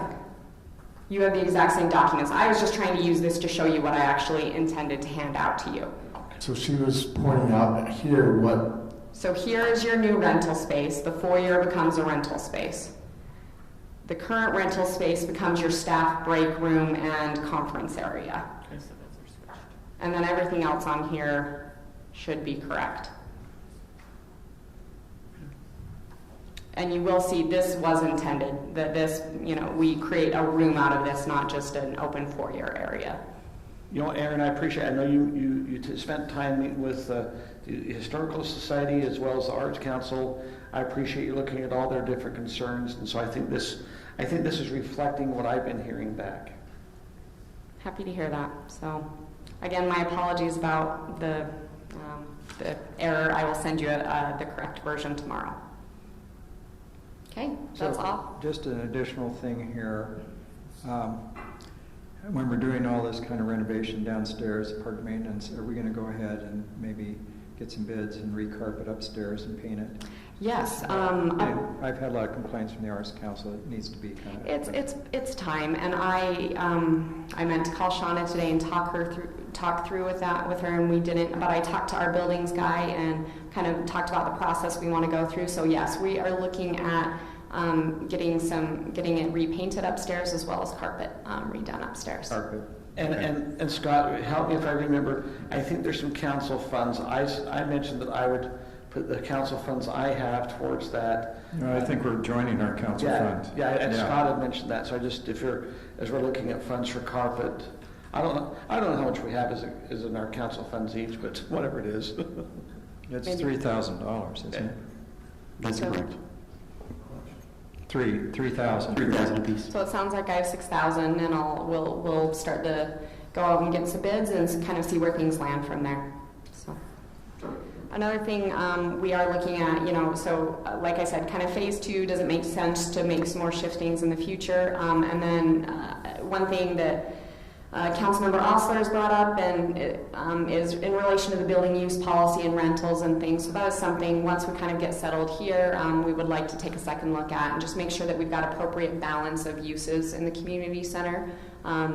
Here and there we do run into conflicts with cross-scheduling Arts Council and other groups, and we're trying to balance that appropriately and find, support the Arts Council, but also provide some community use there as well. And that's all I have, unless council has any more questions before Andy talks about the outside. Okay. Council, just a quick informational item, and I'll be quick relative to our Parks Maintenance Building and what we've done since we last spoke. Approximately 2 weeks ago, we held an open house at the community center, and we sent out invitations to those that are in the direct neighborhood that would be most affected. We had 2 people from the symphony attend, and we had 1 adjacent neighbor attend. The feedback was overall positive. I'd like to go through the presentation materials that we showed there and just talk really quickly. So on the bottom right is the site plan that we discussed when we were last here. It shows the building being 30 foot, at the closest point being 30 foot off of Alpine Highway. the bottom left is the front side of the building, and then the top left is what you would see from the street side view. So if we go to the next slide, we've got a little fly around. Okay, so this is supposed to play. Okay, this is your fly around tour of the architect's model. So we're going to just take a little fly around tour of how the two buildings would interact with each other. So as we mentioned, on the Alpine Highway side, we would do, it's a stucco that looks like brick, so that we would have a little more continuity between the two buildings. We'd have a precast concrete fence that resembles very closely the fence that's gone up in the Ridgeview development. The panels, and the difference being that the panels would be painted the cream color to kind of complement the existing building. The Ridgeview ones are gray, but other than that, the concepting is very similar between those. On the three sides that are not on the road side, it would just be the traditional metal siding. And then you'll see there in that view, right, well, as we come around the corner, the architect got that fence jogged. So right. Is there a concrete fence on the north side of the property? There would be a concrete fence on the north side is what we're proposing. All the way across? Just all the way across till we hit the enclosure side. And then that little building that you see in the far distance, it would be for the fuel, because we need to keep fuel on site here to be able to fuel. So when I say all the way across, I wasn't proposing to go all the way to the end as much as just to the edge of the fenced in enclosure. Is what we're proposing. Have you talked to the property owner, Chad Copier, that is to the north? I haven't talked to Chad. He was one of those that got invited, and I did this morning take out and deliver to Chad and the neighbor to the west of Chad, and then also the neighbor that's directly adjacent to the community center on 10400. I took them the flyer from the handout flyer from the open house with a little letter saying, this is what we're looking at doing. Please call me if you have questions, because I wanted to make sure that each of those directly affected neighbors had heard from us since they didn't attend the open house. So is the siding on the north side compatible pretty much with what he has in his sheds and outbuildings? I mean, it looks similar in color. I don't know that I could answer that exactly, and just simply because I don't remember his, what his sheds are made out of. It's just a traditional metal building siding. We turn it reverse, so it's a little more residential looking, and we've colored it, the cream color to kind of complement the trim that's on the existing community center. Because the existing community center, you have the red brick, and then you have a cream relief line around the foundation, and the trim is kind of a cream color. So our attempt has been to pull the colors off the existing building to complement, and then we're obviously putting the most expensive finish to the most visible side, and and the rest of the other three sides are the metal siding, just to keep the cost down. So between the north side of that building and the fence, are you going to plant trees, or is that going to be storage? What's going to be in the yard, right there next to the building? And maybe Aaron, can we go back a slide? Sorry. Okay, so in that site plan there, if we're looking at the site plan, the little area that is directly north of the new building is a washout bay where, every day or at least once a week, but a lot of them daily, we have to clean off some of the mowers and other things. And so there's a washout bay right there. So there wouldn't be any trees in that area. And then the rest of the area outside of that, and that's where the architect got the fence jog wrong, where you see that it kind of looks like the asphalt takes a little jog to the south. We would go along and plant some trees, et cetera, there to soften that area. But you're saying the fence would be straight? Fence would be straight. The architect just picked up that the fence had a jog in it because he was following the pavement line. But where you see the pavement kind of jog to the south, the intent was to plant a few, right there. From there to the west, would plant that with some trees and shrubs to soften that fence line a little. But back there in that corner where the wash bay is, we'd end up killing the plants by what we're doing, so wouldn't waste the money there. Not that it would be plants are a waste, but I know that our activities wouldn't be good for the plants. So Andy, it looks like you're adding about 18 parking spaces. Are you anticipating having any vehicles parked outside of the gates in the after hours? After hours, no. We'll have, when we have all the part-timers, in the summer, all the kids, they'll park in the parking stalls, and in general, we think it'll be okay because most of the activities here are in the evenings, that take major parking, if you will, are in the evenings. Yeah, where's your dumpster at? Up in the corner. Okay, so it can be used for the community center and you, okay. Yeah, kind of a universally used dumpster up there in the corner, but, so. Hopefully the staff doesn't include neighbors. The staff parking would be out, so when I say staff parking, meaning their personal vehicles would be in the area to the west in the main parking field, and all of the city vehicles would be interior to the compound, I guess you'd call it, or whatever, however you want to refer to it, but the fenced in area around the Parks building. So the overnight parking build would all be behind the fence. So the other thing we want to get into is just again touching on the budget. The most recent cost estimate we had and this is just a courtesy cost estimate from a contractor to build what you see on the screen and to get the entrance into the Parks building or into the community center, the exterior entrance into the community center. Was $826,000.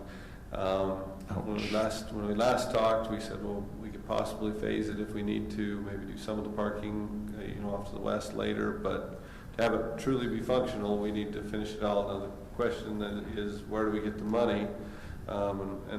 We also talked last time that there is, funds available in the building fund. Tyler's going to speak to that part real quick. So currently the fund balance in the capital improvement building fund is roughly $890,000. That's primarily from the $300,000 sale proceeds from WPI a few years back, and then the transfers from the general fund the last 3 years to make sure that the general fund balance was no higher than 25%. There are funds there, certainly up to the council how those funds might be used for this project or others as well. Were we considering using those for the Mountain Ridge Park?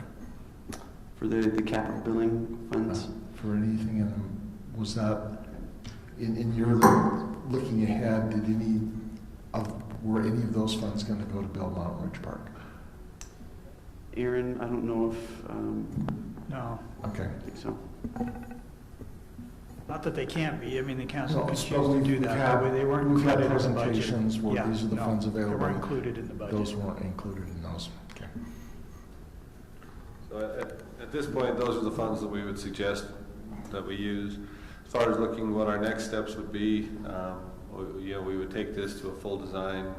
Right now, we're not that far from a design because it's not that complicated, right? But we are at design level drawings. These were presentation level drawings, and so we'd finish those drawings and get a firm bid so that we could talk in specifics, and then we'd be talking with the council about awarding the contract, and at that point we'd need to do a budget adjustment because all of that 891 that Tyler's referencing, of that only 300,000 is in this year's budget, although the monies are available there.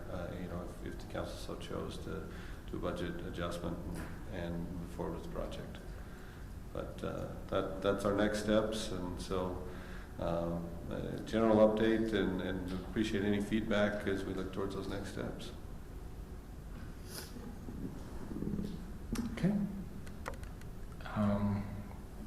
In that case, I think Councilmember Ball and I had a conversation today he wanted to bring up. Okay, go Tim.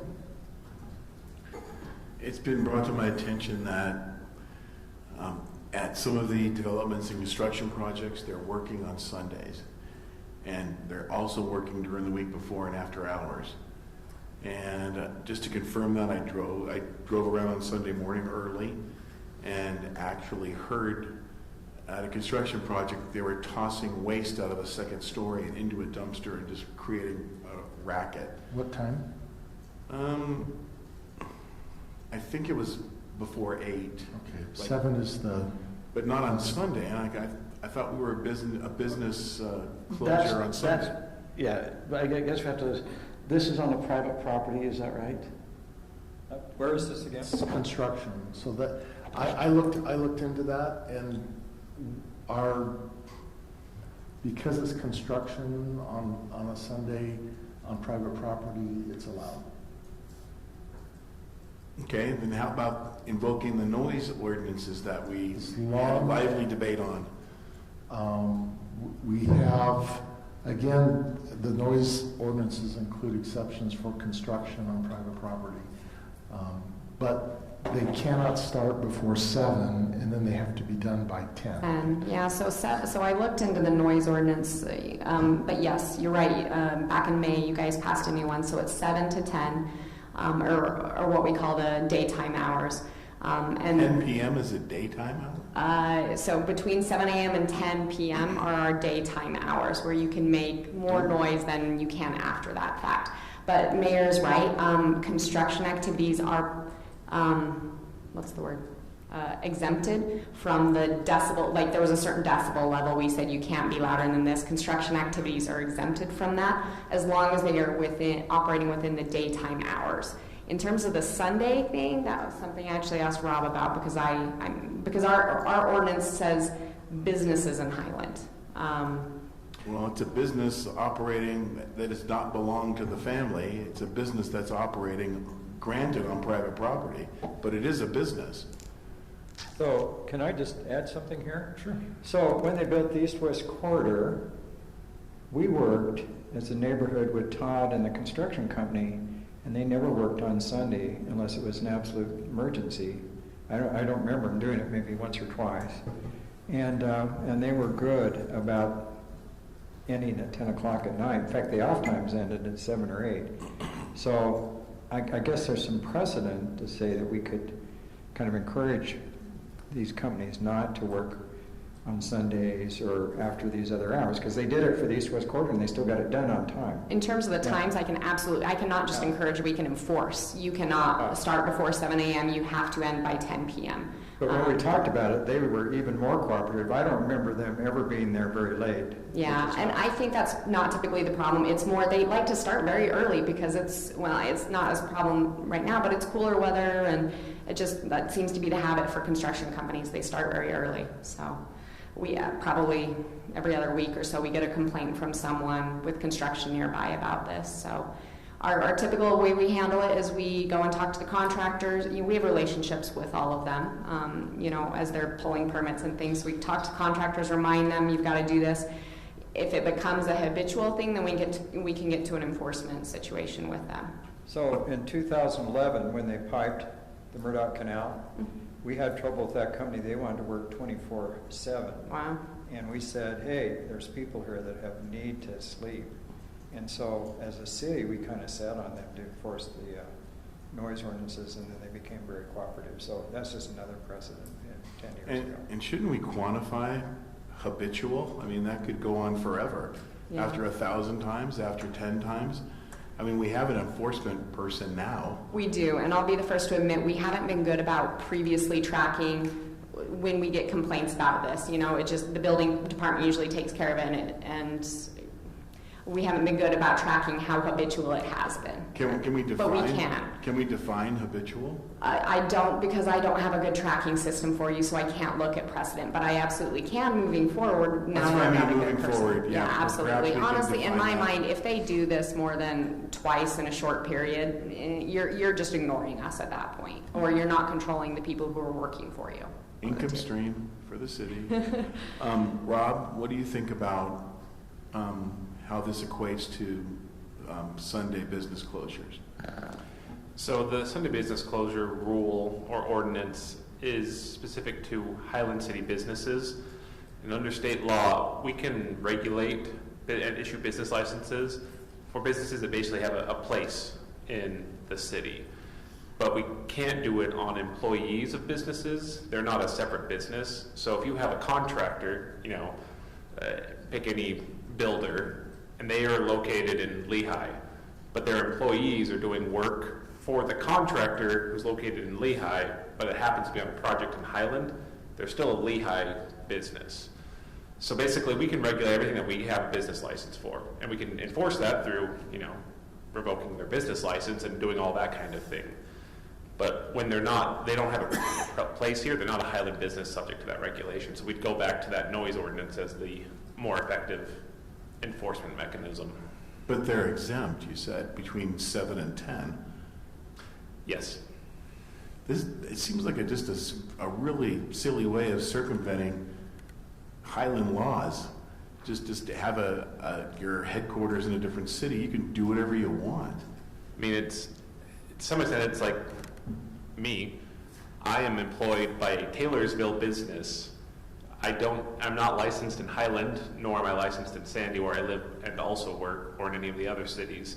I'm an employee of a different business. I don't make noise at 7 in the morning, but that's that kind of principle where someone who works for a company but happens to be located in a different place as part of that work is not a business within that city, just because they happen to be located there to do their work. So at 7:05, part of they're doing construction work. They could put music on. They can do whatever they want because they're exempt from noise ordinances. To an extent, yes. I mean, and we could amend that. This is just silly. I think 7 to 10 was just the previous noise ordinance daytime hours that we just continued forward.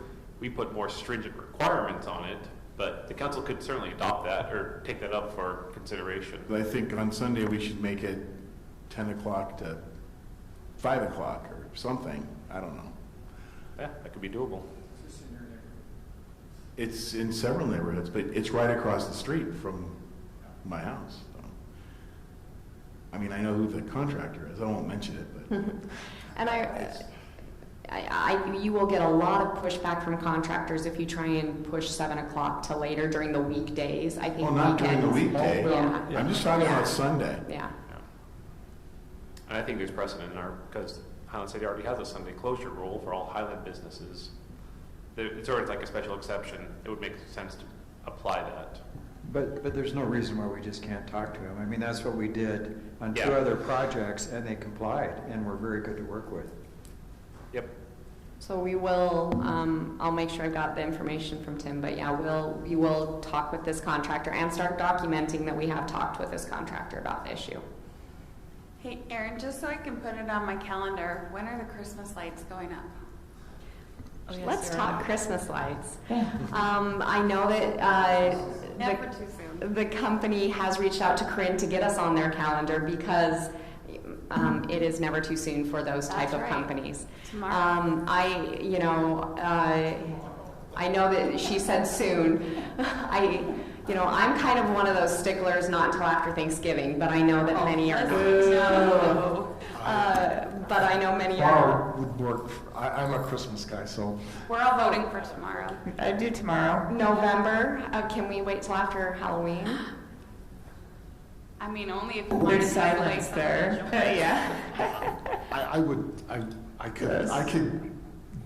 I personally agree to that. But as a steward of the people's money, I think it's important to have them up as long as possible. Yeah, I can see that. Out for the people. I will just kind of as an update on that. So council did budget for essentially just putting up the exact same thing we had last year. I have asked, but there were some of you who expressed interest in, I want more lights. So I have asked Corinne to have them give us a bid for if we wanted to do like another kind of tree of life that was on the corner, what would that cost to add? But again, that would be a council decision as to you've got to reallocate money or amend the budget to do that. So. Or we could talk to Lone Peak Business Alliance and see if they're business willing to sponsor that. That's true, sponsor a Tree of Life, so. Yes, get a bid out for that. Okay, we will work on getting you the numbers and explore options. Yeah, how myself. And they will be up in November.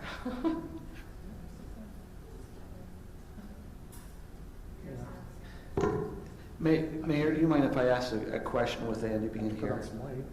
That could be fun. You know, Andy, we had 4 or 5 residents come in today talking about where the asphalt tellings are going. Can you share, you know, to help me understand? I mean, I recognize that they've probably been going there quite a bit. Is there a reason that we're not putting it like up by the? We have the gravel pit we own property at. That wouldn't be a lot of homes, and it seems like that would be a conducive use. Is there a reason why we're using that specific area? And maybe give us a little bit of history on this. Yeah, I actually had an email drafted to go out to you all tomorrow morning on that, actually. But until my computer died there, but the meeting outlasted my computer. You know, traditionally, and you know, as to the whys it started there, I don't know, but in the cities, as it's done road projects, that's where the materials have been stored. And so what we do is, as we go in and we pulverize a road and we grind it all up, you've seen us doing that around the city, we generate additional material, because you had a road that was filled up and you just ground it all up, and you're going to bring more asphalt in, and so you've got to get rid of you know, 3 inches of material essentially, and because you're going to come in and put 3 inches of new asphalt, and you can't just put it on top or it wouldn't match the gutters. So we take the material down to this area that we're looking at on the screen down there in Highland Glen. And then as we encounter soft areas in the road, we have to dig out the soft and bad soils.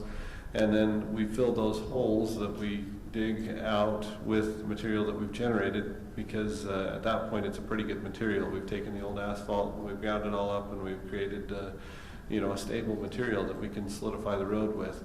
So that is the haul-in trip is the extra from grinding up the road. The haul-out trip is, you know, now we're stabilizing the soft areas of the road with it.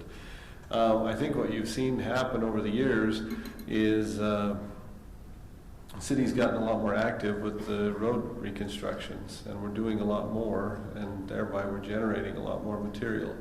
And so, you know, we actually agree in principle that, you know, that it's, I don't know what it once was, but at this point it's probably more than ought to be done there.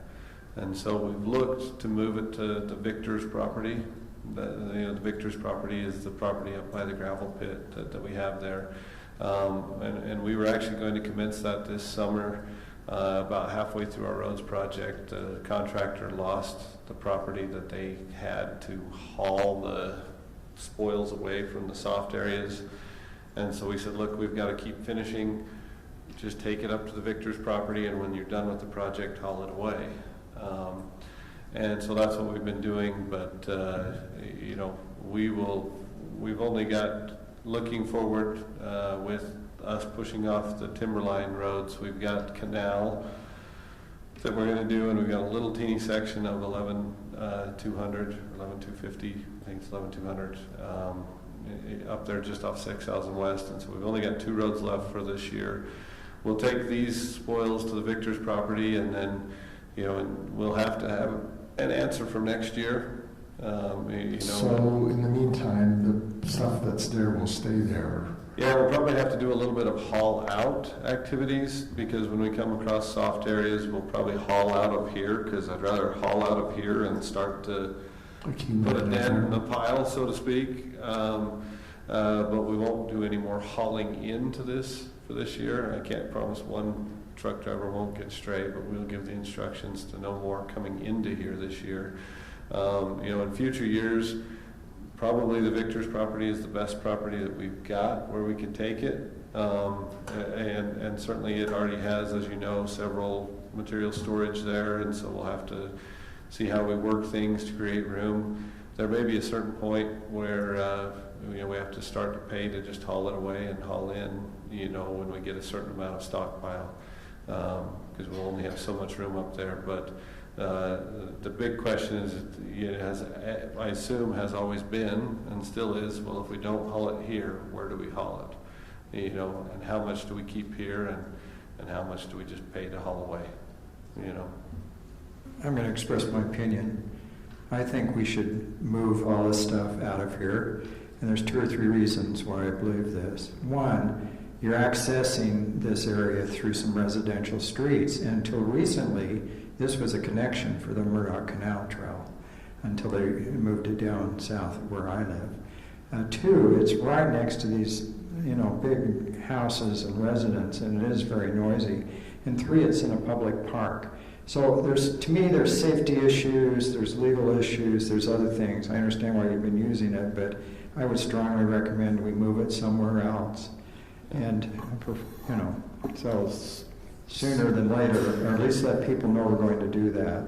Yeah, I don't think you're getting any disagreement out of us. It's just, So, you know. just an observation for me, as long as we have a plan to say we're not dumping more, and we will only haul out, I think, and that just I think that's reasonable. If we hauled it all out in October, you'd have the same number of trucks impacting the development as if you hauled it out over a longer period of time. So actually, I think hauling it out on a slower basis is better for the neighbors, because it's less noise over, you're transferring the noise over a longer period of time. Yeah. It's maybe not better or worse, you're not going to have as many trucks and not as much traffic over a specific amount of time. So but I do think we need to talk to the residents and say whatever our plan is. Yeah, I think they need to know what the plan is, and I just think we need to show a plan and where we're getting rid of it. Yeah, I'd like to, you know, in the near term, I agree with the mayor that hauling it out a little bit slower probably is, you know, something we can handle a little bit better. But at the same time, I would like to, in order to make enough room to accommodate what we've done this year, we had to push it up pretty high. And I'd like to see us at least knock down some of that height, because if it was my backyard, I'm not sure that's the view I'd like. You know, so I'd like to see us do a little bit of work to get them a little. So let me ask you, Andy, if this has value to us to put in our roads, it seems like this might be of some value to someone else, because, you know, it is asphalt tillings. It seems like it can be mixed back up to put in roads or to other things. Is there value to sell it? There may be. I'll give you an example, just not to interrupt, but I talked to American Fork about that last year, or a year and a half ago, and I said, look, we've got a lot of tailings here. You're doing a project, you're welcome to talk to us about using our stuff. And it just wasn't worth it to them because of the distance, and it wasn't that far. So it might have value, but it's value if they have some that's more proximate from their own. You know, I'm assuming each city does something similar. Yeah, that's what I was going to say, is there may be, but we're not the unique generator, if you will. And so extra fill is always, it's a timing based thing, right? If you have extra fill available to meet somebody's need at the right time, then it's a great deal. Otherwise, it's just basically a liability, and what do you do with it, you know, and how do you address it? So I don't know that there's a great market there, but I don't want to say it doesn't have any value, because it certainly has value to us, because we feel that we save money because we keep it here in the city. We don't pay to haul it clear away, and then we have a source to draw from when we need material to use for stabilizing the roads and other things. So it has value, but might be a little difficult to monetize. I tried and I couldn't. Well, we appreciate your work on this, but the sooner I think we resolve this, the better. Yeah. I'd like to say, you know, we're not in opposition to the residents. It's just a matter of figuring out what we're going to do. We have a big developer in Boyer doing a lot of roads and projects there. That they might be have somewhat interest in something like this, because they're doing a lot of roads right now. Yeah, that's true. We might, the other place we might be able to use some of it's actually for our 6800 West project.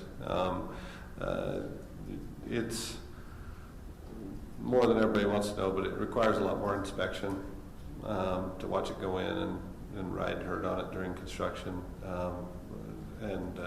So there's some complications with having a developer use it because we don't have full-time inspection like we do on our projects. Anything else from any council member? If not, I would entertain a motion to adjourn, to move to closed session. So moved. For the purposes outlined in the agenda, which are Second. Discuss the character of professional competence or physical or mental health of an individual pending or reasonably imminent litigation in the purchase, exchange, or lease of real property. So that's what Scott motioned. Second. And what Kim seconded. And all in favor, say aye. Aye. Okay. That was a finesse, right?